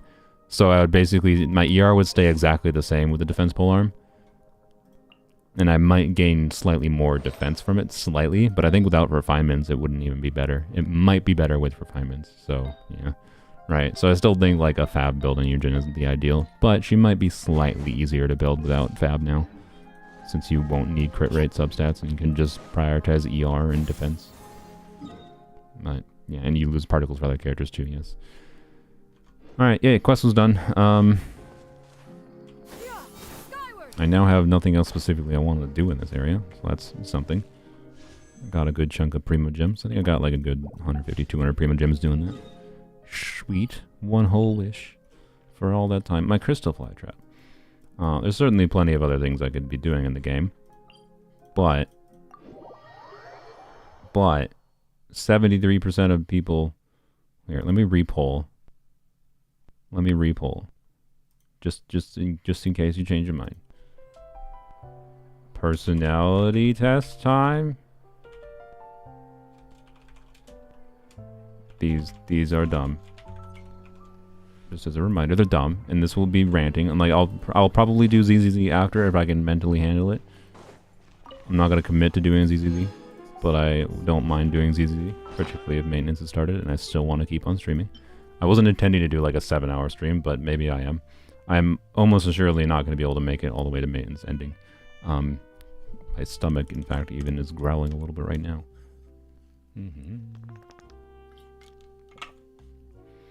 I guess I could let you vote between ZZZ and MBTI. Okay. 80% of people are still saying do the personality test. Okay. Fine, yeah. I'll do another poll. I'll do another poll. And that one. Fine. Why so many carps? Because I haven't reached the next... Or no, have I even... Did I finish the story? I don't know if I did. I don't think I did. I don't think I actually finished this yet. I've been intending to. Eventually. TM. But I also kind of like... When they introduced the like thing this patch in 4.8 with the long-term points, I'm like, well, okay, I don't want to do any quests that I can save for getting long-term points when they reset, because they reset in 5.0, so... Anyways. Here, let's do another poll. This one. Here. Decide between ZZZ or stupid personality test. There you go. ZZZ. I almost let it say yes or no. MBTI. Warning. Maintenance. Yeah, we know. We know. MBTI is the personality test. Zenless Zone Zero is also a personality. No. Okay. You know what, funnily enough, the thing is, on the conversation of personality tests, right, like, they're just, like, asking you questions to, like, gauge the kind of person you are and, like, what your values and beliefs are as a person, like, for how you operate. And, like, as someone who plays Zenless and as someone who likes Zenless, if I go tell someone that hasn't played Zenless before to go play Zenless... You know, I can get aspects, I can understand aspects of them as a person based on how they react to things in Zenless Zone Zero. So technically, Zenless Zone Zero can be a personality test. Me streaming it is not a personality test, but me, like, seeing what someone else's reaction to and how they enjoy the game or don't enjoy the game is technically a personality test. because, you know, I'm gauging like how people like act and how they, and I get, when you observe a person and how they respond to a given thing, a given stimulus, you're, you know, drawing conclusions and judgments about them. And that's a personality test. So, is it better to pull from Mualani or Kanichi? I mean, whichever one you want more. They're both on-fielders. But yeah, Wiswell, if you want to see more, like, I talked a whole lot earlier in the stream. You can rewind the stream. Towards the start of the stream, I was much more talking about on-topic things with Mualani. I think probably like an hour-ish, and I started talking about Mualani and Kanichi, maybe less than an hour in. And my general thought, though, is like they're both on-fielders. You can definitely get value from both of them, but they're both characters that have relatively restrictive teams. And it would be harder to feel like you get value out of them compared to many other characters in the game. Like, it would take meaningful investment in not just them, but potentially other units to get them working right and get them to feel satisfying. Mualani especially, I think Kanichi is a little bit easier, but it also still depends on the characters you have. So yeah, the long-term points, no, they're not reset each patch. They're reset in the major versions.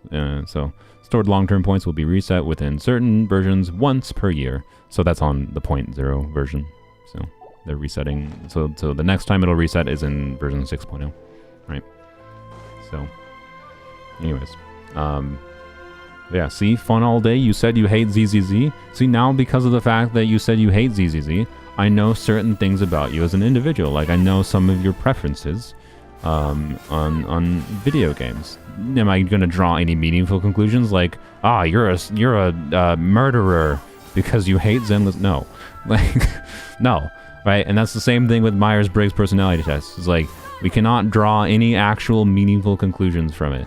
All it is like, you're giving stimulus to someone, and based on the input stimulus, you can draw vague guesses about why people are the way they are. Like, it's not like it's going to be entirely inaccurate about certain things.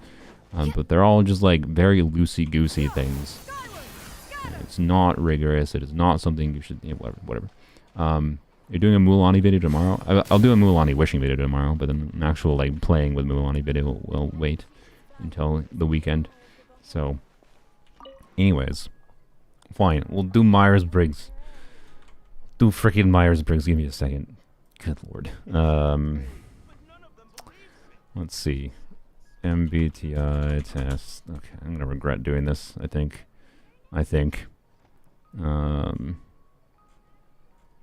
All right. Do I have to? Oh, do I have to save my? No, good. I don't think I have to make an account for this. Good. Browser window. Bam. So website is 16personalities.com if you want to go into it yourself. And yep, you can do it yourself. This is the Myers-Briggs personality test. Do it like that.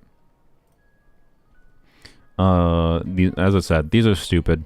And like I am absolutely like for almost every single one of these questions, I could go on a freaking tangent about how like I regularly make new friends, as an example. For most people, I think they can really pretty easily answer this, and for me, I can as well. But on like a generic level, abstracting to like my overall life experience.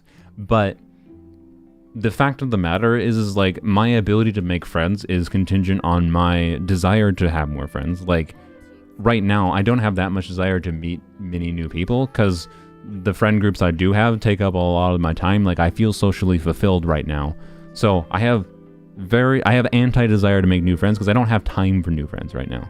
That's a contextual aspect, but that like has not been the same throughout my life. Like I've been more open to making friends in the past, and you know, whatever, right? And then like the situation I'm in is going to really heavily affect my ability to make friends. I can tell you if you know, I am not.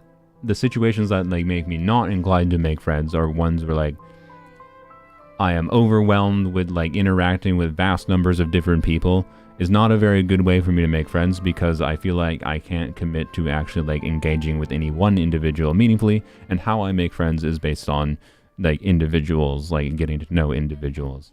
and like the nuance of what you are as a human being, not on a generic level I can just make friends. Like it's too contextual, which I think because of that most people would say I fall in the disagree category, and with that I would agree with on a generic level. My point is, like, these are vague questions, and that ultimately my ability to make new friends is dependent on my desire in the situation, right? So, like, it's not hard for me to like break down these on a contextual basis, and how like I could argue if we're actually restricting the context of this question a bit, I can make new friends pretty easily and regularly if I had wanted to. Whatever. Y'all chose this and he's still on the first question 5 minutes later. You did want this. I said it might take 2 hours. It probably shouldn't take. I think it won't. I don't know how many questions there are. Complex and novel ideas excite you more than simple and straightforward ones. It depends. It depends on the idea. Like yes, I like complex and novel ideas more. Like, it's part of my gripe with Genshin, right? Wherein like Genshin's story seems pretty formulaic to me at this point, and it doesn't excite me that much because it's too simple and straightforward. And like, but that's my preference for like a story writing level, right? That doesn't necessarily extrapolate out to like yes, new media. I like to see new things, new ideas in media, not the same story rewritten. So like as far as complex and novel ideas go, I'd lean towards agree, but at the same time, it depends on what the idea is, right? Like having an idea, I would argue that, you know, my ideas I have for videos, say like turning Mualani into a burst DPS rather than, you know, keeping her on field and doing normal attacks, is a relatively simple and straightforward idea, but I'm still excited to try it, even though it's simple. So it'd be interesting to let chat vote for what you think you'd answer, although it'd take ages. I'm not gonna do that right now, but maybe we could do that in the future and see if chat lands on the same thing that I landed on today. So I'm just gonna do that anyways.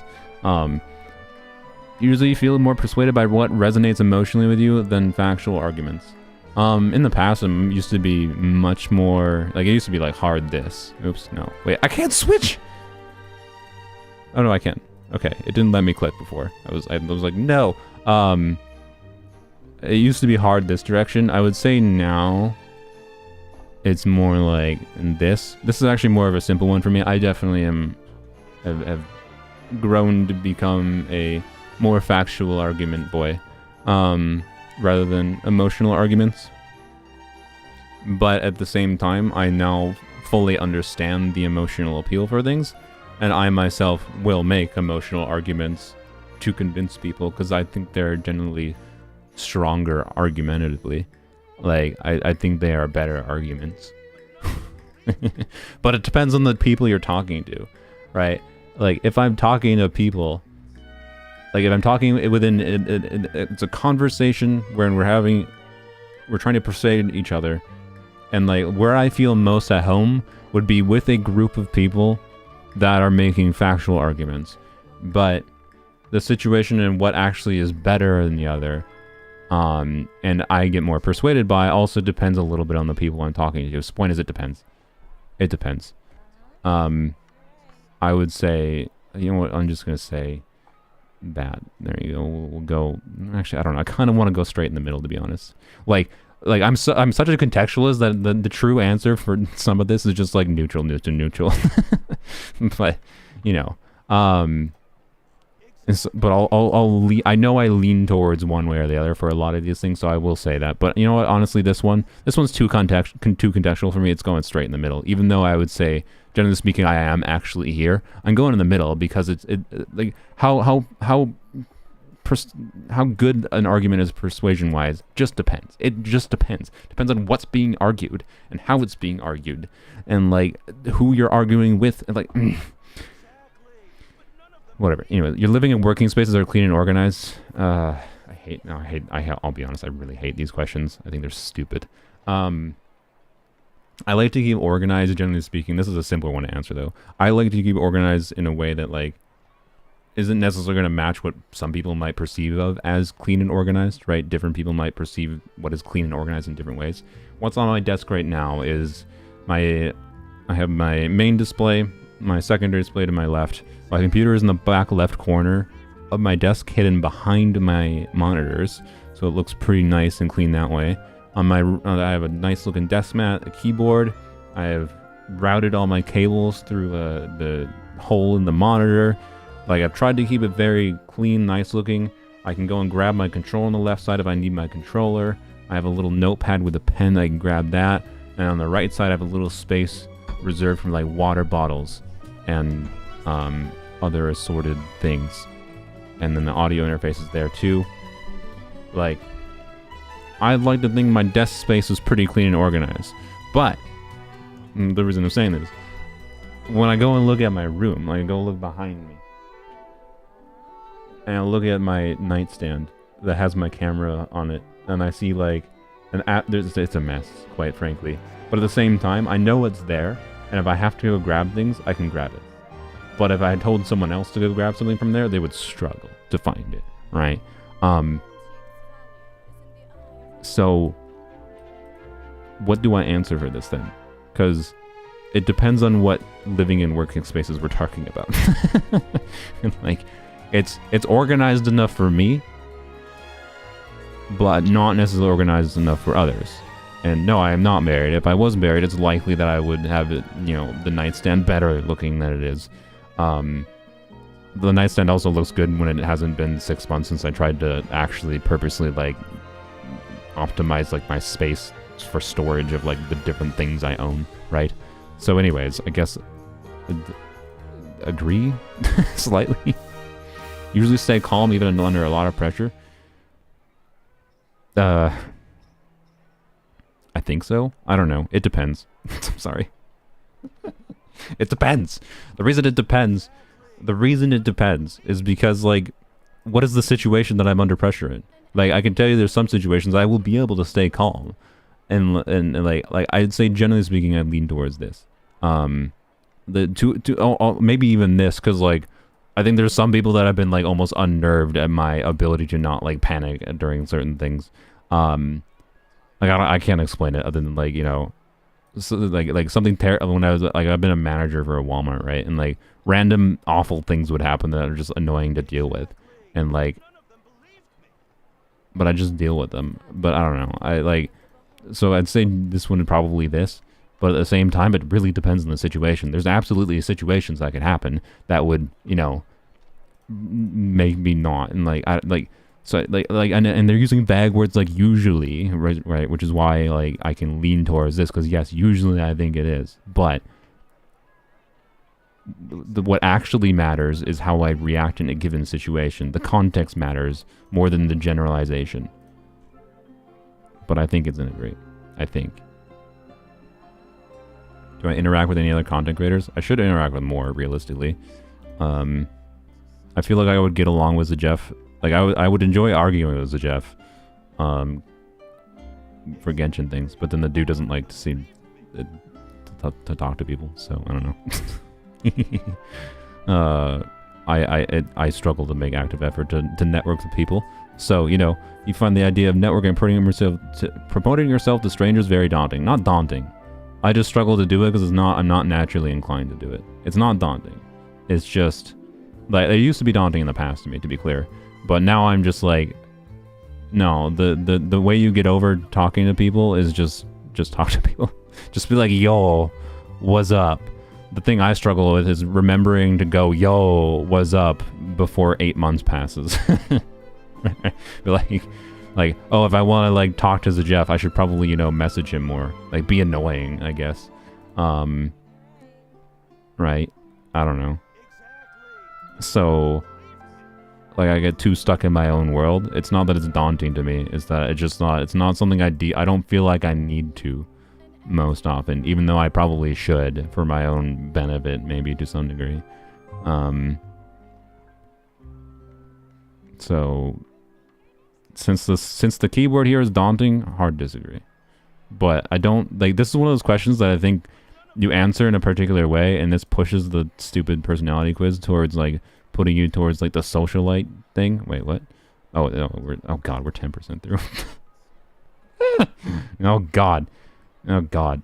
The question is, will we finish before maintenance? No. You prioritize and plan tasks effectively, often including them within the deadline. Actually, this was an easier one to answer.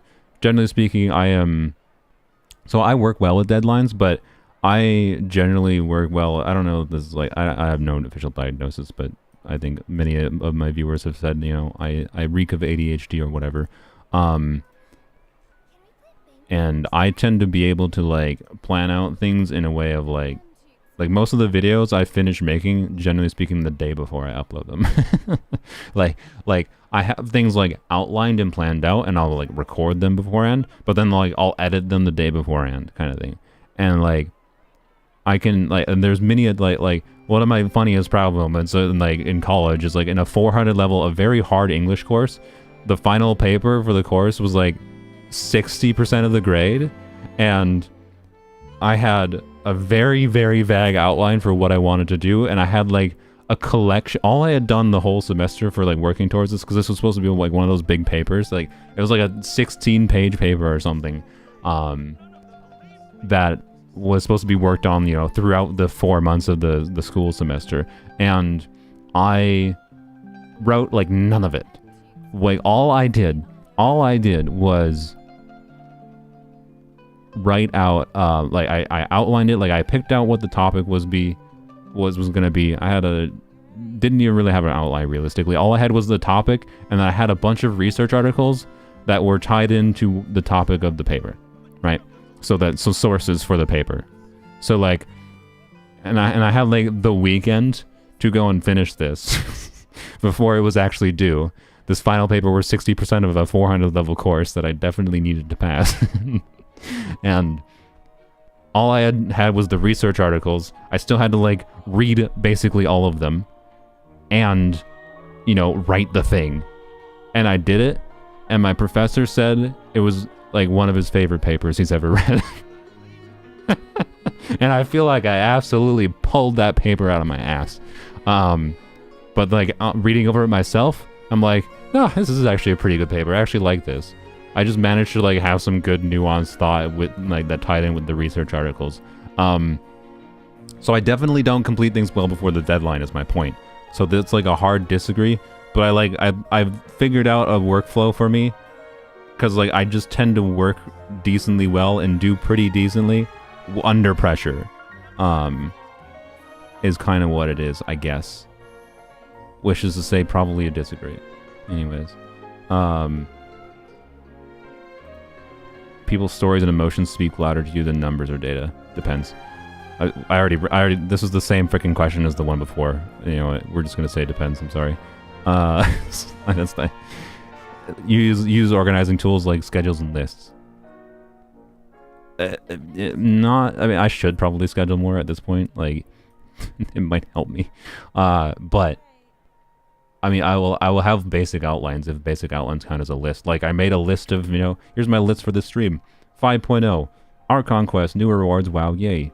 Weapon banners, not better unless. Pyro off-fielders, natlan racism passive. Artifacts, Kniche, Kachina, Mualani, artifact selector thing. That was my notes. That was my list for this stream. And I talked about all those things. Does that count as this? I don't know.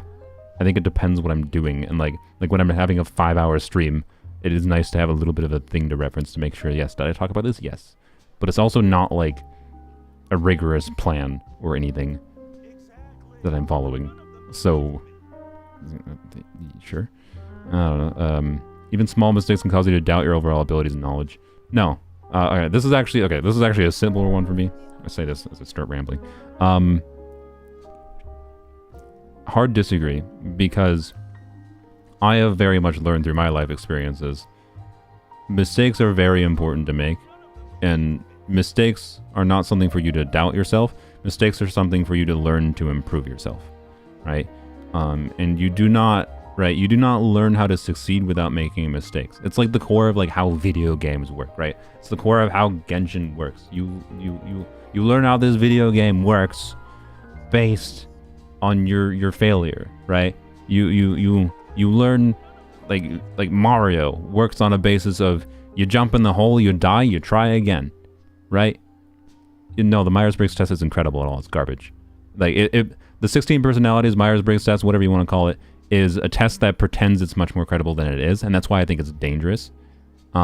Because people think it's more than it is, when in fact it's just a silly. It's not. It's closer to BuzzFeed personality tests than it is to like rigorous science. And you want to know why that is? Because the BuzzFeed tests are based on Myers-Briggs. Like Myers-Briggs was what spawned off first personality tests in the first place, basically. Anyways, so anyways, hard disagree. I will actually hard disagree on that one. You feel comfortable walking into someone you find interesting and striking up a conversation. It depends. like if I don't know who's a person I find interesting. Linus Tech Tips. I think Linus Tech Tips is a very interesting guy, right? I think he's an interesting dude. I've met him a couple times actually.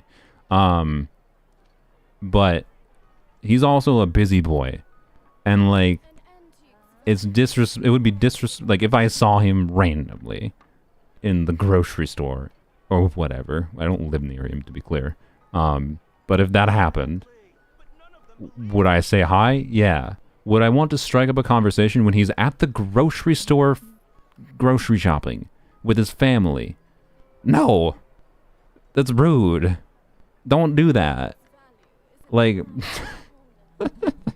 no, I'm not Canadian. I don't live near him. But I've met him a couple times.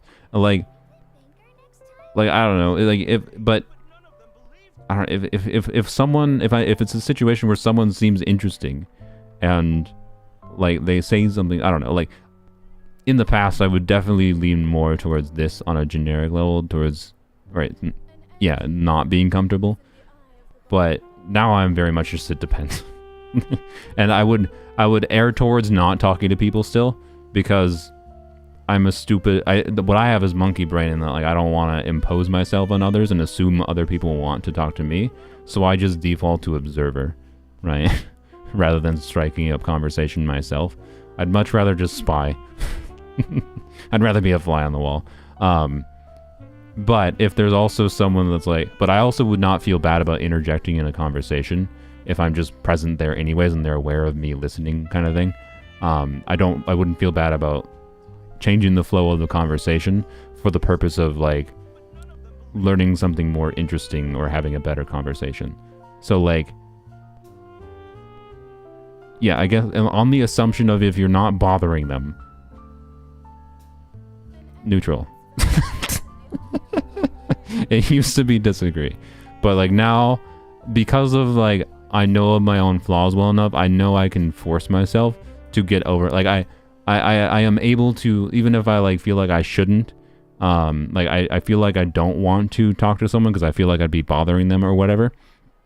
I know myself, I can consciously recognize when that happens well enough that I can be like, wait a minute, you're just like self-destructing yourself. Just go talk to the person, right? So now I'd say, even though I like by default, which is like by a personality quiz, I would default to this technically. So this, by argument of like what personality quizzes are supposed to do, is this. But how I actually act is this. This is probably more this, where I lean towards this, but my conscious ability to recognize it and be better, if I feel like it's necessary, leans me towards neutral. You're not too interested in discussions about various interpretations of creative works. I mean, this is an easy one. Disagree. I absolutely am down with. Like that's like what it means to be alive and be human, is to try to interpret meaning from things in different ways. You prioritize facts over people's feelings. This is the same damn question. Okay, wait. You know what? When it comes to over determining a course of action, the course of action is a different thing about this question. I would lean towards agree, I guess, in this one. Mostly because feelings are good for individual argumentation towards an individual person. What actions you take oftentimes need to be considered from a perspective. So again, it depends. It depends on like what the action, like if you're taking an action that is only really going to affect one person, right, then neutral. But or even disagree. So it's still contextual, is my point. But in anything that isn't something that is a given individual context, then you need to consider the ramifications of your action as it is relegated to like multiple people, many people at once. And obviously, people's feelings still matter, though, to making decisions on a large group basis. But oftentimes, facts are more important on a large group basis because like people don't understand that their emotions can be bad for each other. Like if you make decisions for like how the government is run on an emotional level, problems happen and like people's lives can be really negatively affected in that like large level extraction. So it depends is my point, but I will lean towards agree. There you go. I often allow the day to unfold without any schedule at all. I mean, I slightly agree. Like generally yes, but also it depends on the day. Depends on which day. Like some days I absolutely leave to be like, these are whatever days. And I tend not to make a lot of plans, but also if I have plans, I will follow my plan. Like, you know, Fridays tend to be pretty planned out for me most of the time. Like I'll be like, okay, or I'll plan out like, I'm gonna stream this time. I don't know how long I'm gonna stream for, but after I'm done streaming, I'm gonna go do this. Something like this. Then I'm gonna go chill. I'm gonna go eat food. Like I don't know. Is my schedule for today where like I woke up, got ready for my stream, ate some food, started streaming, and after I'm done streaming, you know, believe it or not, eat more food because that is necessary, and then I'm gonna chill for a bit, and then the patch will be live, and it's work time again for me. So like that's a plan, that's a schedule, but it's not like I scheduled it in my planner or anything. So I don't know, right? Like I'm fairly routine is my point in my, like, if you abstract out to my general actions on like a week by week basis, I'm relatively routinized, but it's not like a strict plan. And oftentimes, you know, I have monkey brain and like I go on YouTube and then like I watch a Doug video and then somehow, like, this happened last week, I watched a Doug video and then I think 2 hours passed because I watched like 3 Doug videos and I'm like, wait, what happened? Oops, I just deleted my day by accident. That certainly wasn't scheduled, but at the same time, I still do have a routine, so I don't freaking know. Neutral. You really... I hate these stupid quizzes so much. This is my problem. Do you realize this is why this takes me so long? It's 3 a.m. in India, and here that's my schedule. You're here, that's my schedule.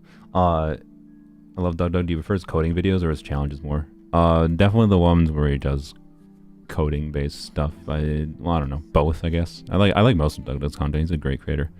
You rarely worry about whether you make a good impression on people you meet. It is... I mean, it used to be I never cared. But quite frankly, as I've learned socially more how humans work, it is actually important to make a good first impression because unfortunately we are monkeys. And if you leave a bad first impression on people, it can be very, very, very hard to overcome any negative initial perception people have for you. And it can be very, very beneficial to have a positive first impression. So, funnily enough, now, yes, I do, because I think it makes, like, sense to worry about it. Like, it actually makes sense to worry about first impressions. So, yeah. But at the same time, most of the time I'm still too lazy, I think, to care, funnily enough. Like, it's not on a level of, oh, do I need to, like, practice things in my head beforehand to have an interaction with a person I'm gonna meet or whatever? Not really. Like, I'll have, like, the same thing. I'll have, like, some kind of basic outline of what I'm gonna say, but probably not a rigorous, like, nail things or whatever. 20 minutes indeed.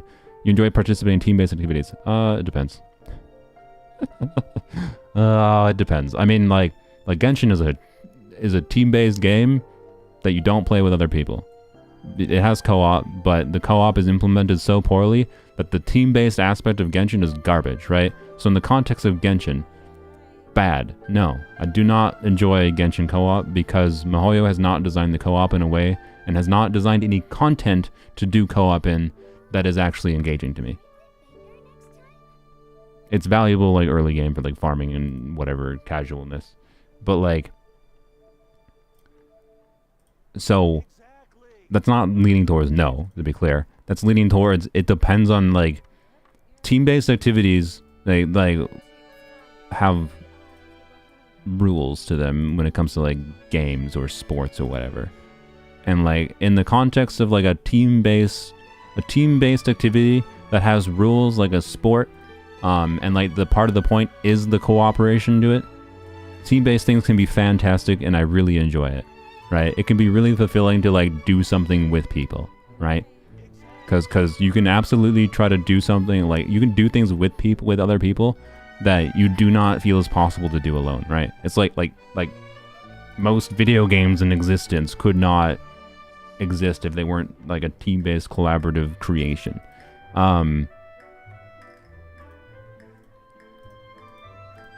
But on like I feel like a lot of people answer this question in like the perspective of, you know, school-based teamwork. Like generally speaking, I'd say school-based teamwork tends to be awful because you get individually graded based on the entire group's performance, right? And it tends to be more like a grade that happens as a result, not of like your individual ability, even though you're getting an individual score, but instead of your ability to like manage a group. And it's just like, ugh. So, depends. You enjoy experimenting with new and untested approaches. I mean, okay, this is an easy one. Yes, I do like playing around with new things. It's like literally what my freaking channel is in Genshin to an extent. do weird things like, I don't know, burst DPS, I'll hate them and see how bad it is. Oh, it's bad. Oh well. We still learn things, right? Force groups at school just need one person to doing everything. Yes. Like, but that's like because like I think the structure around the team-based activity is poorly designed and not well thought out. Not that like team-based activities are inherently bad. So it depends on what the team-based activity is and more on how the team-based activity is designed. And like it requires being well thought out rather than just shoving people together and being like, you're gonna do something good together, right? Like that's not very common. But there are some people that can excel on that, and it would make sense for people to hard agree. I'm definitely not a hard agree, and definitely not a hard disagree, so neutral, right? You prioritize being sensitive over being completely honest. I generally lean towards being honest to a fault, is what I personally feel. And to a degree that, like, I struggle with, like, not talking about some things, even with, like, random people on the internet that I, like you guys, that I want to talk about. like I'd love to rant about a recent interaction that I had with my third party, not direct, like third party means not the person that's working for Hoyoverse, but connected to Hoyoverse, right? Like I'd love to rant about it, but it also contains information that I definitely shouldn't talk about. So, you know, like the documents that I read through that make me want to rant say highly confidential on them. So I probably shouldn't talk about it, right? But I want to. So that's not very sensitive to Hoyo's interest, right? But in the more like human to human level, the thing is like, you know, saying your honest thoughts rather than just like saying a white lie, being polite to people for the sake of, you know, them feeling better. Like it is a good thing to like quite frankly, it is a good thing to lie for social benefit of others, right? Like if you are an empathetic individual, you should not be a completely honest individual. So, and by the way, the thing, the Hoyo contact, it wasn't anything bad. It was just stupid. It was just stupid, the way that things were communicated. It wasn't anything bad. So I'm just gonna say this because I would definitely lean towards being honest personally. That is something that I would say is a notable personality trait to me. But I also would say it is something that you need to like contextually be aware of, like when it makes sense to be more sensitive, right? It is not correct to just be open and honest about everything. So it's still a hardcore it depends on the situation. And like there's not a universal way I'm going to act in that vein, but I would lean towards one or the other. Actively seek out new experiences and knowledge areas to explore. I wish I did more. This is actually a problem I have with myself, wherein like I really enjoy learning new things, but then I struggle with the time investment with other things I like have in my routine that I do, right? That prevent me from experiencing new things that I think I would enjoy, right? Like the simple example is I think I would really actually enjoy if I committed myself and like integrated and like started to learn coding properly. I think it would be really enjoyable for me to properly like refine that as a skill set of mine, and I think I would enjoy learning about it, enjoy doing things. But then like I have a problem of like I like fucking watching anime and instead of like actively seeking out, you know, learning coding, I just would be like, oh, let's watch stupid anime, right?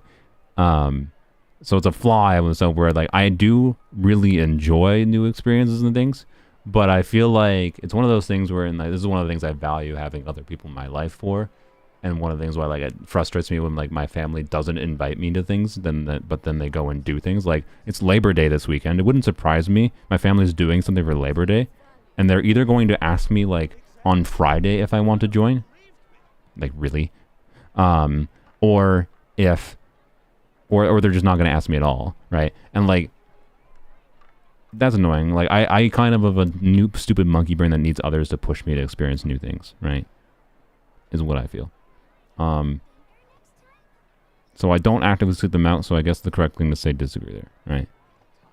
But I enjoy new things. So that's what's weird. Anyways, prone to worrying about things that will take a turn for the worse. I mean, I definitely think about like the ramifications of things. So yes, but also sometimes I like get to the point of I worried about things enough and then realize I don't have enough power to actually change things, and I stop worrying about them because it's not worth my mental energy and effort to like try to change things. If too many other people in the world seem hell-bent on making things worse. Like, I will say without getting into specifics, like 2016 to 2020 in the United States really felt that way for me. So,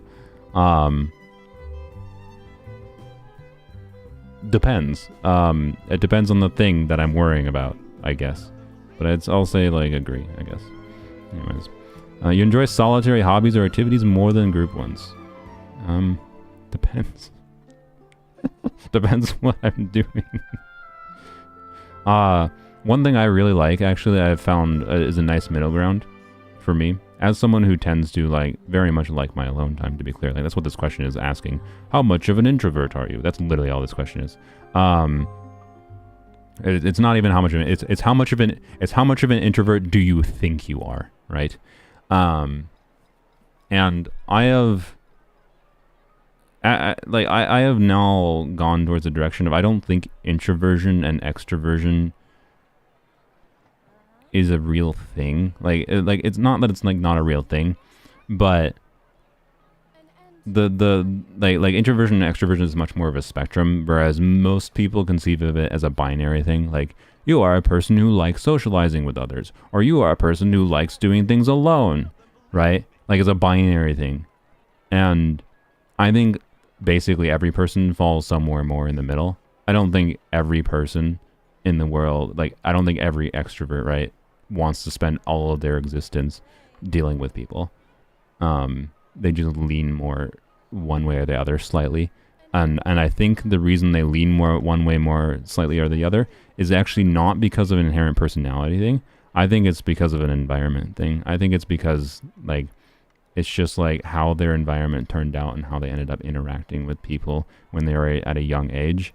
And I think it's like, I think extroversion, our perception of extroversion and introversion heavily comes from the fact that like you will have like a parent or babysitter or teacher, like when you're young, will be like, oh, your behavior seems like you're a shy person. And then they'll start treating you like a shy person, which then reinforces your behavior that makes you act more like a shy person, right? Like, because that's what we do. We're social monkeys who we socially conform to things.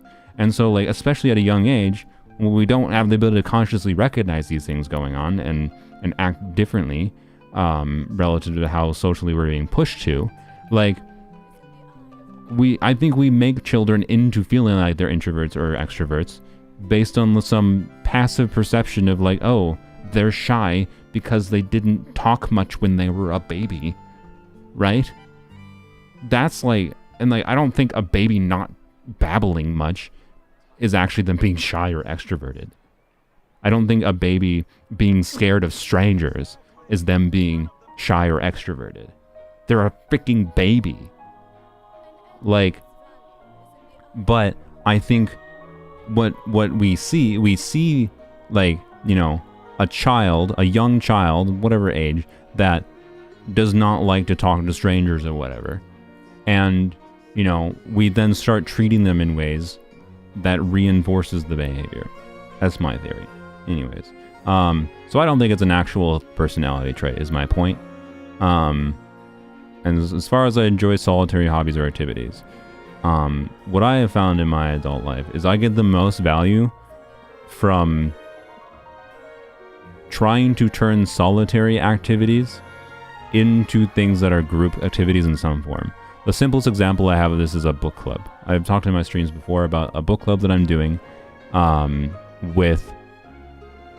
You seem to be an ISTJ. This is exactly the problem with the Myers-Briggs, where the very act of me like breaking down these things makes people think I am a particular one of these things. Anyways, like a book club is a solitary activity wherein like the vast majority of the time spent reading is a solitary thing. And I enjoy reading.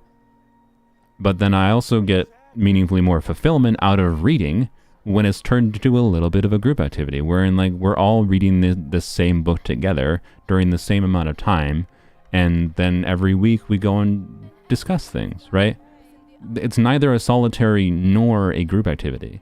And I think that's where the most fulfillment can come from any kind of activity, is where it's like something you're passionate about, where you really enjoy, enough that you enjoy doing it on your own, but then you also like discussing or doing something with that activity on a social level. Like we enjoy something individually, and we then want to like share that passion with others. So fucking neutral.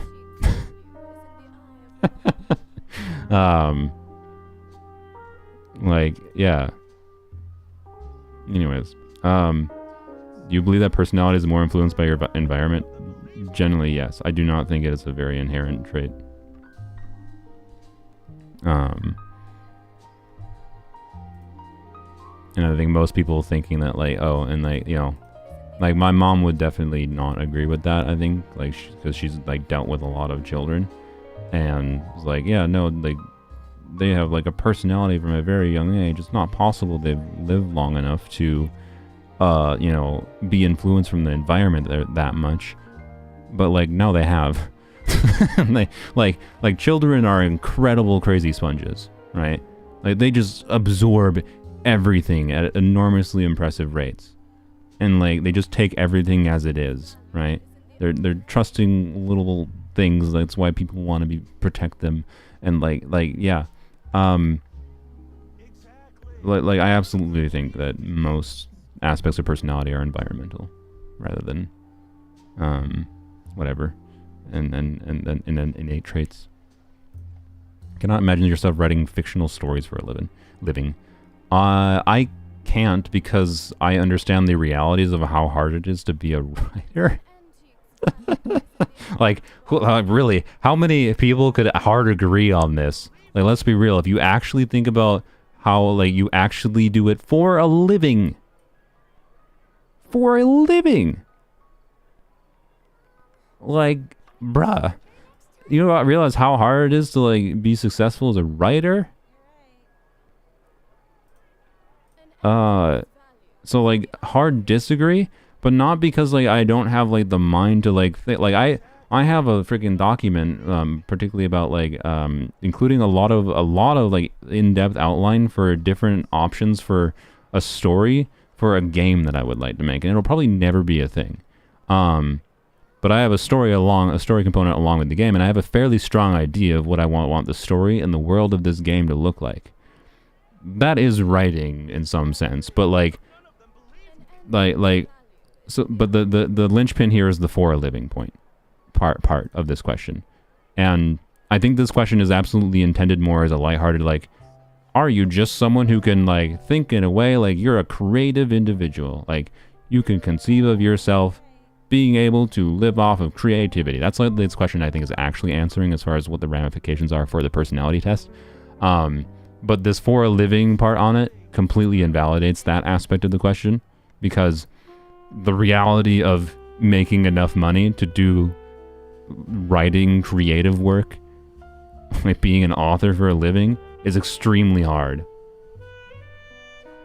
So like it's it's basically correct to only answer this, even if you even if you were someone who has actively written a bunch of books. Unless you're already a successful author, you probably would select disagree. I don't know. Anyways, servers are down. It's not yet. I haven't gotten kicked out. Hello, I'm still here. Favor efficiency in decisions, even if it means disregarding some emotional aspects. It depends.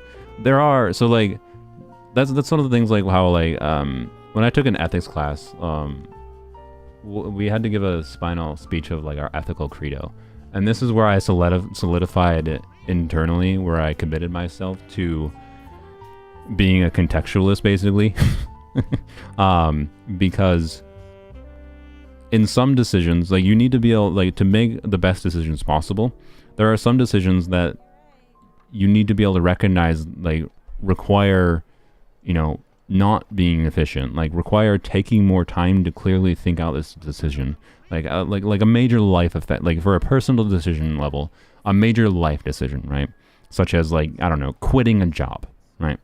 Whether or not you're going to quit your job, there's something you should probably not, like efficiency means time, right? You should not prioritize your decision to quit your job on an efficiency level.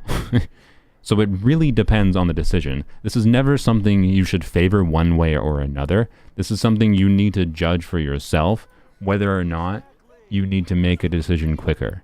And sometimes, like, there is times where you need to be efficient in decisions because there's a time urgency. Like, you have a time limit for, like I need to decide, am I gonna make a Mualani wishing video? I should decide sooner rather than later, because if I make a Mualani wishing video in 2 weeks from now, that video is not going to perform very well, right? And obviously this is not a decision I have to make because I already made the decision to do this.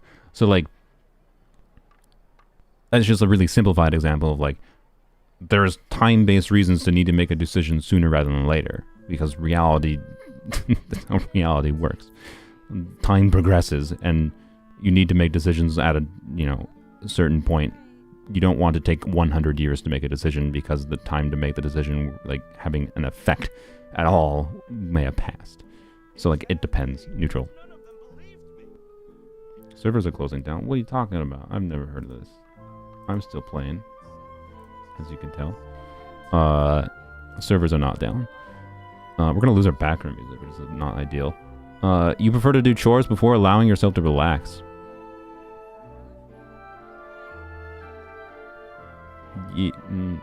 I mean, they're just like something I throw into my like routine, you know, like doing the laundry every, you know, week-ish.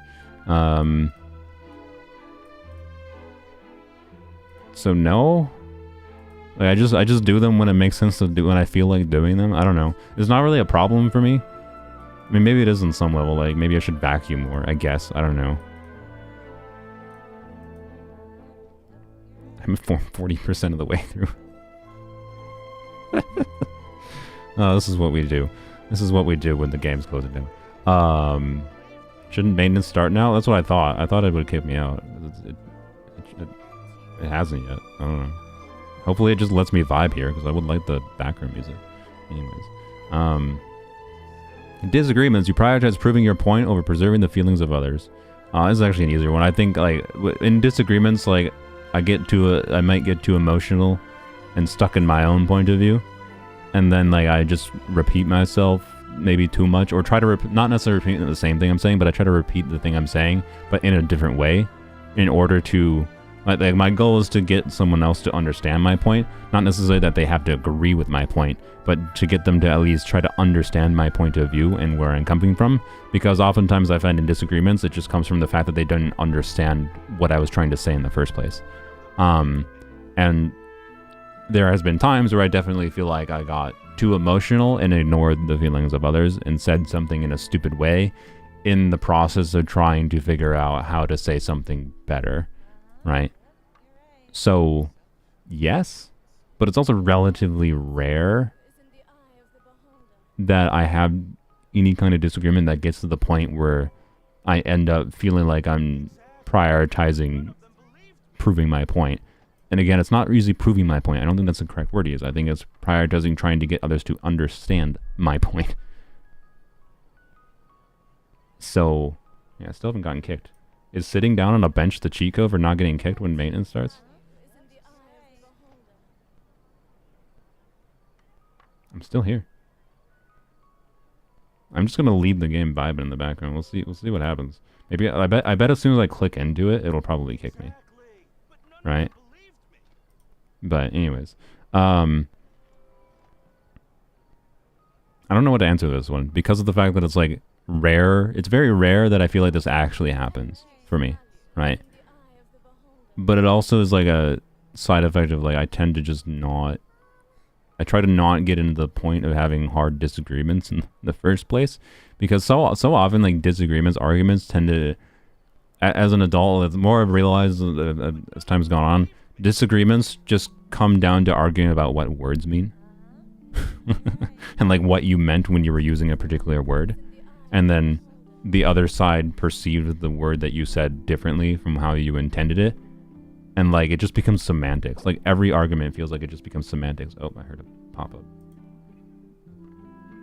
I refuse. I'm not gonna hit confirm. I want the background music. So neutral.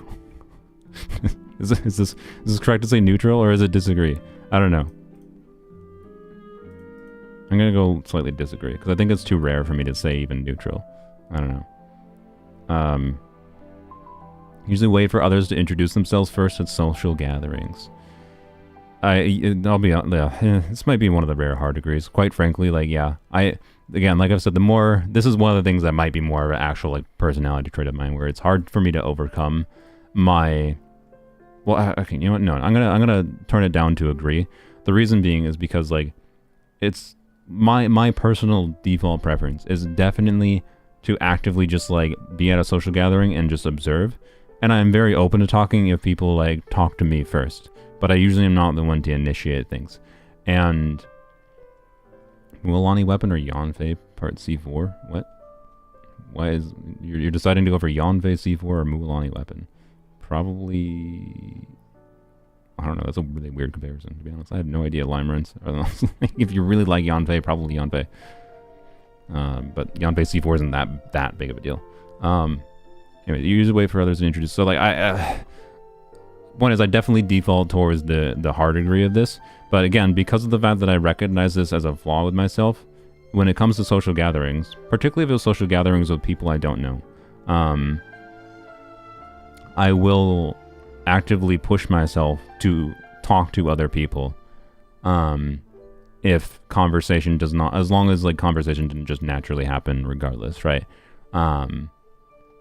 Because I actively recognize that problem of, you know, me not not talking to others actively, and be like, okay, I should be talking to others actively, right? Which I think brings this down to even maybe this or neutral, but I'll say this. Your mood can change very quickly.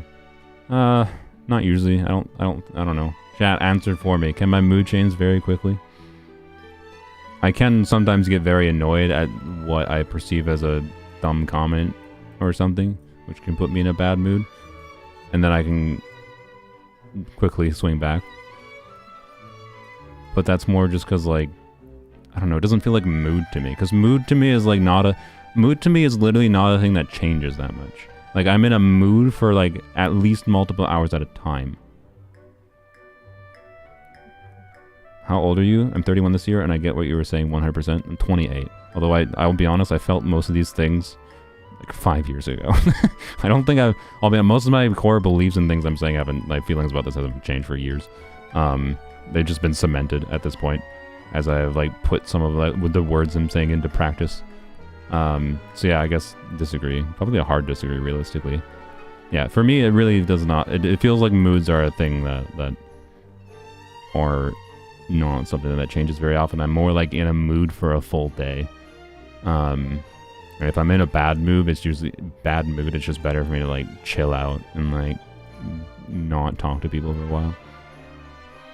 Not easily swayed by emotional arguments.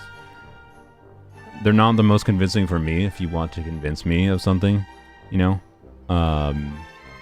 personally. But yeah, I disagree, I guess. It's a relatively easy one for me. Like you can make an emotional argument to me, but if you don't back it up with something else, it's probably not going to succeed. But if you make an emotional argument and back it up with something that is like supports your emotional argument, it can be very successful. Like an emotional argument in conjunction with the logic argument, whatever you want to call it, is substantially stronger than just a logic argument on its own, right? So you know what? Frick it, neutral. I'm sorry. Are you still in game? I haven't clicked the confirm button yet, so it just lets me vibe here apparently. So, anyways, you often end up doing things at the last public. Oh yeah, I mean, okay, I talked about this before. Okay, again, like, it's not like I'm not so poorly planned out that, like, oh, I have a deadline for something, like, oh, I gotta make a video for this Saturday, that I just don't have it planned out. Like the I don't know. I did a lot of, like, the time it took to, like, create the video where I fixed Loredana's account. Can I fix the 78-year-old's account?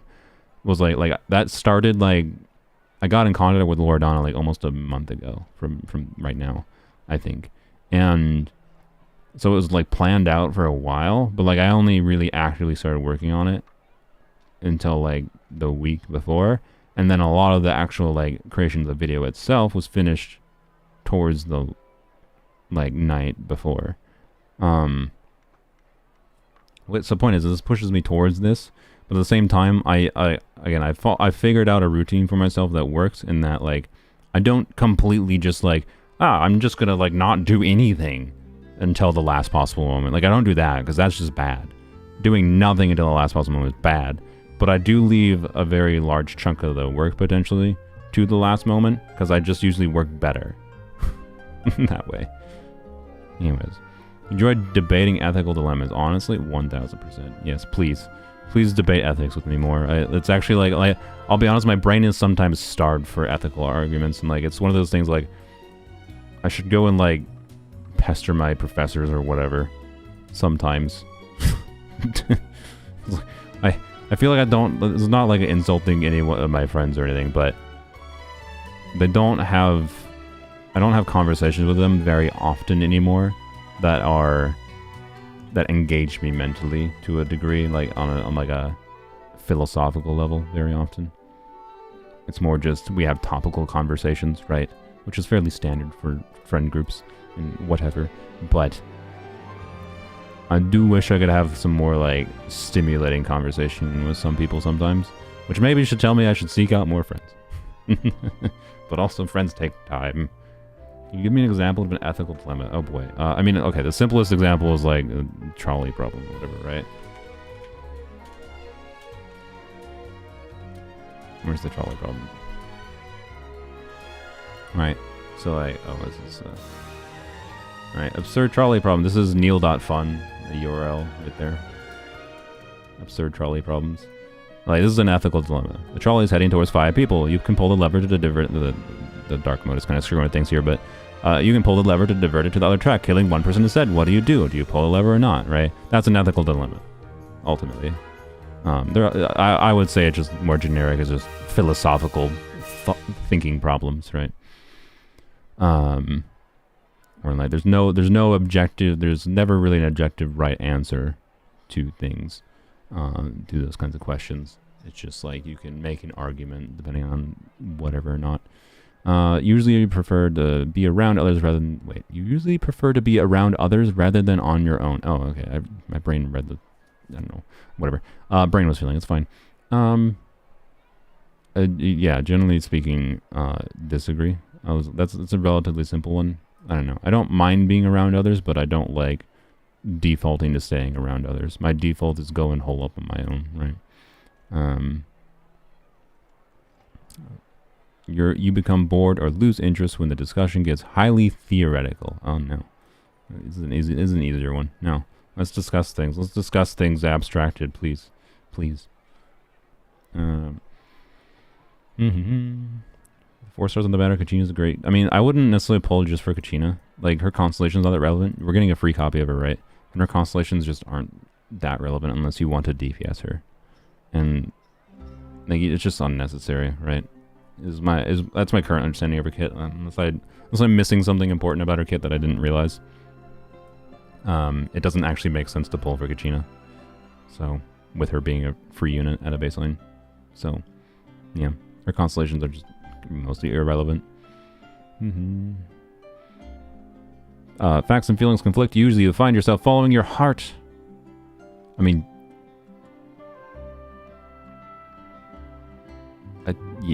maybe? Depends. It really depends. I mean, like... If... In the past, I would generally say this is like a hard disagree, but as I've gone, as I've lived longer or whatever, you know, I'm not that old, but I have found that like just making the decision that feels right to you, because like for me, it's more like when facts and facts conflict, right? Wherein like I could outline like. Let's go back to like, if I go back to a while ago when I decided, because I like went to college at the University of Minnesota, dropped out after a year, I'm not getting into why, and then just worked like full time for 3 years, and then decided to eventually go back to college. And the decision to go back to college was very much an emotional following my heart decision. On a facts level, I was like, all right, here's potential benefits of going back to college. Here's downsides, like the fact that it costs thousands and thousands of dollars, right? Like, so like it was more like the fact. For me, it's not facts and feelings conflict. It's facts and facts conflict. So, like this situation doesn't exist for me very often, I think. But I'll just lean towards agree, because like I've never felt like I went wrong, very wrong, by choosing to follow my feelings. Like I don't think I got that much material gain from going back to school, right? But which is a following my heart decision. But I do feel like I became a better person, having done that, and I'm glad I did, right? So, like, I don't think I've ever regretted just following my heart, is kind of why I lean towards agree here. But I don't know. Anyways, you find it challenging to maintain a consistent work or study schedule? Damn, that's actually kind of impressive of you. Impressive of me, or are you complimenting someone in chat? Or it's impressive of me taking this long? I mean, yeah, I said it was going to take hours. I was not lying. I knew it would take hours. How far are we? Oh god.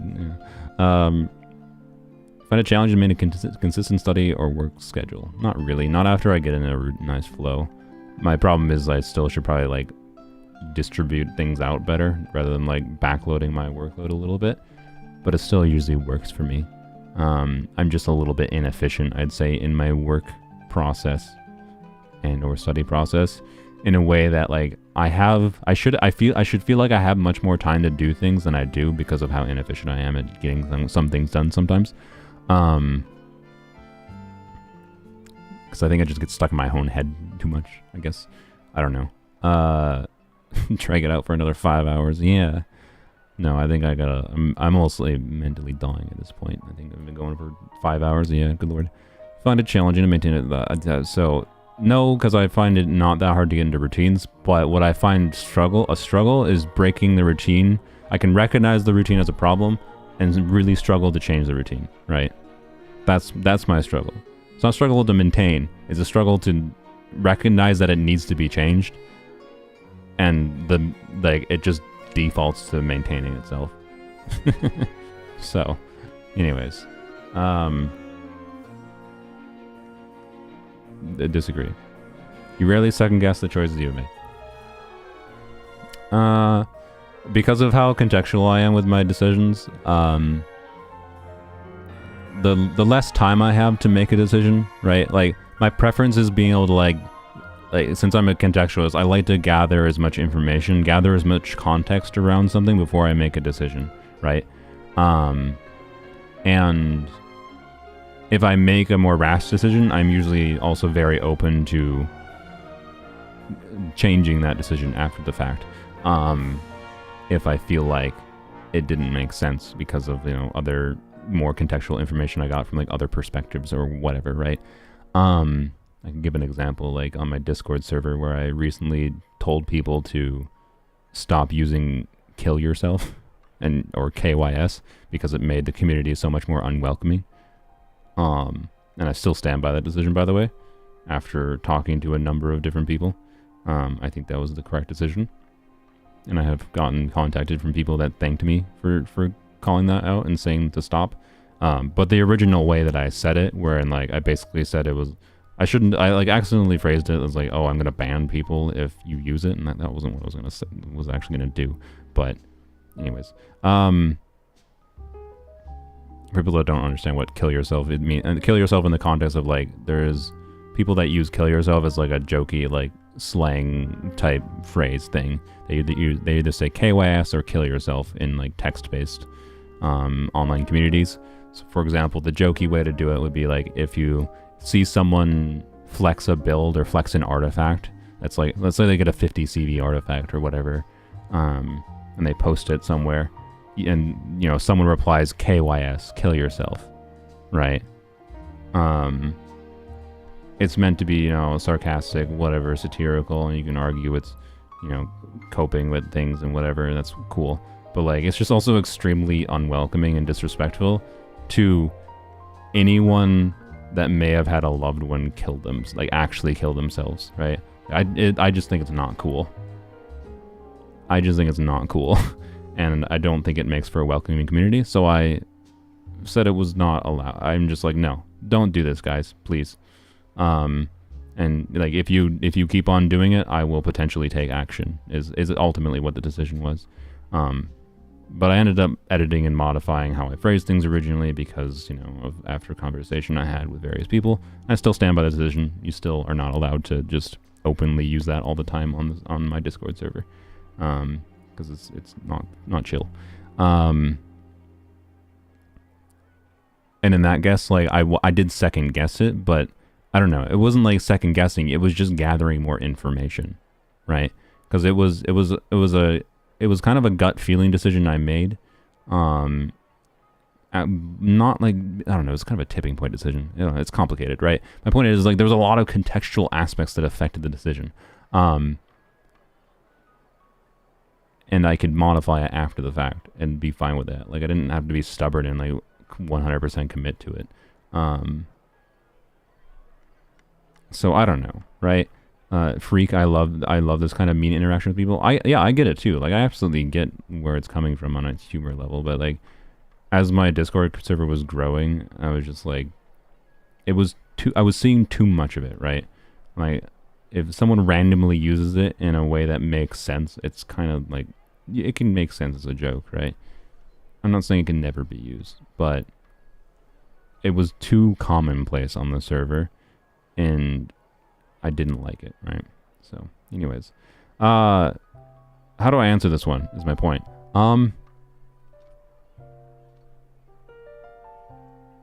I think the answer is I disagree because of the fact that I'm always open to second guessing myself. I'm always open to the idea of me being wrong. Like,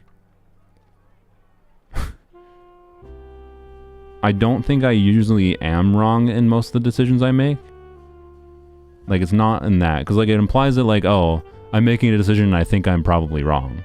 That's what I feel like when people answer disagree. That's what they feel. They think disagreeing to this means. But,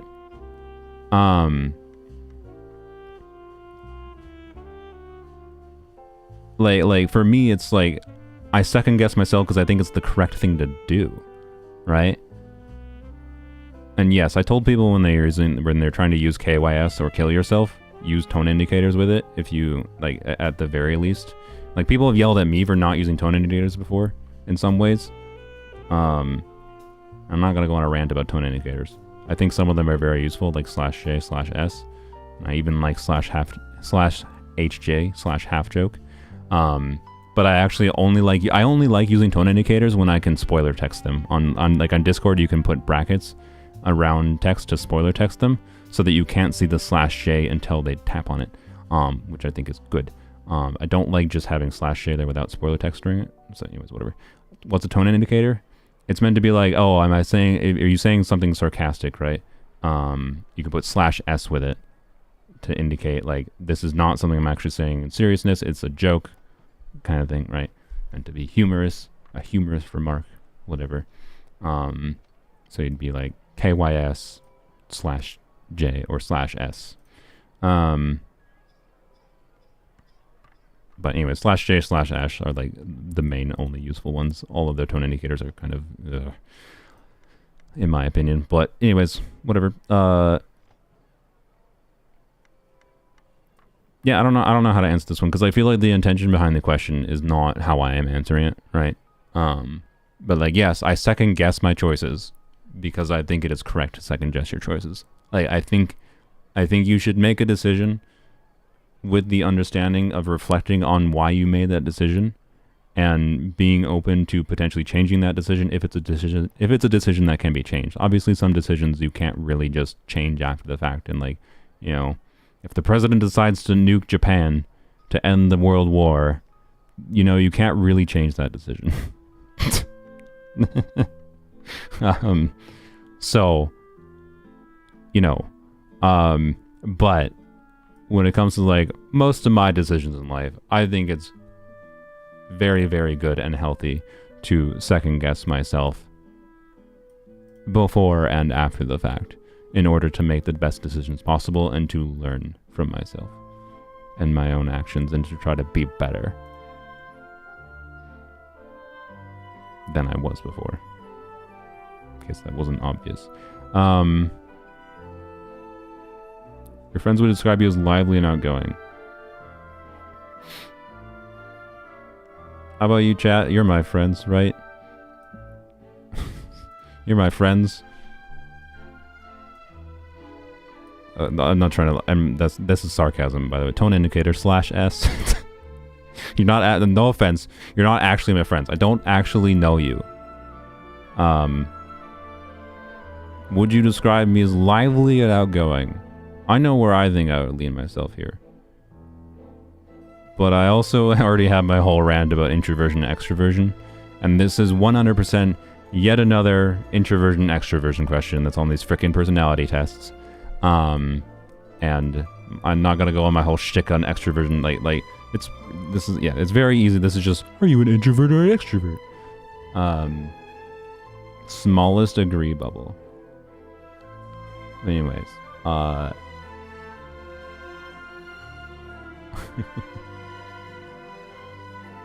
you're talkative, yes, but lively and bubbly? No. Yeah. That's what I kind of feel as well. Not lively and bubbly, but I do like to talk when I get talking. I can definitely talk. To say the least. You know, I'm gonna lean towards disagree slightly. Because of the lively and outgoing aspect. Right? You are drawn to various forms of creative expression, such as writing. Why are they bringing up writing again specifically? I feel that the Myers-Briggs test has a hard-on for writing specifically, as writing is the most pure form of creative expression. It's the only thing. Like, what? It's the second time they specify writing in the context of creative expression and like creating a living or whatever. You're a big and great and cool yapper. Yes, truly. That's the most meaningful takeaway. Honestly, you want to know what my personality is? Yap. I'm just Yap, the personality. That is a better... Yapping the personality is a better judgment of what my personality is, I feel like. And less serious, and like doesn't actually draw any meaningful conclusions. Versus this is trying to like say it in like categorize, whatever. You know, what agree. Actually, I was hard to agree. I like creative expression. It's actually a simpler one. Usually you base your choices on objective facts. This is the same question again. This is up there. You have a to-do list for each day. No, but I do have vague outlines because like I need to try to get things done better and not like be stupid with things I need to get done. So like yes, but no. So agree, I guess. I don't freaking know. You rarely feel insecure. Oh boy. It depends. This is a stupid question. This is a really stupid question. Because like whatever, we'll get to it in a second. You rarely feel insecure, huh? I don't think so anymore. I think I've gotten over it. You have to wait till tomorrow for maintenance. I mean, maybe depending on what time it is for you. So we only 60. We're 65%. Don't be a doubter. I'll do slight disagree. It might be more appropriately here for my current state of existence, but I don't know. It's hard for me to judge exactly how insecure of an individual I am. I think it depends on the situation I'm in. I'm more self-confident depending on what I'm yapping about. Yap is my personality after all, so it depends on the context of what I'm yapping about. If I'm actually not that confident, but I still feel strongly about something, I will feel more insecure. Like, whatever. Anyways. Want to see me play Roblox? It's on... Also, I have no idea what DTI on Roblox is. I know Roblox is more of a platform than it is a game in itself. It's unlikely, to be honest, but maybe I'll do it eventually. You avoid making phone calls. So the answer is yes, but that's because phone calls are garbage, right? Because anyone, I think, that's not a... I don't want to use generational terms that I hate. But like... people don't make phone calls anymore because phone calls are garbage. And because people are thinking of... when you use the term phone call specifically, people are not thinking of like Discord calls, right? They're not thinking of talking in a conversation with people. I talk conversationally with my friends all the damn time. Like, and if I'm gonna have a conversation with my friends, I have like voice conversations, like phone, what most people would consider phone calls. Like if my mom would treat a Discord call as a phone call, right? But it's just a verbal, like the correct word to use here is you avoid verbal communication, right? Like if you're someone who avoids verbal communication, that's the modernized, updated way to actually say this. Because when you say phone calls, we're talking on the phone, right? Right, when you're going to your phone app on your phone and making a phone call. That's what a phone call is to most people. And I'd say most people my age or younger hard lean towards no on this. Towards not doing phone calls, right? Let me go look at my freaking phone call history. Oh look, I even have a missed call. It's an unknown call from a spam number. What in the world? Gee, I wonder why my phone calls are silenced.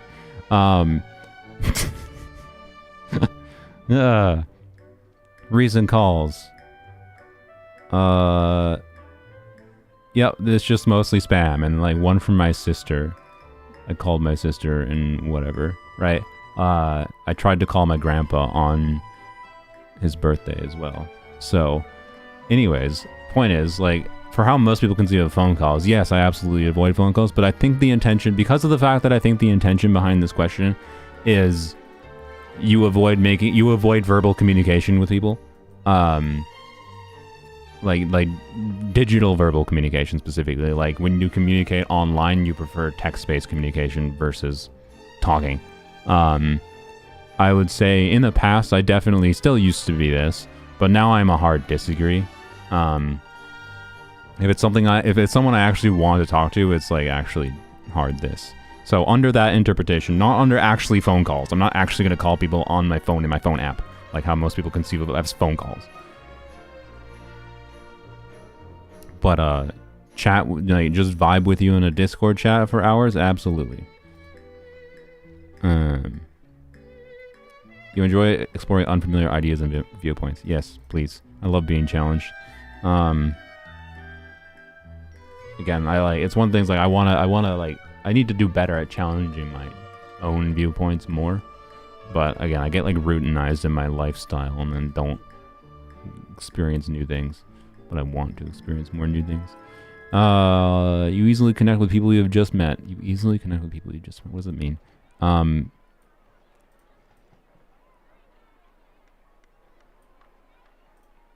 What? What does this mean? I'm confused. I actually don't know how to interpret this one. Like I guess, does this mean no? The fact that I don't think this is a problem, like that I don't know what this means this is not a problem. Does this mean like you meet someone and then like you want to still interact with them, but you struggle to, and therefore you say disagree? Or is this you meet someone, because like for me, once I meet someone, as long as you get over that first impression barrier, and I actually want to continue, connect, being in some form of whatever engagement with them, no, I don't find that a struggle. So then that would be agree for me. Like I don't know, but like I have to want to. I don't necessarily always want to just connect with people I just met. Like this does, if the intention here is that like, oh, you just like, oh, you meet someone and then you just become immediately best buddy. No, no, not at all. But like, do I have a struggle with trying to connect with people after I meet them? No. I don't know. So I lean towards agree, I guess. I don't know how to interpret this one exactly. It's a little bit wishy-washy. Too wishy-washy. If your plans are interrupted, your top priority is to get back on track as soon as possible. No. Again, like I always try to make plans that are like not plans but outlines. Like most people conceive of plans of like a generic person like that would hard agree on this is like, all right, I'm gonna write down I'm gonna be on vacation from this time to this time. We're gonna try to do this, and we're gonna try to do this, and then we're gonna try to do this on this day, and then tomorrow we're gonna do this, and like I'll be like, all right, cool, if I'm with them or whatever. But I'm someone who likes a plan, but not we need to hard follow this plan. It's more like I want to have an idea of like, okay, what are we doing? Like it depends on the situation too. When it comes to a vacation in particular, when like time is finite on a vacation, I like to be like, all right, we're in city here. Hey, here's what's some things we can check out. Okay, we're gonna go here. We're gonna go here. It'll probably make sense to do it on this day, but we could also do it on this day. Like it's very loosey-goosey plan. Like I like having a loosey-goosey plan, but it's not a hard and fast, and it can always change. Right? That's what I like. I like having a rough outline, but flexible to change. So I don't know what that is. I don't know what this is, right? On this question, like the answer is no, because I don't need to get back on track. So I guess disagree. Dramatic Hoyle-verse music. You're still bothered by mistakes that you made a long time ago. Nope, I just live and learn. Actually, I'll just hard disagree for that. I'll hard disagree because I think it's important to make mistakes and learn for them in order to become better. You can't become better if you don't make a mistake. You need to be able to look back and recognize and self-reflect on your mistakes to be able to be better than you were before. Otherwise, you're just going to keep on doing the same mistakes. So if you're bothered by your same mistakes, it makes me feel like you're going to make the same mistakes. It's not me like condemning you as a terrible person or something, because like I don't know what your mistakes are, but yeah, I don't know. That's what I feel. I feel it's important to make mistakes and accept them and move on from them and not begrudge people for making mistakes either. Like it's not cool to like condemn people for making mistakes in life when they commit to the effort of recognizing what they did wrong and being better, right? Not that some mistakes are not crimes. Like some mistakes are crimes, to be clear. And, you know, require punishment potentially on a societal level, but that's a different thing, I think, than what I'm talking about. Hopefully it's obvious. Anyways, you're not too interested in discussing theories on what the world could look like in the future. Disagree. I love that. Let's talk about how doomed the future is.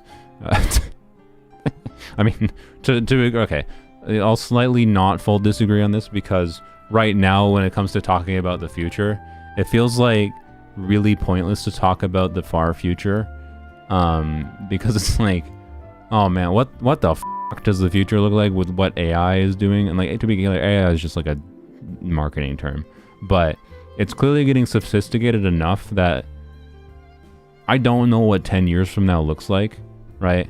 Like there is significant potential for like how we conceive of like the current human experience being extremely different in 10, 20, 30 years from now. And I don't know what it looks like. So it's really interesting to discuss though. It's just like, it just so quickly right now, it feels like it gets into the who the fuck and what? I don't think I bleeped that properly. Who knows?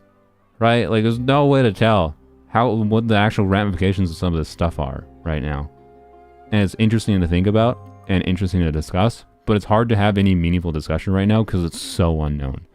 It's just like we're just diving in the deep end and just kind of hoping for the best. And like we need to have conversations about it because hopefully having conversations about it can help us guide towards a better reality in the future. So, you know what, leaning back towards disagree because I still think it's a full hard disagree. It's still extremely important to discuss, even though it's really hard to right now to even envision what the future is. Like, who the heck knows? Anyways, all I know is Genshin will probably still be around in 10 years. Who you pulling for in version 15, everyone? I'm pulling for Dumbledore. Would you pull Dumbledore? Your emotions control you more than you control them. Depends. It really depends. Like I must admit I've been a human sometimes, and I definitely do let my emotions guide my general things I'm saying, oftentimes. And yep, Shenhe rerun version 15.1. True. But yeah, your emotions control you more than you control them. There are times when it has. I'd say it tends not to. But I think, like, if I'm being completely honest, it's not that uncommon that my emotions start making me say things that, when I reflect on them, was stupid or something, right? And that is my emotions controlling me. So like, I want to answer, like, disagree, but in reality, I honestly think it's more like this, right? That's what I feel like. This is one of those things why it's stupid about these questions, where, like, I've self-reflected on myself enough that, again, it's a situational thing, ultimately, so, like, it doesn't really matter as a generalization.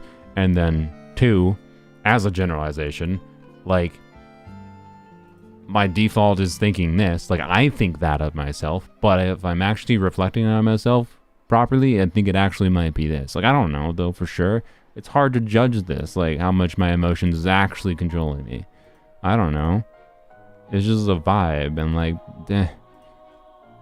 like, this is just again, like, so much of these questions is how you view your own personality, not an actual test of what your personality is, assuming if personality is even a thing on a baseline, like, it's actually a real thing that is inherent to people, right?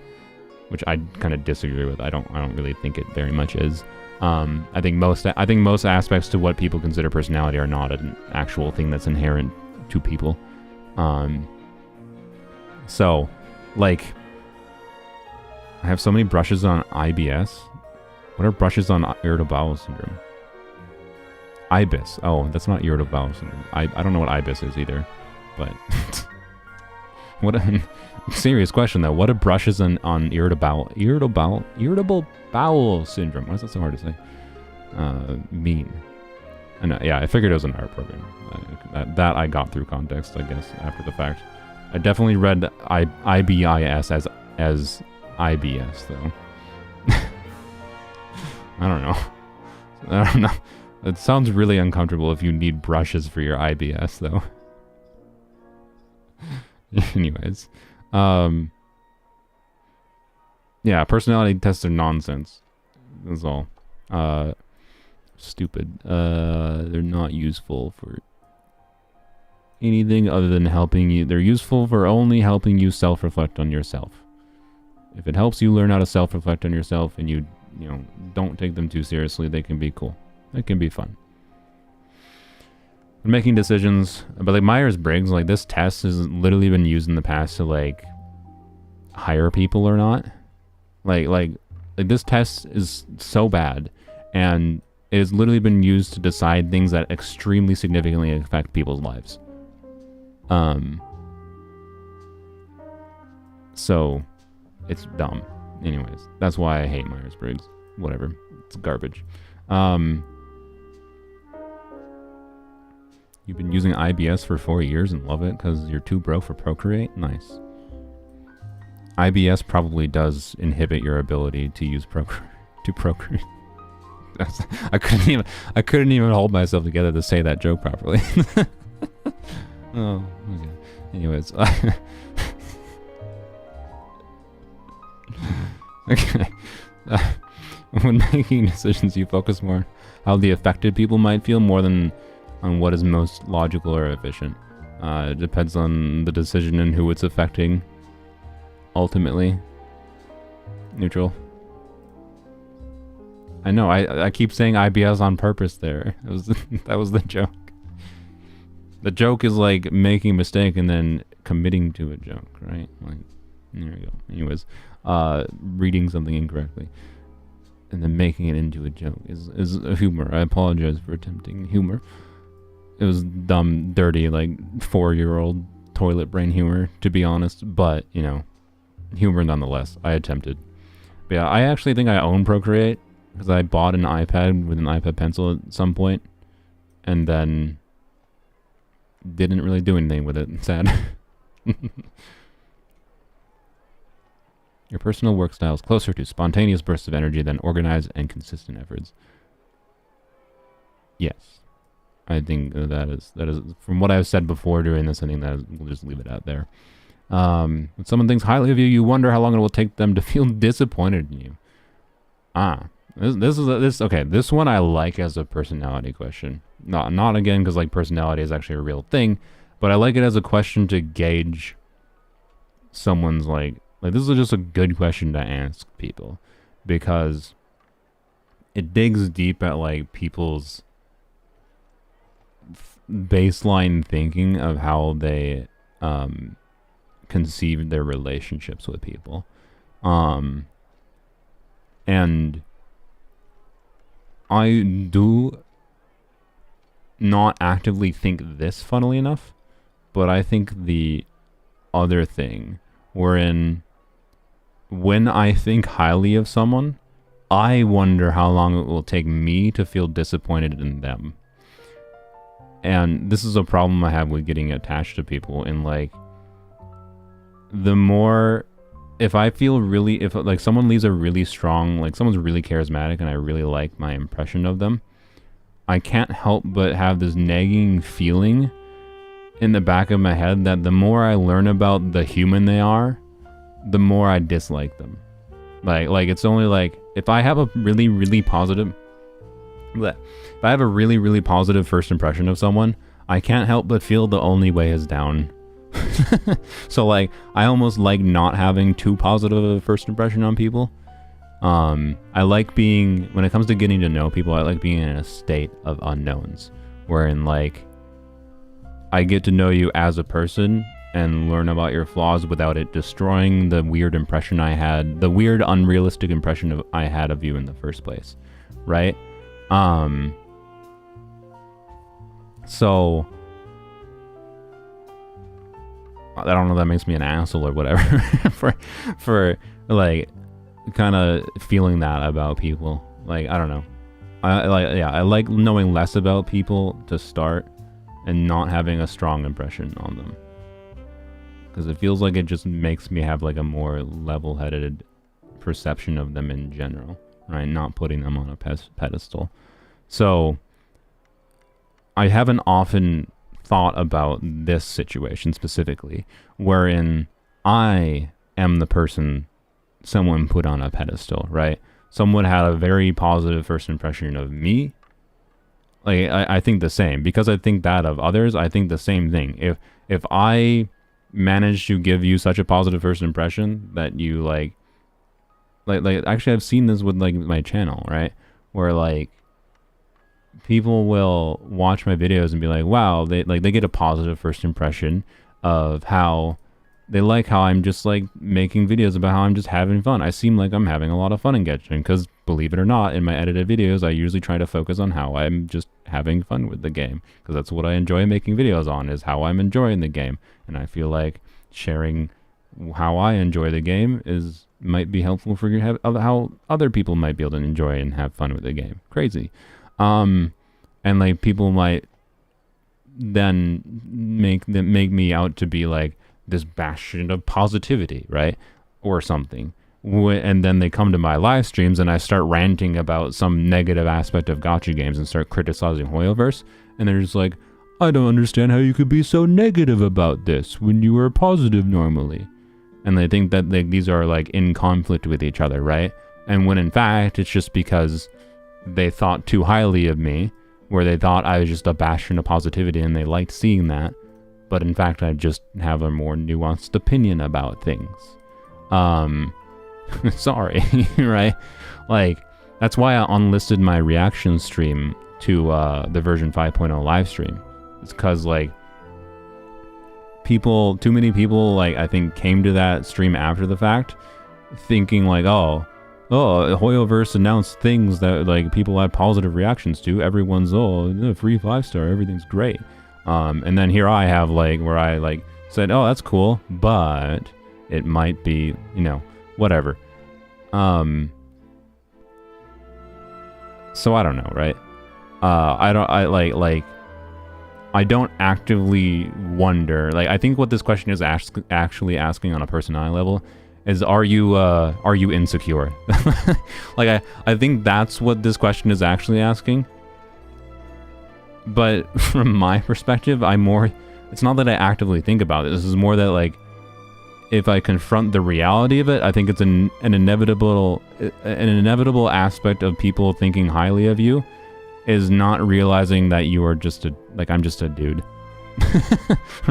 Right? And I might have opinions you don't agree with. So,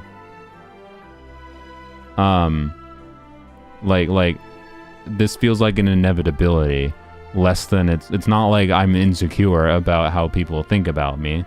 It's more, I'm assuming as you learn more about me, you're just going to understand I'm just a dude. And I don't need to be thought highly of. That's my feeling. I don't know. Yeah, I'm not the Messiah of Genshin. I'm sorry, destroy stuff. Go watch Tuwanto. I'm pretty sure Hoyo probably pays him to be the Messiah of Genshin. I'm not saying Tuwanto makes bad content, to be clear. I think he makes some good videos. Like, they're fun. But he very obviously focuses on the entertainment of the thing, of the individual video, and that's fine. That's chill. But it also, yeah, is pretty evident. He does seem to be the Messiah that Hoyo wants.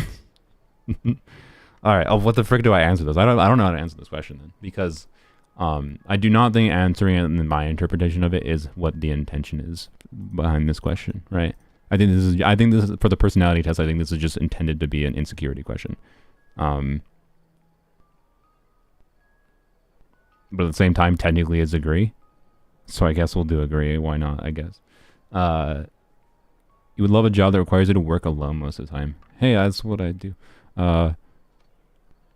Yes, I actually really, well, okay. I'm not against the idea of like having a job that is more collaborative. It's just, man, companies that are highly profit focused don't end up, most organizations, like most companies, most jobs don't end up being in line with the ideal of like, the reason we're working together is to do something great collaboratively that we wouldn't be able to do individually, right? There are jobs out there that I think I could get a lot more fulfillment than I get working alone, assuming I like built up the skills and then like, worked there, right? To get to that point. But I think it's very hard to get to a job. So like, yeah, I guess I would love a job that is not me working alone. So I think there could be a really high value to a collaboratively fulfilling job in an organization that is hell-bent, like an organization that is bent on wanting to create the best thing possible, like create the best product possible, whether it be like a video game or like a physical product in reality, whatever, right? I think I would enjoy working for a company who is very focused on creating the best product and not just making a shit ton of money, right? I think that would be a pretty decent working environment for you that I would actually enjoy, which would be a disagree for this question. But in reality, like the more likely thing for me that I think is more beneficial is actually a job that lets me just be alone and do my thing, get my work done, and do it, right? So, which I think is the intention behind this question. But my point is, as with every freaking question, it's more nuanced than just like an agree or disagree. Like I could literally answer either, and I think it's correct. I could answer either.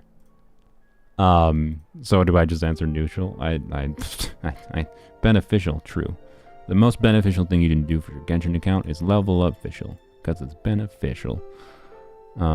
Actually, you know, wait, there's a good pun in there somewhere. I feel like, I don't know what it is off the top of my head, but like, beneficial, Bennett-ficial. It's pretty Bennett-ficial to level up Bennett and Fischl. I don't know. Anyway, primos equals happiness, true. Yes, that's exactly what we need to embrace. Hard disagree. Like, this is one of those things, like, I don't think I could ever be in a meaningful relationship with someone who has a hard agree to these questions. Right?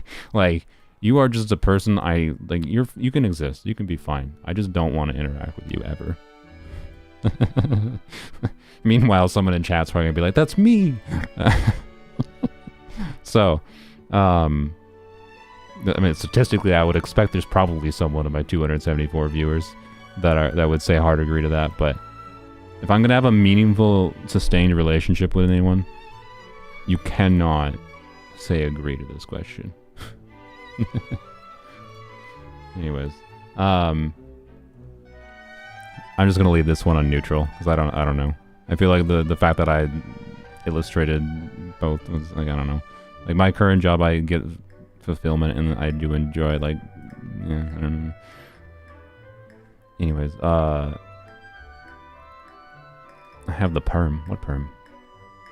Don't you need to sleep? It's not late for me. It's like 5:54 p.m. for me. Like I'm staying awake until like 9-10 p.m. when the update goes live, and then recording a video and editing a video and uploading a video. So I will take a break after I'm done here, but you know, you guys wanted this. The percentage in the vote has been going down slowly over time as you've been losing your mind watching me do a Myers-Briggs stupidity test.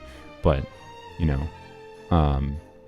you feel more drawn to busy, bustling atmospheres than quiet, intimate places. Oh, I mean, this is a simple one for me. I definitely prefer vibing and quiet things, but I don't know, bustling places have their own vibe. Again, like I like observing both. The only problem is bustling places are harder to observe, right? Whereas like, I don't know, if I envision myself like what's a like quiet, intimate place, like let's say like on a hiking, like, you know, hiking trails I went on, like Washington State. Like the hiking trails in Washington State and like parks in Washington State, absolutely beautiful. And like going on a walk in the trail, and then you like go a little bit off the trail and like go just like look over the edge towards the water or whatever. As a quiet, intimate place, and it's great. I like it. But there's also value to, like, the experience of being in downtown Seattle in the same vein, right? So, like, I am drawn. I don't know. The question is, you're drawn to. So I will say agree. I am drawn to quiet, intimate places, but I also appreciate both. Is my point. I'm more personally drawn towards being alone, though. Again, this is just an introvert question. Mostly. This is not a little bit different for that one, but if a decision feels right to you, you often act on it without needing further proof. It depends on what the decision would be. Like, again, on the most extreme of extremes, if I'm the president of the United States and I have to decide if I'm launching nuclear weapons, that's a decision. I'm gonna need a little bit of proof to decide whether or not it makes sense to drop the nukes. Like, not saying I'm gonna become president. Probably not. I don't want that job. But, like, sometimes there's decisions that need further proof. It depends on the frickin' decision. You can envision what the ramifications of a given decision are and use that in order to decide if it's a context in which you need further proof or not. Right? Neutral. Depends. You'd fall for Saluna. I'd just yap. I wouldn't get anything done. I'd just talk. I don't think I'd want the job. I mean, I don't know. I do have this theory in my mind wherein, like, the best people to, like, run government, like, major governmental positions are the people who least want the job. But that's my pet theory internally. Is the only people that are most correct for the job are the ones that least want it. So, anyways, but obviously the people that are actually running for positions, running for office, are individuals that do want it in some form, and therefore I just keep that in the back of my mind of, like, they want this, and that makes me question some of their motives on a baseline level, right? Anyways, oh frick, oh god, okay, god, thank god, I just clicked on a thing by accident. I thought I was gonna erase everything. That would have been the end of my life. What's with your Genshin? It's stuck on this screen. I think it's not gonna kick me out until I hit confirm, so I've just been letting it vibe for the background music. Anyways. You often feel overwhelmed. I mean, sometimes I can. It's not that often, though. It depends what's going on in my life. I can tell you,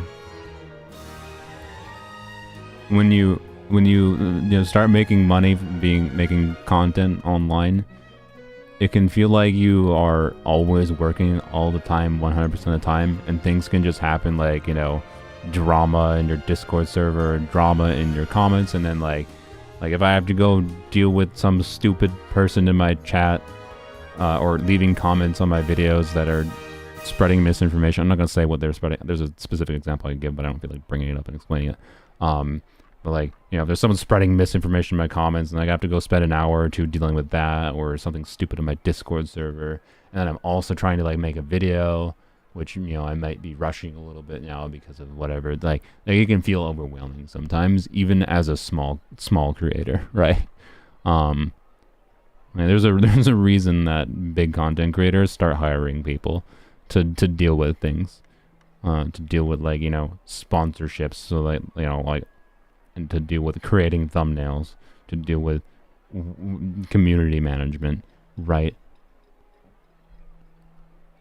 So I don't even think it was haters, by the way, or a monkey, and the thing I'm talking about. It wasn't haters. I think it was just stupid misinformation from one person that misinterpreted the thing I said completely, and then they took it back, but they caused misinformation, and it caused a chain effect of other dumb people not trying to actually validate anything, and instead just accusing me of things. So, and sadly, the only simple solution, like, I responded to them multiple times, and then they kept on doing it, so I just had to ban them. And I didn't want to ban them, but I had to. Anyways, so I guess yes, but I'm also fine with it. I think it's good to feel a little overwhelmed sometimes, as long as it remains in a manageable realm, right? And if you feel so overwhelmed that you can't handle it, chances are well, not chances are. It depends. It depends on the thing, but you might, if you feel so overwhelmed that you can't handle it, you might need to open yourself up to the option of like seeking help, and that could be as simple as like just remembering that, like, you know, you have other people in your life. Hopefully, not that everyone does. Obviously, some people are quite lonely, but it also might be that you didn't realize that you had people around you, that even people that you might have considered strangers, that are more willing to help than you might expect, right? Like, even if you never have gone and met your neighbor before, whether it be like your dorm mate at school or your neighbor in the house next door, even if you never went and met with them, if you needed like some help or something, right? You needed help to like, hey, neighbor, I got no one with me. Can you hold this ladder to get on my roof, right? So I don't die. That's not really an overwhelming situation. This is a simplified abstraction. Like, you think your neighbor would be chill with that? I think your neighbor would be cool with that, right? Most neighbors, most people, I think, are good enough people that they will help you out, right? And that's what I wish to encourage. If you feel like you're overwhelmed in life, realize you might actually have more options than you expect by just defaulting on the assumption that people are usually glad to help. Anyways, that's the wisdom I can offer, I feel like. You complete things methodically without skipping over any steps. It depends on what it is. How important is the thing to I don't know, like if it's something new, if it's something new that I haven't experienced, like let's say, I don't know, when I got my standing desk, I hadn't put together a standing desk before, so, and I didn't know enough about the product to know how important it was that these screws were all in. But like, once you learn enough about how the desk is put together, and you put together enough desks, you might realize, most of these screws aren't very necessary, or you can do things in a different order from the manual, right? So like, as things are new to me, I'd say I tend to follow things methodically. But then as I actually learn things, I realize that there is oftentimes more nuance to things than just, oh, gotta follow the steps, and realize that maybe even it's correct to not follow the steps depending on the situation. So, neutral, because it depends. Actually, you know what, I'm gonna lean towards no on this one, because of the fact that as time goes on, it's only, like, I feel like methodically is only an initial thing, and then not methodical is what happens as time goes on, as I learn more. Alright. The same thing on the Genshin. Like, if you're learning how to, like, play a team in Genshin, whatever, not that this team on screen is on the right is a good example, but, like, if you're learning how to, like, use a new character in Genshin, and, like, you learn your rotations in Genshin, like, learn how the things work, you learn how the mechanics work, and why you want to do it in this order. But then you need to recognize, as you actually, like, play it and do it more, that sometimes you're going to have to rotate a little bit differently depending on the situation, because, like, an enemy spawns in a different location that makes you have to do things slightly differently. There you go, right?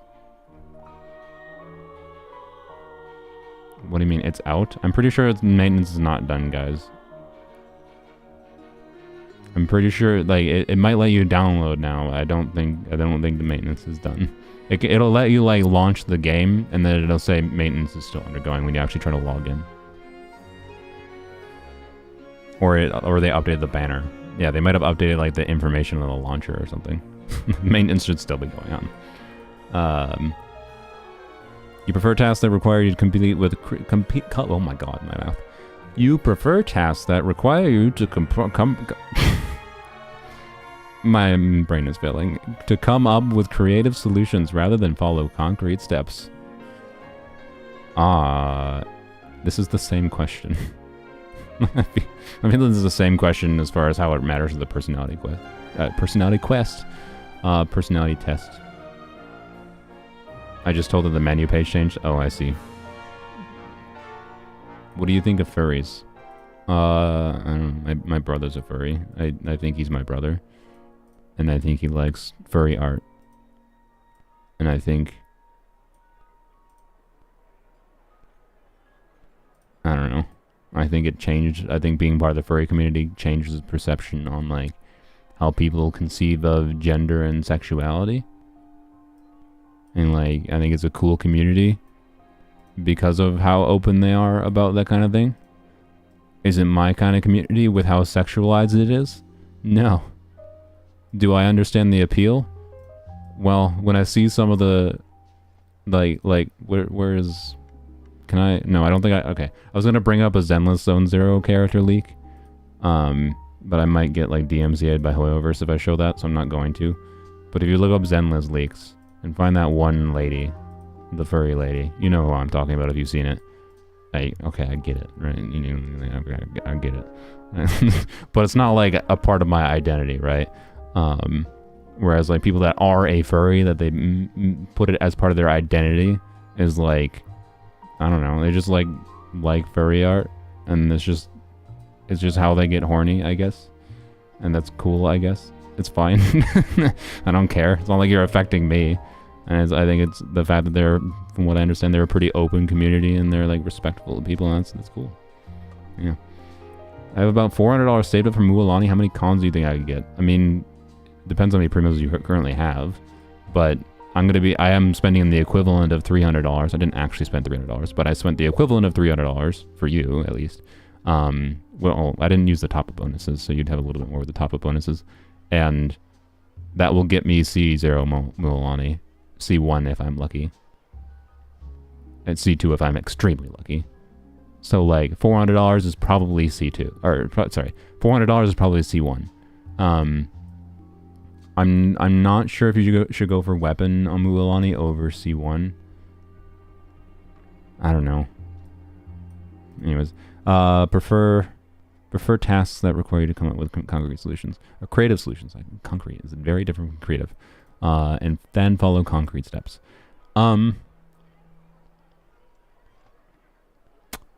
Yes, I guess. I prefer.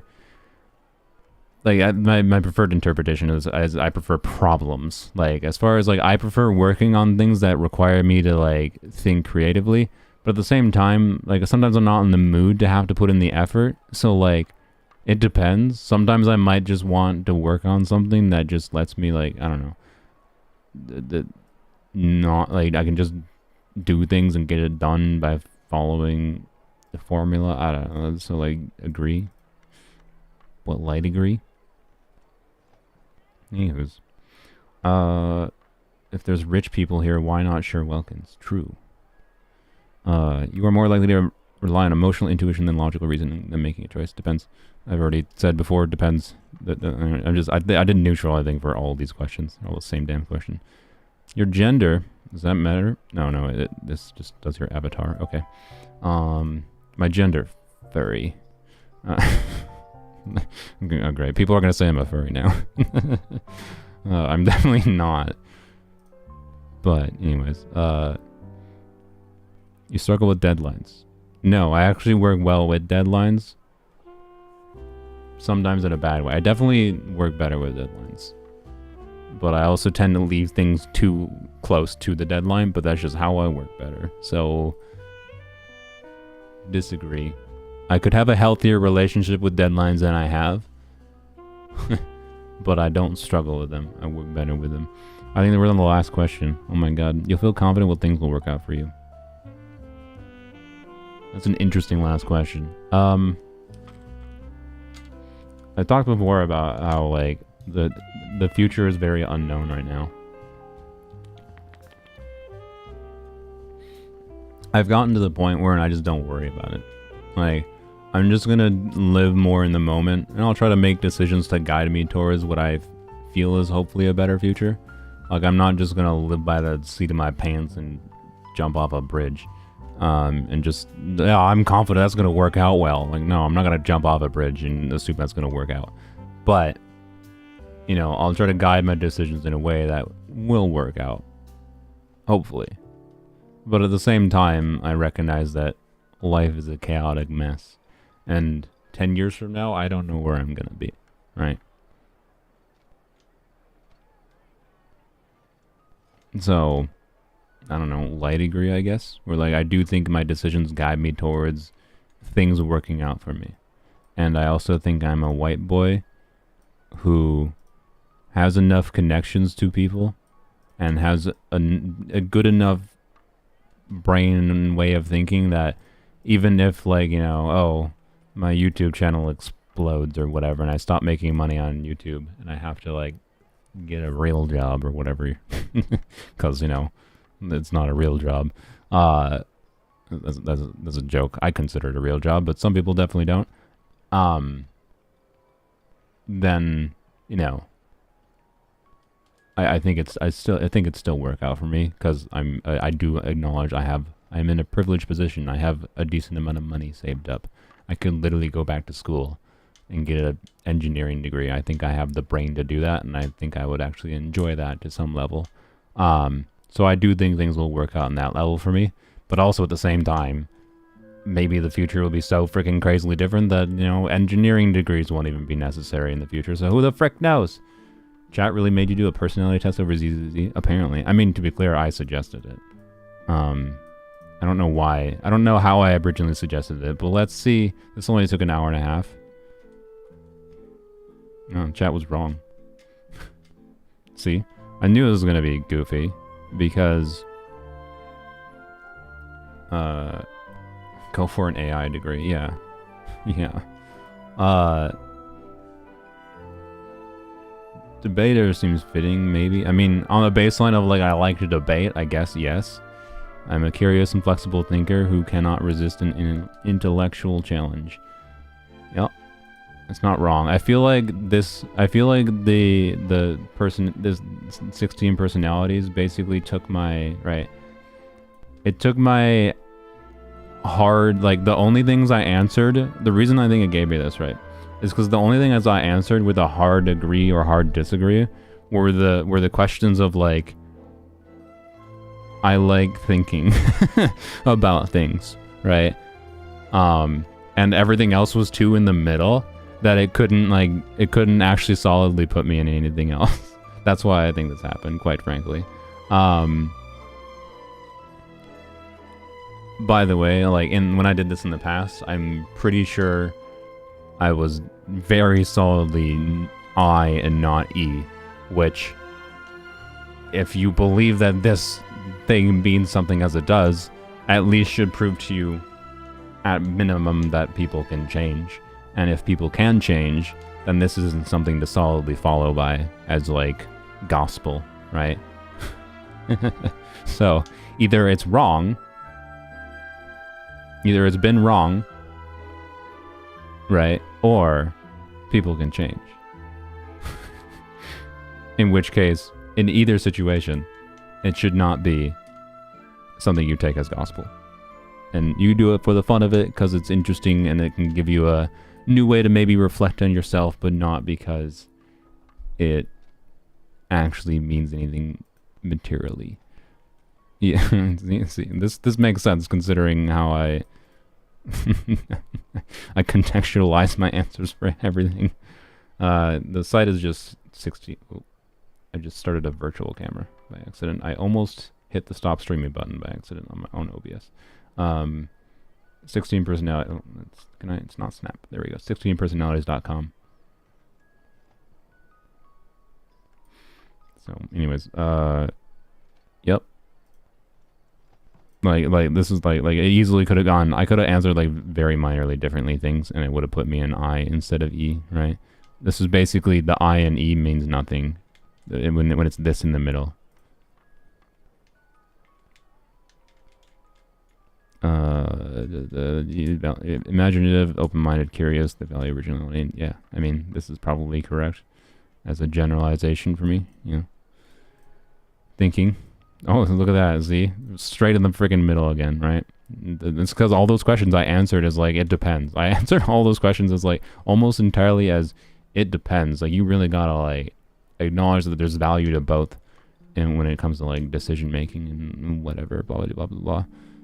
So, like, in the past, I've been much more T and much less F. Like, I can tell you this was probably 80% or higher into thinking rather than feeling when I did this in high school. But now I'm so much more of a contextualist and recognize the value of the F So, you know. Yeah, see, I'm straight. See, this is what was inevitable. This is what was inevitable, chat. Straight ass in the middle for basically everything.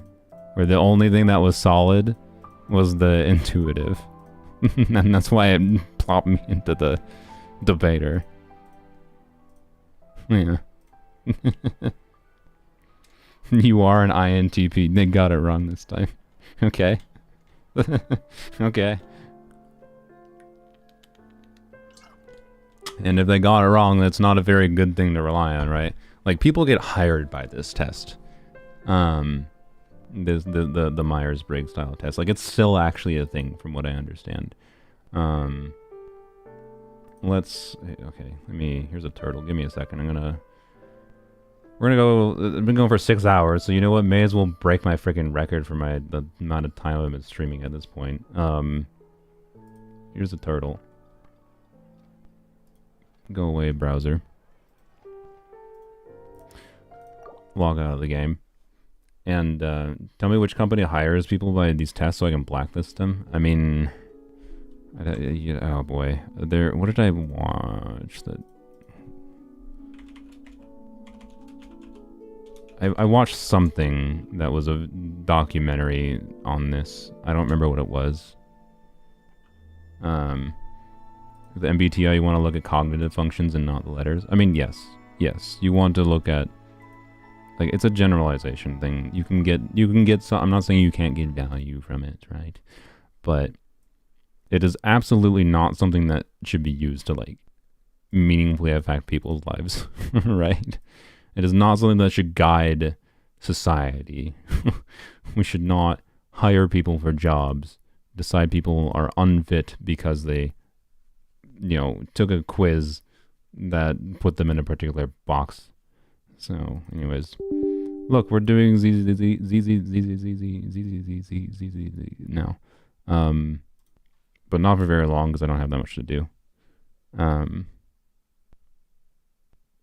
Only your first one is accurate because on your second one you can manipulate your score because you know how the questions work. Okay. I see Latifah subscribes to the idea of personality doesn't change. My whole shtick and my whole point there was that personality is not a thing. And in anything other than the primary aspects of personality are things that I think are affected by our environment, and many of the things we ascribe to be personality traits are traits that we can affect ourselves. All right, we can consciously recognize the ways we act and affect and that can affect our, like, we can change ourselves. It might be hard, but, like, I don't know. I didn't lie in my answers to any of those things there. Like, I wasn't being dishonest.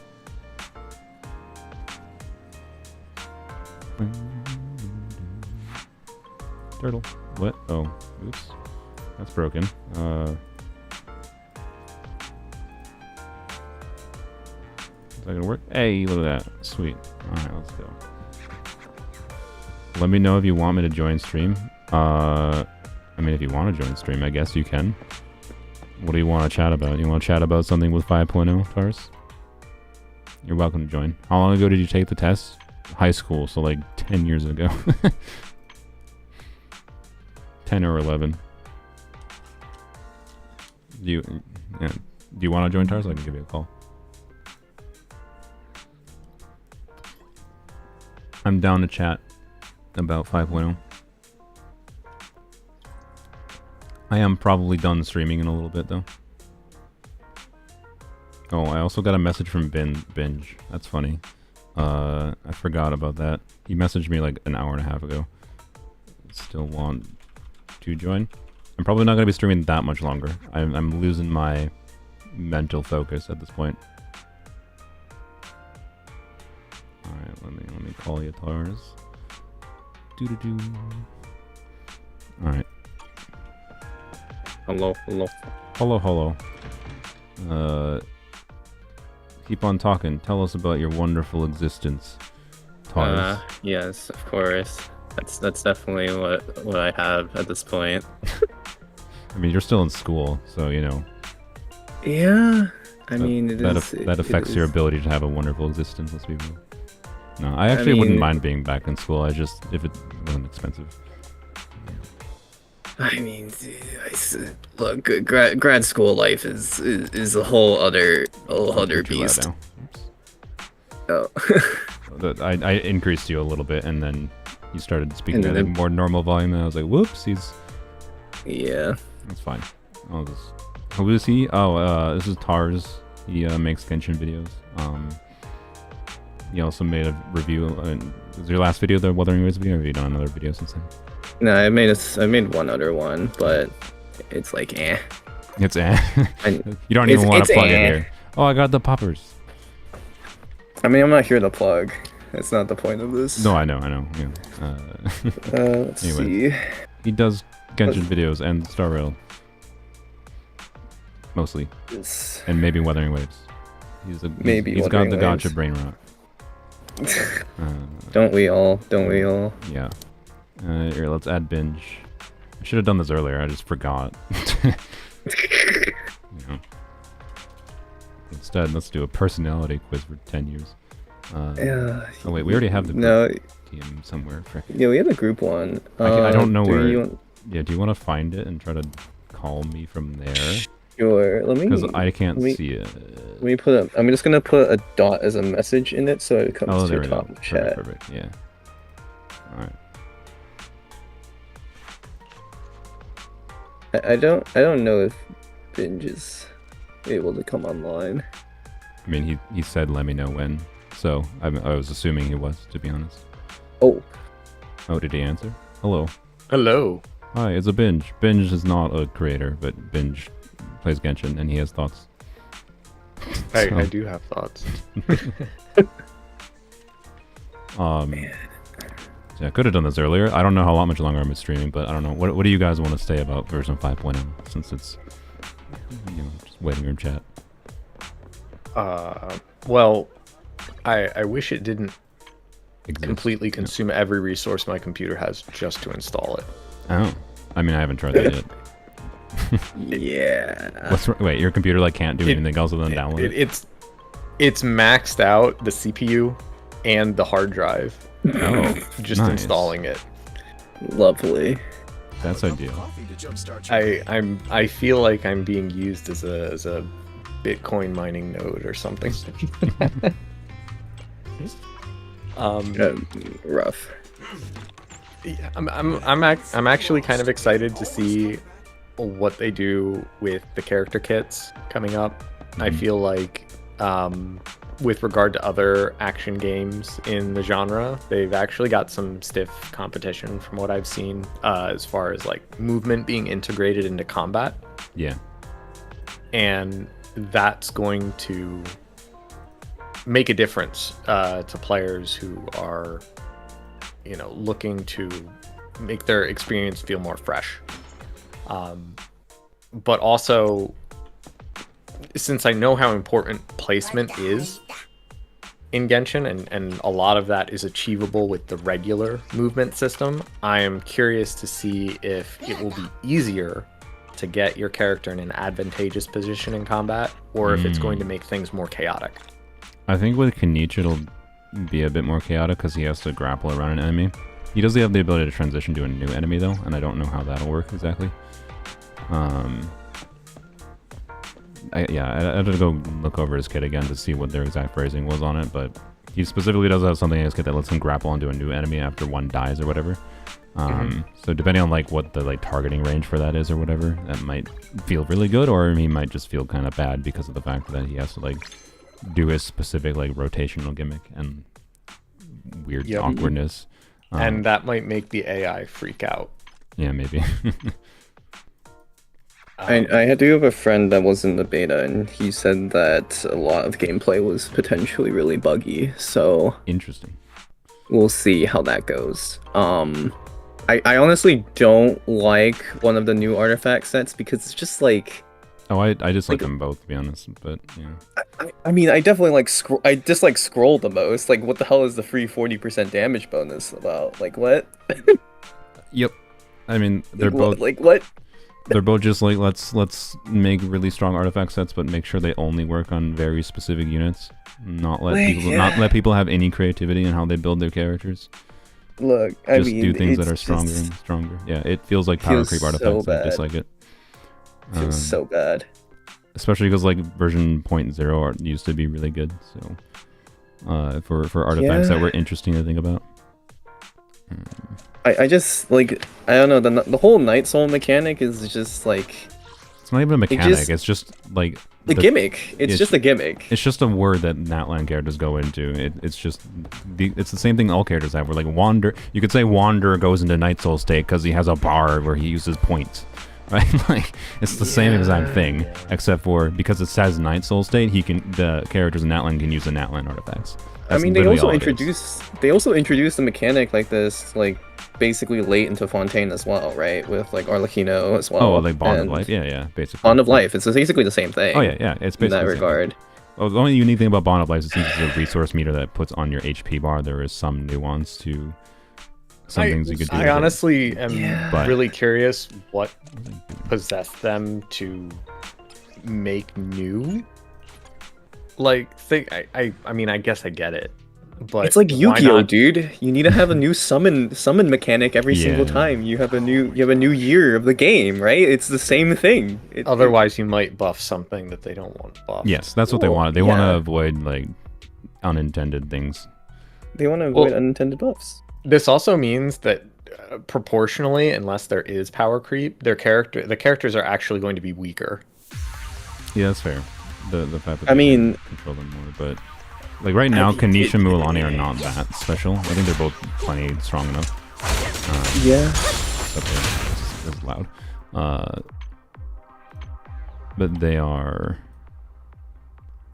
The Mualani, I think, is the most questionable one potentially because of how clunky she might be for a lot of players. Both of them are just like typical like on appealers, let's say, relatively restricted but strong and where they can make sense. And also both. I said this in the stream earlier. I don't know if you guys were watching, but they both reek of what the Pyro Archon is probably going to be. Which is probably an off-field pyro applier and damage dealer and buffer. that's the vibe I'm getting. Let's go. Yeah. I'll get the broken artifact set for them and them alone. And- Yeah, and she's probably have her own new artifact set though. I told you that Oh before, yeah, but- that's gonna be great. Yeah. And it's also gonna buff Zhangling. yeah, yeah. Yeah, of course. The true Pyro Archon, or is it the second Pyro Archon? Because Bennett's also the Pyro Archon. Who deserves Okay. the title more? Pyro just Chev gets versus all the Pyro archons. Archon. Yeah. Yeah, he's just 3 Archons. Yeah. We find out like all of these characters like hold up a hand. They've got a ring on it. They chant a name and it becomes the Pyro Archon. It's like a Mhm. Captain Planet. They just start chanting the Natlan theme. it's just the Genshin form of the communist theme. Oh my god. It's just USSR like start.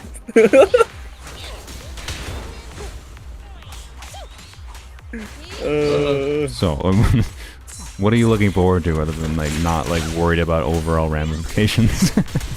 Or I you just don't can care? finally get D-Luke after playing this godforsaken yeah, game yeah. for 4 years, and then I can finally do a Dragon Strike Mhm. D-Luke video and Yeah. not have to use Animo Resonance to actually Dragon Strike. Yeah. Thank the Lord. Okay. Oh, Hope it'll be worth it. God. Yeah, I look forward to seeing that actually.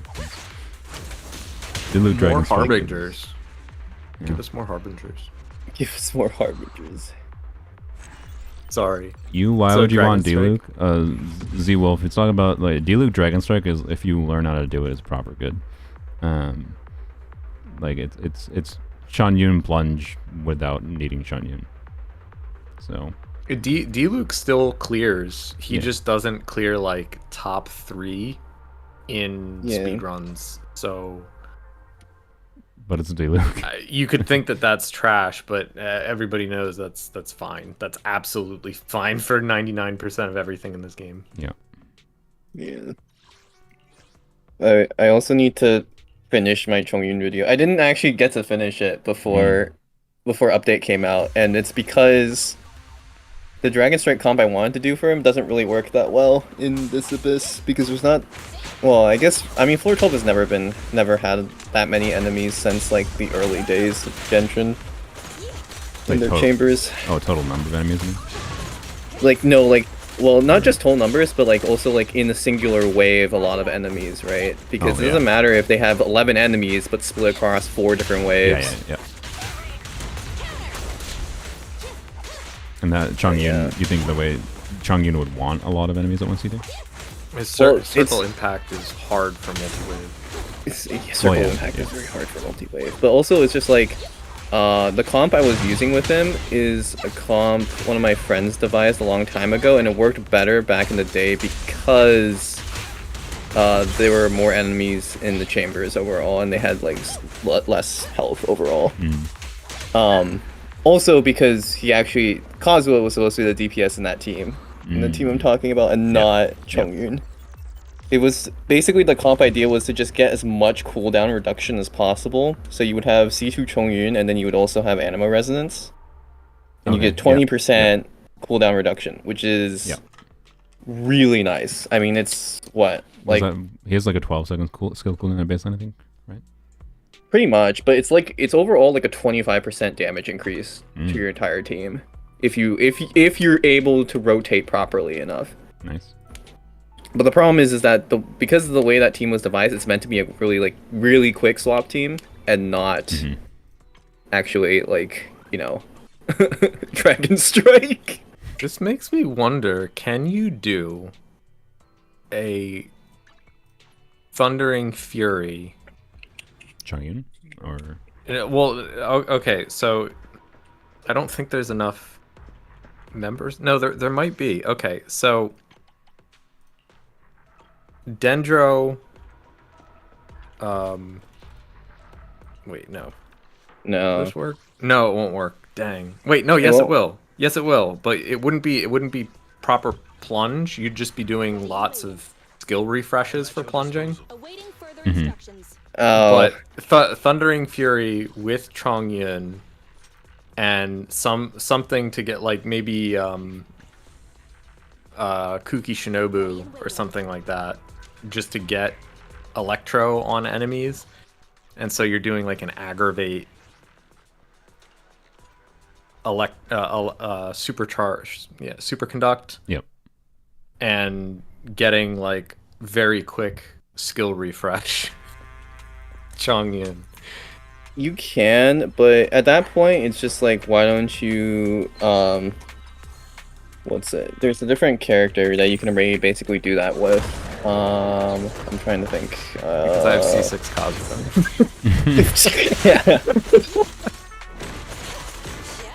Disgusting. The Leviathan is here. It's over. I don't think he's alive. No, I know.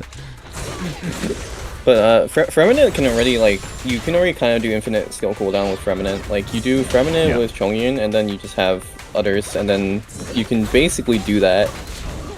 I actually do want to do a Freminent comp at some point, but it's gonna take a while because not having mats is fun. But yeah, I don't know.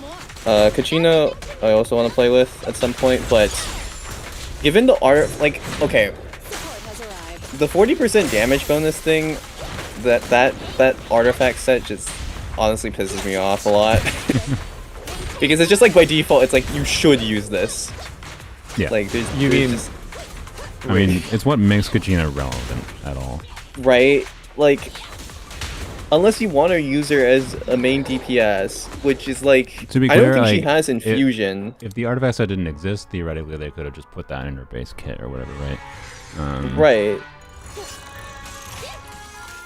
Does she have an infusion? I didn't see one. No. I could be wrong. I'm pretty sure she doesn't, but because it was gonna be really fun for me if she had an infusion. Because then I was thinking you could do like an auto attack based comp. to Kachina, Yunjin, and then you can just like slot in 2 others. The main way you can get damage out of her is by... I'm pretty sure it's ult, right?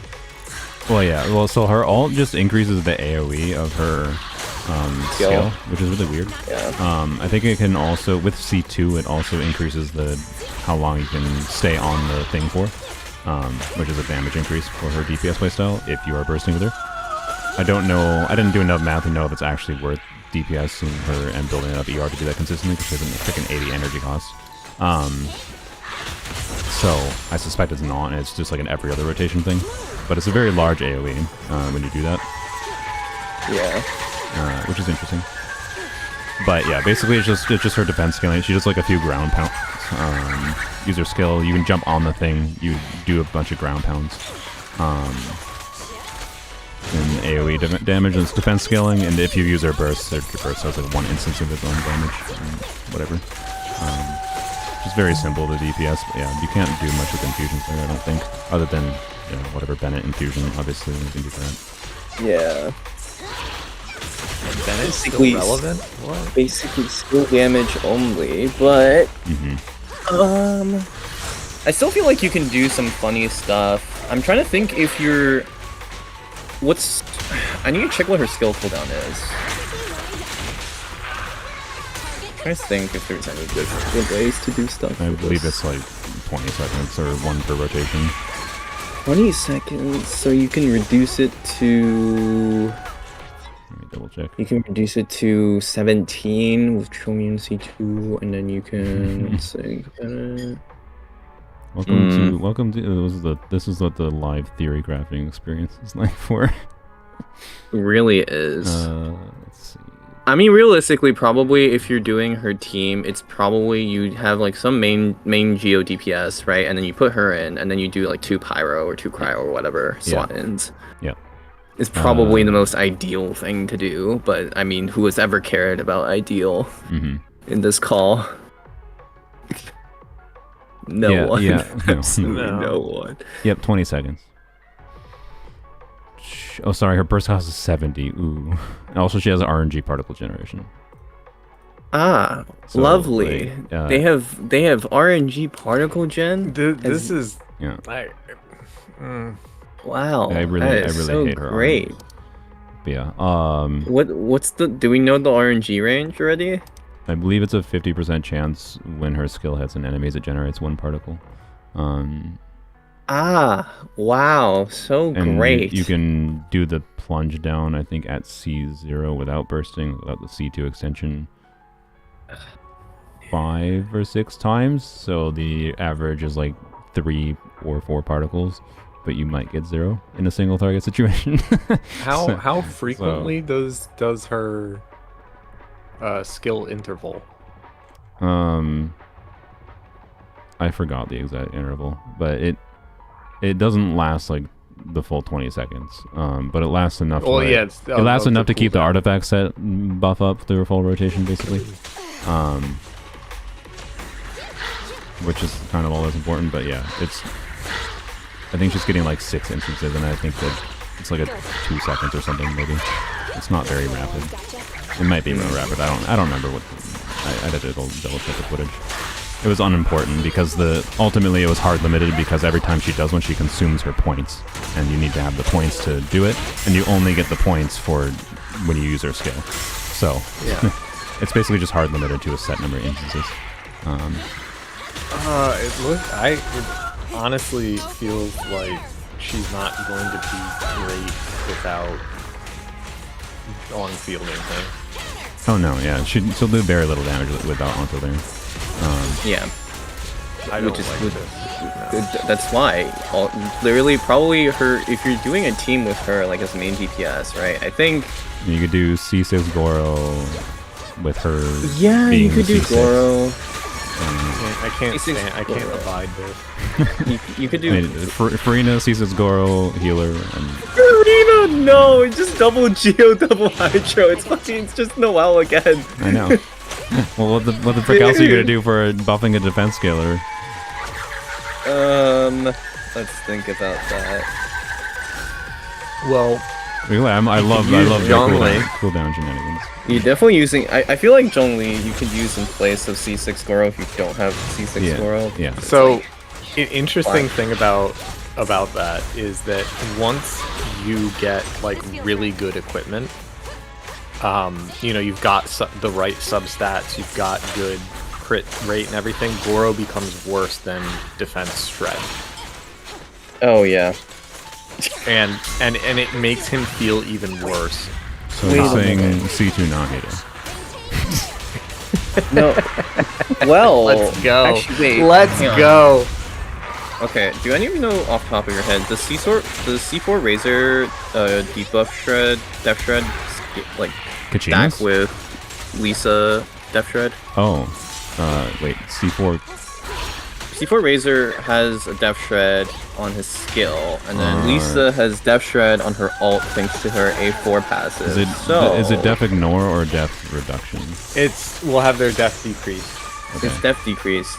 So I'm trying to Yeah. see. Oh, if it stacks. It stacks? It's just, Yeah. If it's def reduction, it does. Yes. It's basically additive. It's additive, in that right? regard. But Yeah. after you get, yeah, it's additive. Okay, so hear me out. You do double Geo, double Electro. Okay.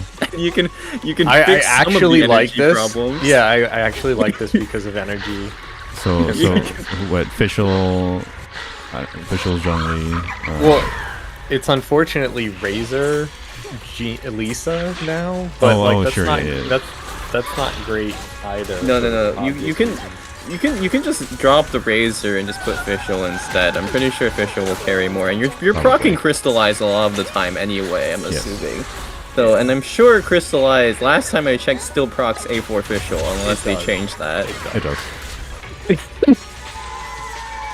So you just make Lisa the best sub DPS ever with like 4-piece emblem. Because you're not using 4-piece Thundering Fury, she's not an on-fielder. I like this just because even though Kachina is on field, she would give you the ability to get off field and refresh Fischl. Refresh Fischl, yeah. Yeah. Because she can leave her pogo stick thumping and not be on field. That's Right. alright, boys, we cooking. We cooking.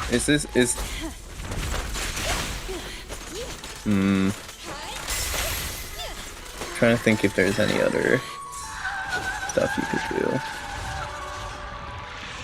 I still need to do machine gun Fischl at some point. That still needs to be done. The double ARR cancel has never been my thing. Yeah, I hate it. I don't think I'll ever do it.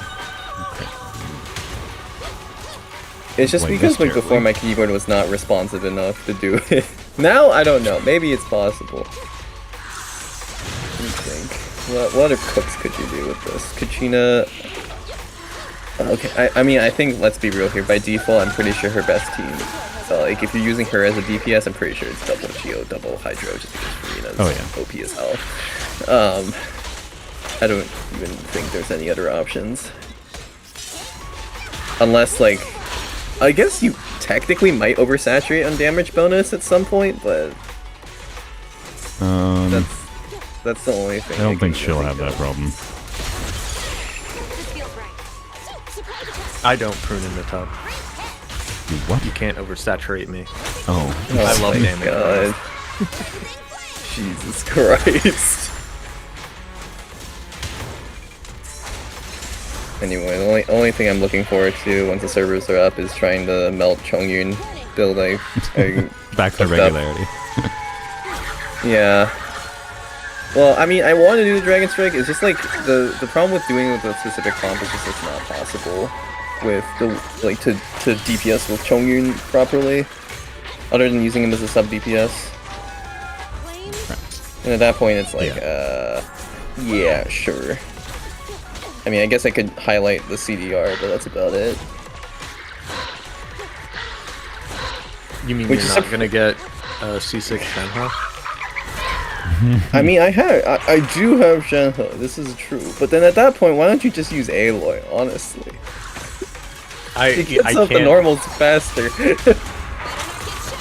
I literally can't argue with that. Just use Shenhe at that point. There's nothing else. Oh, that took me too long. Oh, my Like, chat has yeah, been on if you've refreshing. never seen the Aloy C6 Shenhe videos, that is like the most cooked thing I've ever seen. It's like freaking like 80k autos. It's just like why? That seems fine. It's sad because Charlotte can't do that. Yes, Yeah. actually, Charlotte literally cannot. It's so sad. It's like the one use case for Aloy in like a meta setting, Mm-hmm. and not just like a full on. Oh, let me just alt and bye bye. Yep.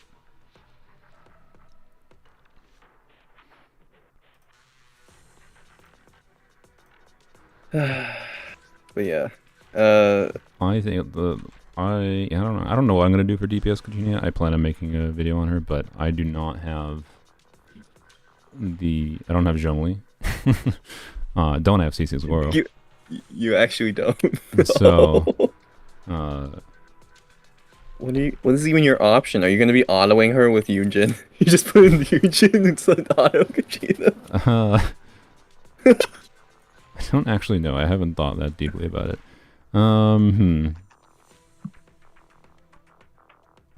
Okay, well, let me put it to you like this. If I you do like the walk idea through, of doing official, but like I'll be like if I do official fucking Farina, it's just official and Farina wrecking things, and not.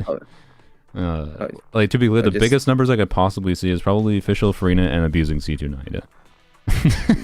Like, I started on fielding Nahida recently because I was like, man, I'm having so much fun with Emily, but what's another team that I could really just go hard with? uh-huh. You know, Nahida. And I'm like, wait a second, all the characters for on-field Nahida Hyper Bloom, Quick Bloom are here. Yeah. Let's go. And holy, I had a lot of fun with it. It was actually really good, and I'm like, I can use her as something more than a support now. This is Yeah, great. Crazy. We need better But yeah, Dendro not characters. yeah, not leaning towards using C2 Nahida personally. Just as a buffer, even though you can.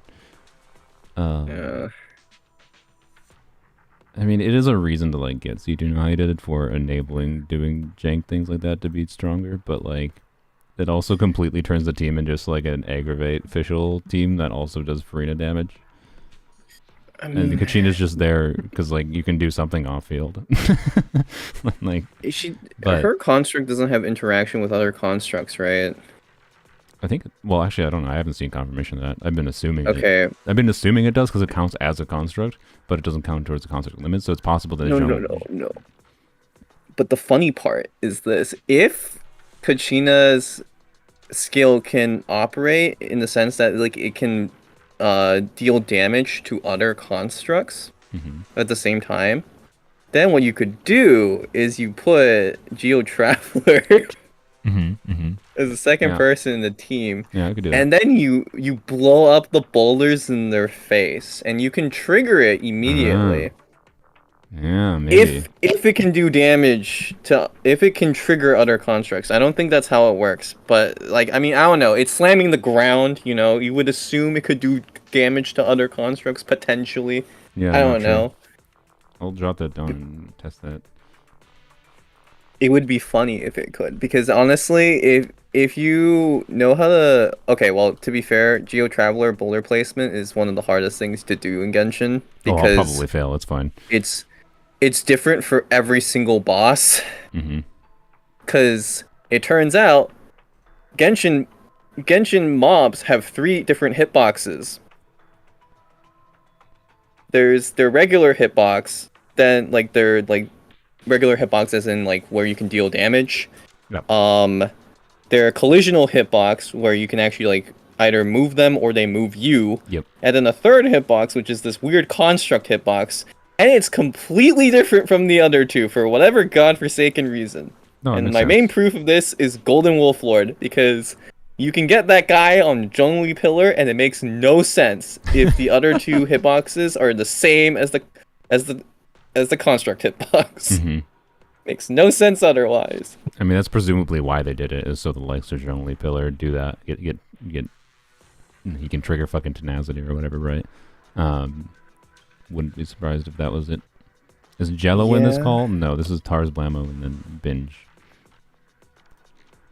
Hello. Low. But yeah.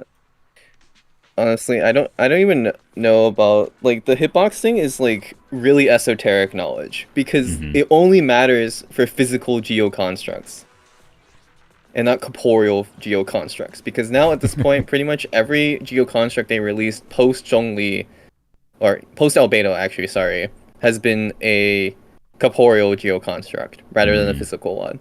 Okay. Yeah. Why did they change it? Maybe because they realized that their hitboxes are jank. That's entirely possible, but also I have abused the ever-living heck out of microwave, and it's done crazy damage, and I think they're trying not to make something. Well, it's more likely that it's jank, and they don't want jank to be what people see in the game, but also it could get really strong. Yeah. I'm just hoping. I hope hoping she it works gets with stronger. microwave, but That would be very, very interesting. I think she probably would. I won't be able to test it because I don't have Chun-Li, but you know. I mean, I did like alternate Actually, wait, no, I have it on versions. fucking. I have her on polearms. I can test it on polearms. I'm an idiot.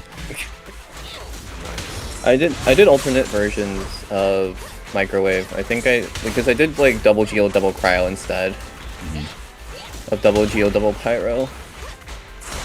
And it's actually pretty funny with Rosaria and Chongyun. It like actually hard scales your overall damage. You get crit with Rosaria, cooldown reduction, Chongyun, and then you just like put him on the bless and just go hard. We like this. Yeah.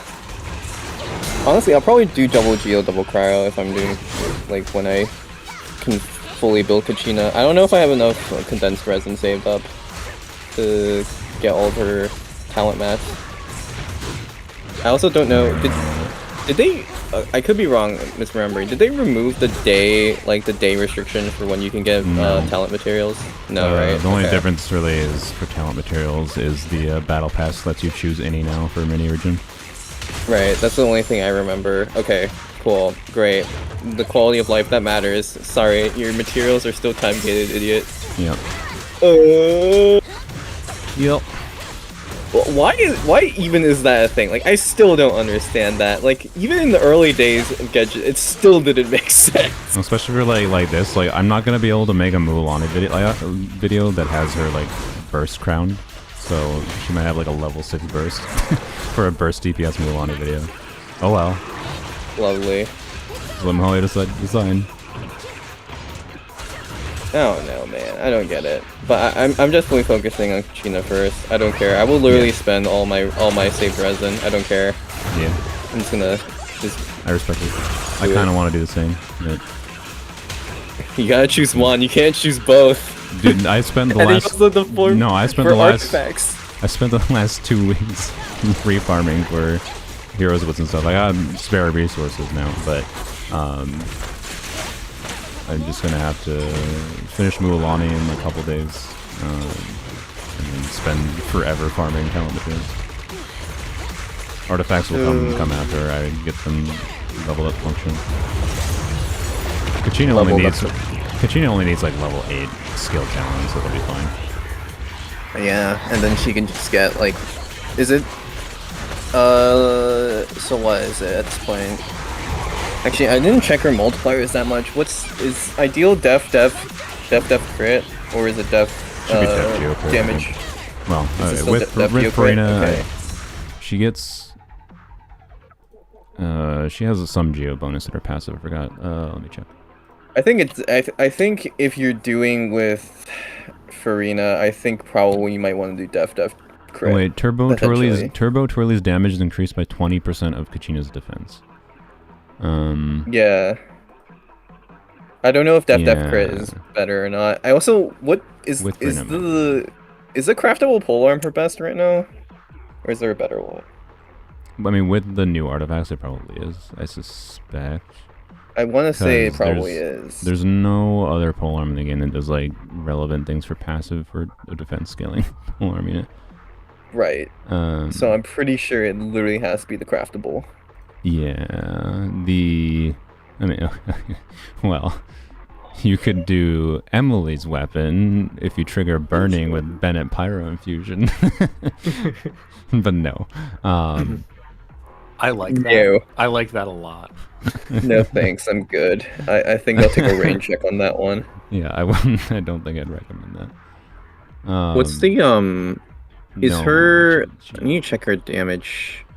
When she's on the drill versus off the drill, is the damage the Okay. same?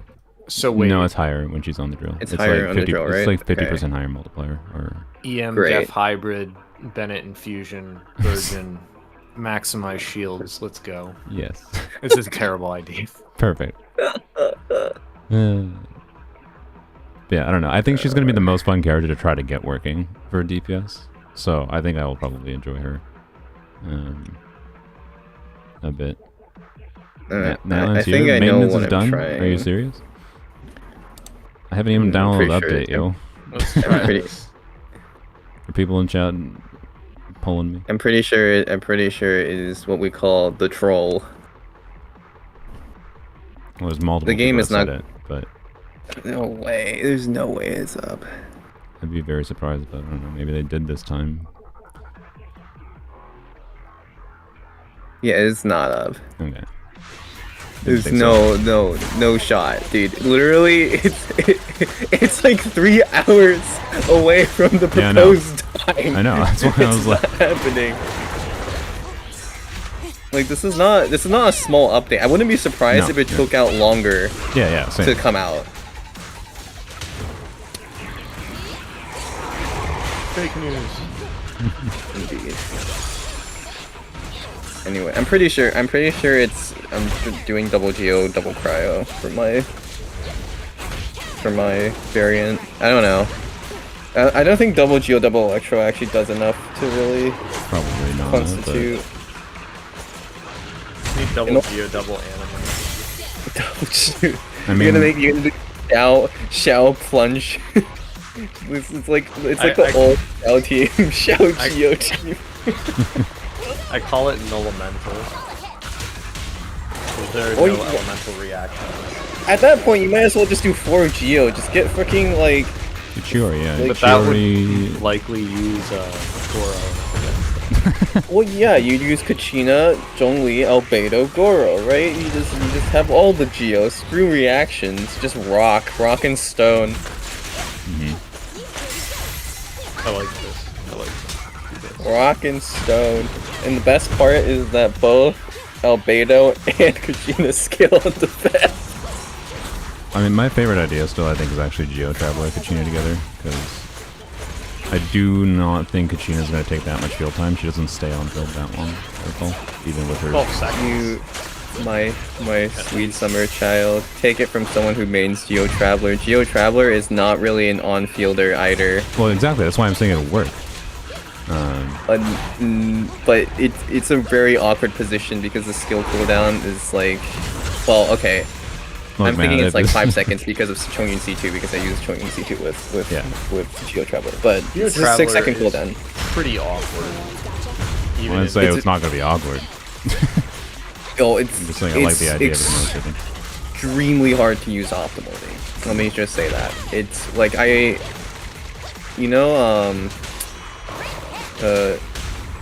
what?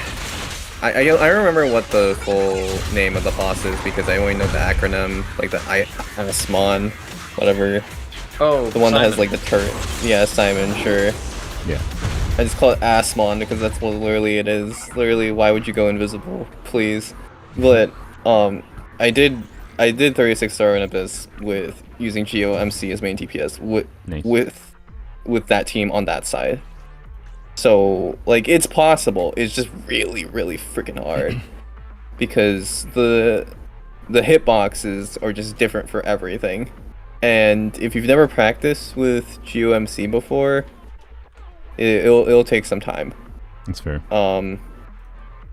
But yeah, if you want, I have a whole like list of tips, because at some point I wanted to do a video guide on GOMC more than what I did, but yeah, I don't know. I pivoted away from guides at one point. Yeah. It is what it is. The only people who understand the guides want to argue with you. Pretty much. Yeah. True, actually true.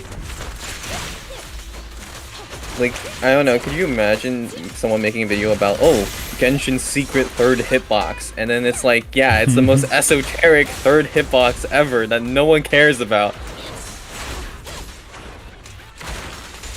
I am curious to see if they actually address it or not. I don't know. I doubt they will. We'll see. Geo buff in 7.0 across. Oh yeah, I wonder. They still haven't announced anything about like what the actual graphical changes they said were going to happen in 5.0. Like, I mean, based upon what I heard from the beta, none. yeah, that's what I thought. But so, they announced before that there were going to be graphical you to updates. buy the new iPhone. Oh, true. Dude, it's just Wuthering Waves all over again. Here we go again. Time to break the bank for your new device, your new shiny device. Mm-hmm. I gotta be real, like, the straw that broke the camel's back with me in Wuthering Waves was, I got displaced recently, and I was like, I can play Wuthering Waves mobile with an iPad, and boy was I wrong. That did not happen.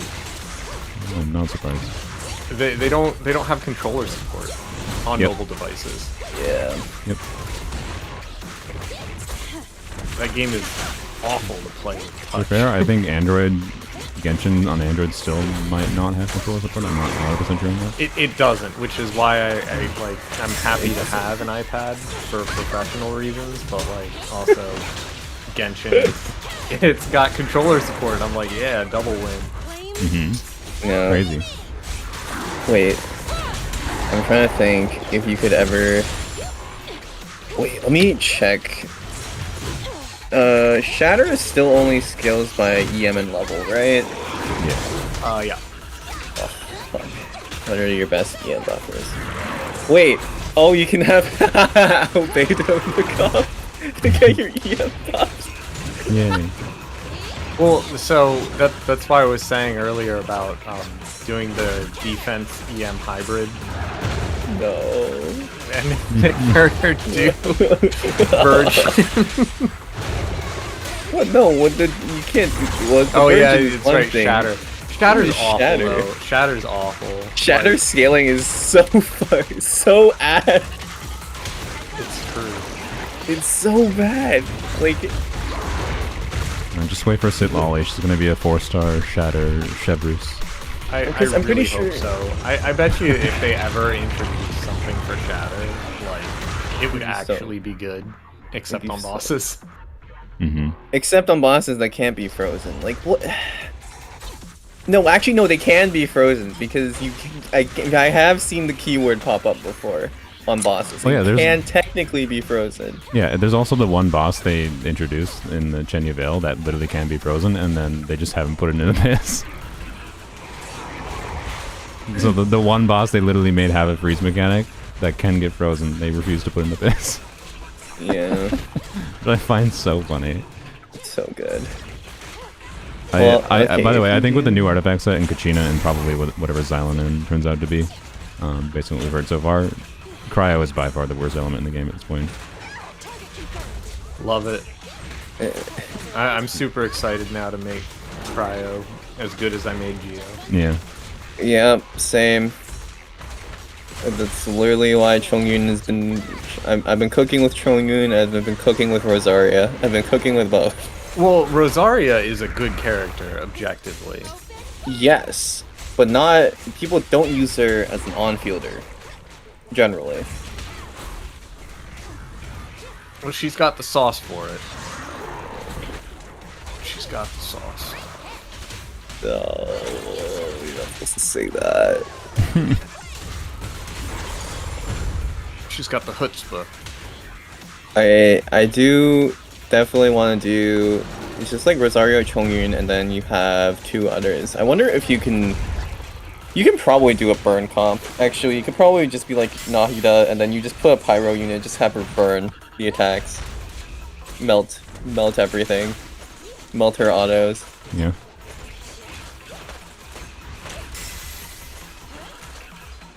Something I mentioned in the stream is like I do want to try to do burst DPS Ganyu with burst DPS Emily with Venti. You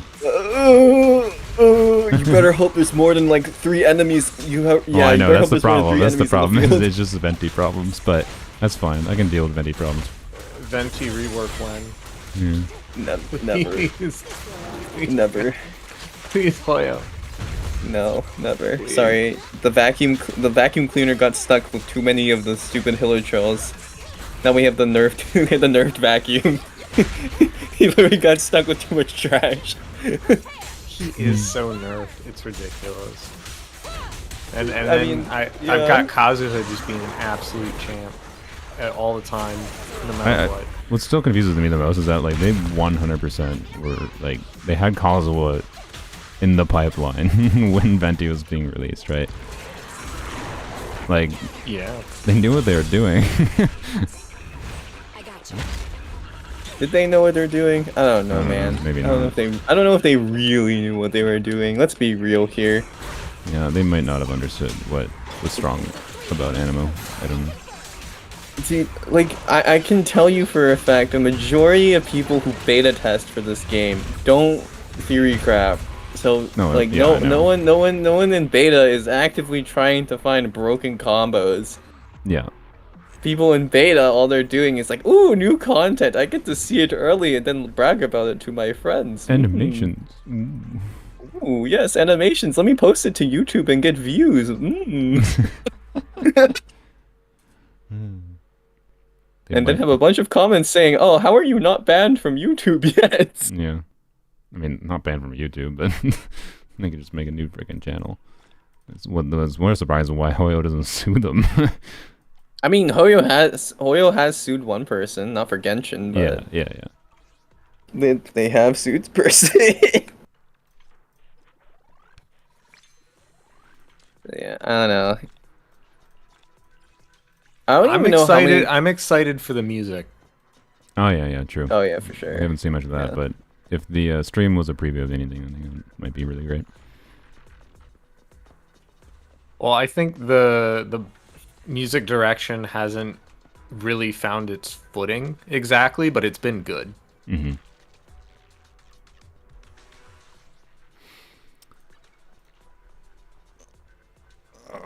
Okay, I have been streaming for freaking like 7 hours. I think I need to take a break. That is fair. Fair. Thank you for the freaking somehow still have 200 viewers through this. I think Kazuha was worth getting. Oh yeah, I mean, okay, so with the asterisk of like Xylonin might be a Geo Kazuha in some ways, but I suspect there would be something that meaningfully differentiates how you'll use her and the teams you'll use her in. I doubt she will have grouping, for example. So if you want Kazuha, it's very likely you will not regret it. Kazuha has now 4 versions of compatible characters. Yeah. Yeah. So like you've got so many new banners coming that are just going to have characters that work with him. He Yeah. already works with everybody that you have if you've been playing for a while. And his mechanics are not dated. They've yes. only gotten more relevant as time has gone by. And like some people I think are like saw leaks that Xylon is going to have a similar amount of res shred and damage bonus that like a built Kazuha gives, but like that ignores the grouping, that ignores the damage potential that Kazuha gets on his swirls and burst, right? And also ignores the fact that Xylon and like I think so a lot of people are assuming the new artifact set is going to be like brain off, easy to use, and it's not going to be like if Xylonin is doing res shred on the element that she crystallizes and is doing damage bonus based on the element that she crystallizes. It's the same as fucking Kazuha as far as you need to react the same way, right? But it might be worse because of the lack of grouping. Like she might be better in some ways, but might be better in other ways, and that's good. Like we can have similar characters and have differentiation. So, anyways. Yeah, she can only hope to be somewhat similar, but she cannot be better for one very simple reason: she has no dendro compatibility. Yeah, that's true. Not the same way that Kazuha does. Yeah. But she crystallizes. And I can't argue with that. Crystallize okay, look, to be clear, awesome. maybe she has something in her kit that we haven't heard about where she like buffs crystallizes and she gives the Zhongli tier shield with crystallized shields or something. That would be a bit nutters. The defensive, like if they make it so like she's a proper defensive unit that very much keeps you alive, that could be a compelling selling point versus Kazuha's dendro synergy. But yeah, Kazuha was still worth getting. It's highly unlikely you would not feel value from getting him still. I think that's the general conclusion. But if you're worried about Xylonin, I don't know, don't pull right away as soon as the update is live. And just go check out whatever Xylonin's kit actually looks like. We'll see soon. She's in beta in a few days here, so yeah. She'll probably work well with Navia, I suspect, but we'll see. I'll have to get her because she's a Geo 5-star that isn't. Yes, you had to get. I was gonna say you didn't get Chiori though. Chiori though is gaining value. I will say, like I don't need a second albedo. That's true. She's second albedo. I mean, no. With Kachina, and if Xylonin generates a construct too, then which I suspect she won't. But I don't know. Kachina Chiori combo is interesting to me. Chiori actually is super interesting. Like I think she's fine. It's just like she doesn't, in my opinion, have a role outside of Geo teams, and I'm of the. Yes. Well, I mean, she does have a role with constellations. Well, that's why I like the Kachina Chiori combo. If you're willing to not have to, like, if you're willing to have a little bit more fragile team and just like maybe rely on crystallizes or whatever for defensive utility. Yeah. Like since you don't need to build Kachina for damage, unironically, you could probably build Kachina for EM. I think that would actually be an interesting build path for her. On the artifact side, right, giving 40% Geo damage bonus for Chiori, obviously double Geo. Geo resonance bonus, right? Chiori's full kit is enabled because it counts as a freaking construct, and then that's just a double unit core where you can then pair whatever the frick other two units you want, right? And what if her thing does not count as an actual construct? I mean, I've seen clarification that it was said it does, but maybe the stupid beta people got that wrong and didn't actually understand how to check for that.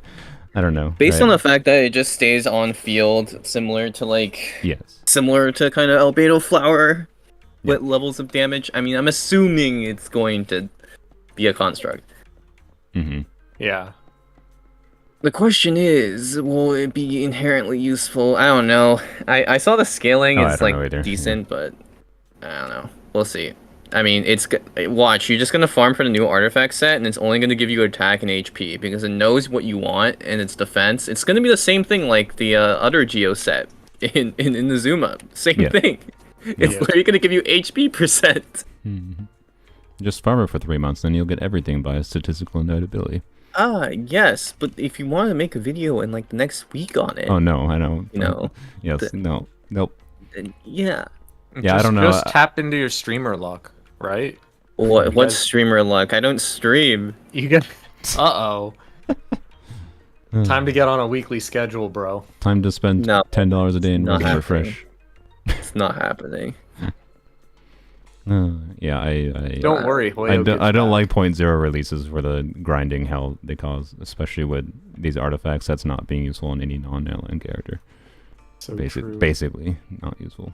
So, anyways, of course. I went AFK 4 hours ago. You're still live. Indeed, I'm trying to end, but we keep on rambling. I'm not gonna go to the rabbit hole of the who to select for a 5-star. I made a whole arse video about it, and I talked about it earlier. Just get D-Luke for Dragon Strike. I'm gonna give Dragon Strike slander. Here we go. The long and short is if you need healers for Farina, get Jean. If you don't have her. Pretty much. And if you want a DPS, Tignari is the strongest at a baseline, but also relatively limited in his utility. And I think Kaching has more compelling utility. He has a long vertical investment path. Yeah, Kaching has more obvious, easy utility for many levels of investment. And you can build her a few different ways. So yes. there are a few substats and main stats that would make her viable. Yep. And if you like Dia, you have all the 5 stars already. You like Dia, and you want carry Dia playstyle to be better. Dia. So like I'm choosing Dia because I like Dia, and I want her to be stronger slowly over time. As if that wasn't clear from the longer Dia sections in that video you're talking about. I look, she's my favorite freaking standard 5-star. She's got a weird kit, man.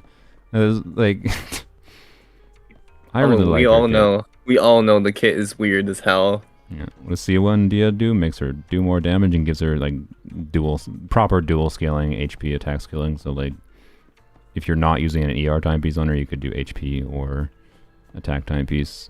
Both are basically equivalent, although you probably are still going to do an ER timepiece on her. Yeah. So like it basically is just a damage upgrade for her. Half Pretty the video much. is Dia. Look. The point of the video was to give my viewpoint on it, not to say my viewpoint is going to be correct for everyone. I think I emphasized that. Clearly not enough. Yeah. You needed to do more. More? Hydro def scaling character. That'd be weird. A Hydro character that specifically pairs with the Geo buffers. That's gonna be the Hydro Claymore, dude. Yeah, true. Yeah. It's going to be the Hydro I'm into Archon. it. I just don't understand how we still don't have Hydro Claymore after 4 years of this game. That's the only element combo missing now, right? I think. Yeah, it's the only element combo missing. Before it was Hydro Claymore and Cryo Catalyst. Now we have 2 Cryo Catalysts because they overcompensated. Yeah. So now it's like, what now? Where's the Hydro Claymore? Please. Please. Please. And then you can actually do a team where literally everyone scales on defense, except for Farina. You just have the 2 Geo characters and Farina, just because Farina. Reverse vape with albedo. What? Reverse vape with albedo. True. Yeah. Truly. One of my favorite things was finding that I preferred not reverse vape, forward vape, Dia plunge versus reverse vape. That was fun. But anyways, I still don't really play Dia plunge that much. But the thing I don't like about just like, I guess vape comp or just like any like of the vape melt line reactions is just like if you're trying to do like extended DPS. Like you're losing VV, like VV shred, quickly. Oh, yeah, you're losing VV shred like in the middle of your like DPS window. That's one of the main problems with Kazuha, and that's one of the main areas where I suspect they might be intending Xylonin to be better. Is she'll have higher duration buffs, versus the 10 seconds that VV does. It's 10 seconds, right? It's like you could do it. It's just like I don't know because most people don't know about doing double swirl like antics. Oh, yeah. No. So it's just. Yeah. Like Mualani is so weird to I think pull for right now. Like just pull for her if you like her. She'll be fine. But like she definitely seems designed around potentially making you want to get Xylonin and the Pyro Archon is my current vibe. So I don't know. It's weird. They're doing goofy things with the I don't get why they release these characters that want future characters first. But I think it's just because most people don't even freaking pull. They don't pull for based on things that are synergy mechanically. Or they're just pull because they like the animations because the lady is cute and they like her in the story, which is fine. They're obviously trying to address the problem with people complaining that their characters aren't built until a certain character comes out, right? So they're giving time for us to get to build the character. Yeah, it takes so long to build your Mualani that you. I mean, objectively, it does. I mean, to be clear, I'm going to be using a two-piece Mualani build, and other than the limitation of the talent materials, I should be able to have a very usable two-piece Mualani. Like, that I did some calcs comparing 2-piece with Sacrificial Jade versus With her actual set. yeah, Yeah. and the It's craftable and pretty. whatever. And it wasn't that that was different. Like it's not crazy when you're talking about a really good 2-piece build, which is the same problem MH has, right? When you're comparing to really highly invested sets that already have a healthy amount of crit rate, and you could just optimize your play around, yes, it's better to have 100% crit rate versus 75, right?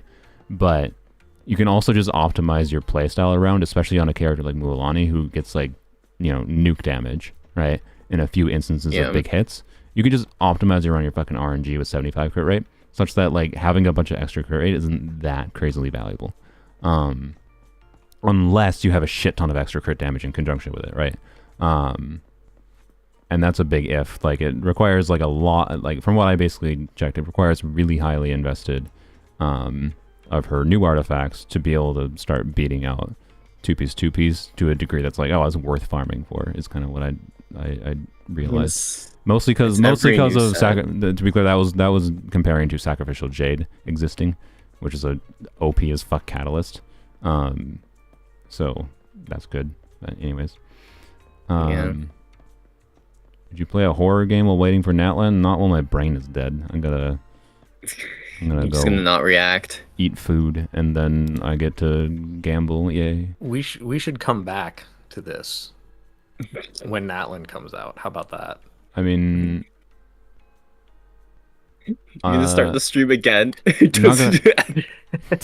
Just let the stream going on break for 2 hours. Just let it continue. No, you can just put the picture of the turtle. It's fine. I mean, do you want I can go leave the stream going. You guys can just chat for 2 hours while I take a break. I can't. I need the 2-hour break. Yeah. Okay. Oh yeah, it's also 3 hours, not 2 hours. Yeah. No. Anyways, I'm down to chat later about Natlan, but I could do that over record and edit a Mualani wishing video, which I don't know. Depending on how distracted I get, shouldn't take that long. So another $300. Sorry, $299.97. To be clear, Here we go again. I spend $80. Sponsored by Pinelands Bargains. Yeah, I spend $80. So no, I understand. I'm aware.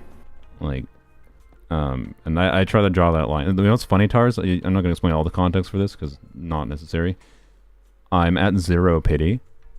So $300 is not enough to guarantee Mualani unless I get an early. Because if I don't get her at 74 or 75 pity, if I don't get a 5-star 74 or 75 pity both times, I'm not guaranteed to get her. with $300, which I hope that happens, because that'll be so perfect being I spent the equivalent of $300 for you and did not get the character. I'm gonna be real. I'm gonna be real with you here, okay? Every single time you have done one of these wishing videos, it has always gone the opposite way of what you wanted to prove. No. Kave was excellent, and also the Emily video did pretty excellently at weapon banner fun. So okay, you know what? I mean, honestly, I'm just never letting you live down the Woo video. To be honest, bro, I couldn't believe it. Letting you down. That was so statistically unlikely that I fucking couldn't fathom that was actually what the fuck? I don't know. And then I of course stopped playing Woo because that's what happens. Yeah, that's what happens. But anyways, it's fine. I'm gonna structure this Mualani Vision video actually as will $300 trigger the new mechanic? Because I'm gonna talk about the new mechanic and how it's actually not that relevant as far as changing how you should wish for characters, right? How you should still save for a normal 150 wishes. It's just if you're a free-to-play player, the new mechanic is going to result in one extra limited character every year and a half for you. Yes. Is what it comes out to. It's not actually that significant as far as affecting your overall decision making for how to pull for characters or how to do anything. It's just a minor. Do you know benefit. the guarantee? You know what the guarantee looks like right afterward? Supposedly I was told during the live stream today that they said in a real video live stream that there is no guarantee, but I don't think they said that in the live stream. I think they said it doesn't affect your guarantee. Yeah. So if you get the save, the 10% save chance, right? Yeah. That means your next 5-star according to what they're saying, should be guaranteed. That's what I'm kind of thinking as well. But the only way to know that for sure is if you see the mechanic. Well, people need to actually test that, right? Like, Yeah. it's not even just it's Yep. not even just like it's not even just of a one-time test. You would have to gather more data Oh, across yeah. all So accounts. it's going to require like we'll probably know by the end of the patch for sure. But we're going to need a lot of data. The only way an individual could test it is if you see it trigger twice in a row, like 2 5-stars in a row, then it wasn't guaranteed, right? Right. Because if triggering the mechanic does give you a guarantee, then you can't see it twice in a row for 2 5-stars. But that's so fucking unlikely. So, like, I mean, it's not that unlikely. I if mean, you on the think about scale it. of It's a 1% chance. everyone that's doing wishing, right, Yeah, would like someone will probably potentially see Someone it would if have to is- get if it is a it. thing. But anyways, I will probably submit my wishes this time to whatever that site is. I normally don't because I don't care. I don't care about tracking my wishes that heavily. But I will this time so that hopefully that whatever that wish site is it Paimon.moe, I think, can hopefully Something get like that that. data to figure that out. Because yeah, if the mechanic does give you a guarantee and makes it so that suddenly you will get C1 or like you get a limited character and your next one is also a limited character, then it's a cool as shit thing to happen that you can really take advantage of to save you a lot of wishes once you get lucky enough to see it happen, right? right. But I don't. I'm just. I'd I'm put just. it this way. I'm just I'd erring on the put it side of this it's way. not, and it's just a minor increase to the chance of getting the character you want, and that's all it is. Is my assumption right now. It would be a really cool way to have an expanded roster, but let's admit it. I mean, if anybody's playing one of these games, we're addicted to pulling for stuff. Like, you're gonna use the same wishes, you're just gonna blow them all. I mean, But you could get a bigger roster, and that would be great because we have Imaginarium, and Imaginarium is awful. yeah, but they didn't change shit about 4-stars though. You're gonna need a Yeah. bunch of fucking 4-stars for Imaginarium. So, like, yeah, but yeah, you're not wrong, Benj. Yes, most people will just gambling addiction their way through the game, but also it's kind of the reason I make these wishing videos is so I can yap my spiel about trying to encourage people to be better, not do stupid things like I do. I do stupid things because I can make money doing stupid things. So that's ultimately all it is. Gets paid by AdSense. Yeah. Huge Anyways. value. I don't understand the creators that like do C6 polling though. It's like they don't make money. They don't make money on this video. I mean, Like, I know they definitely do at some point. well, okay, yes, but like, They just use it as the write-off, casually. Like, yeah, Yeah. obviously, this is a write-off. yeah. Why am I just running around because I can't mentally handle anything else? So we should break Yeah. on that. I can't Probably. mentally handle anything else. I've been going for 7 hours, dude. 7 hours and 16 minutes. What's Like, another Yeah. hour?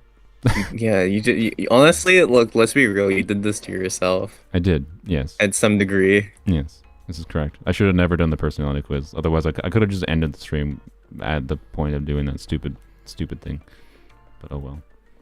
Anyway. Oh no! Should play another Anyway. gacha game? I'll pass.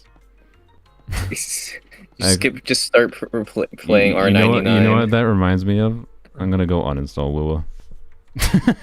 Is it still installed? Yeah, I just keep forgetting to uninstall it.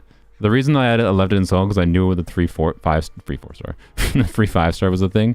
I assumed I was gonna care enough to log in and level or not level him up, but log in and claim him. But I honestly don't even care enough to claim him. I just don't care.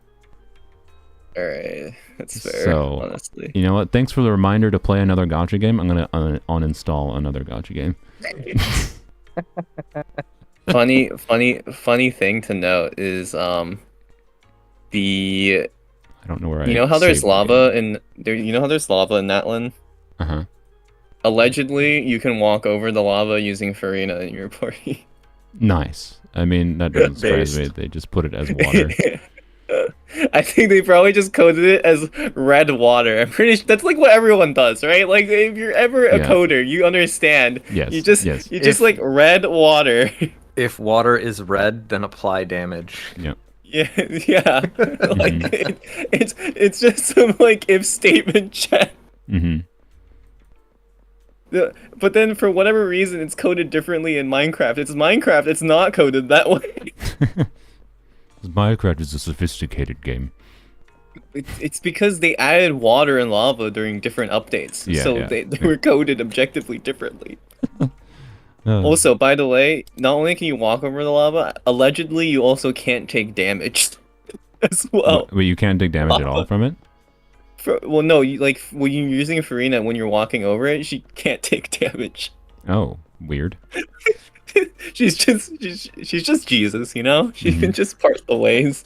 I mean, it makes sense. She's. I know Florida. that's two different things, but yeah, it's so funny. I like how the strongest character in the game is pretty much Freenet at this point, and she's also like the strongest Archon because of that, I would say. Yeah. But then they also made her not an Archon lore-wise, which I find really funny. Like her powers are her just normal vision powers. Yeah.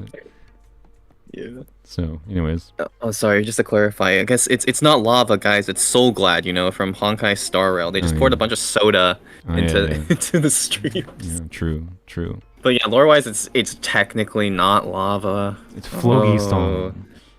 It's just It's orange Fuego. water. Yeah, well, it's Phlogiston for some reason, and then Phlogiston is also a resource meter thing for some exploration things for some godforsaken reason.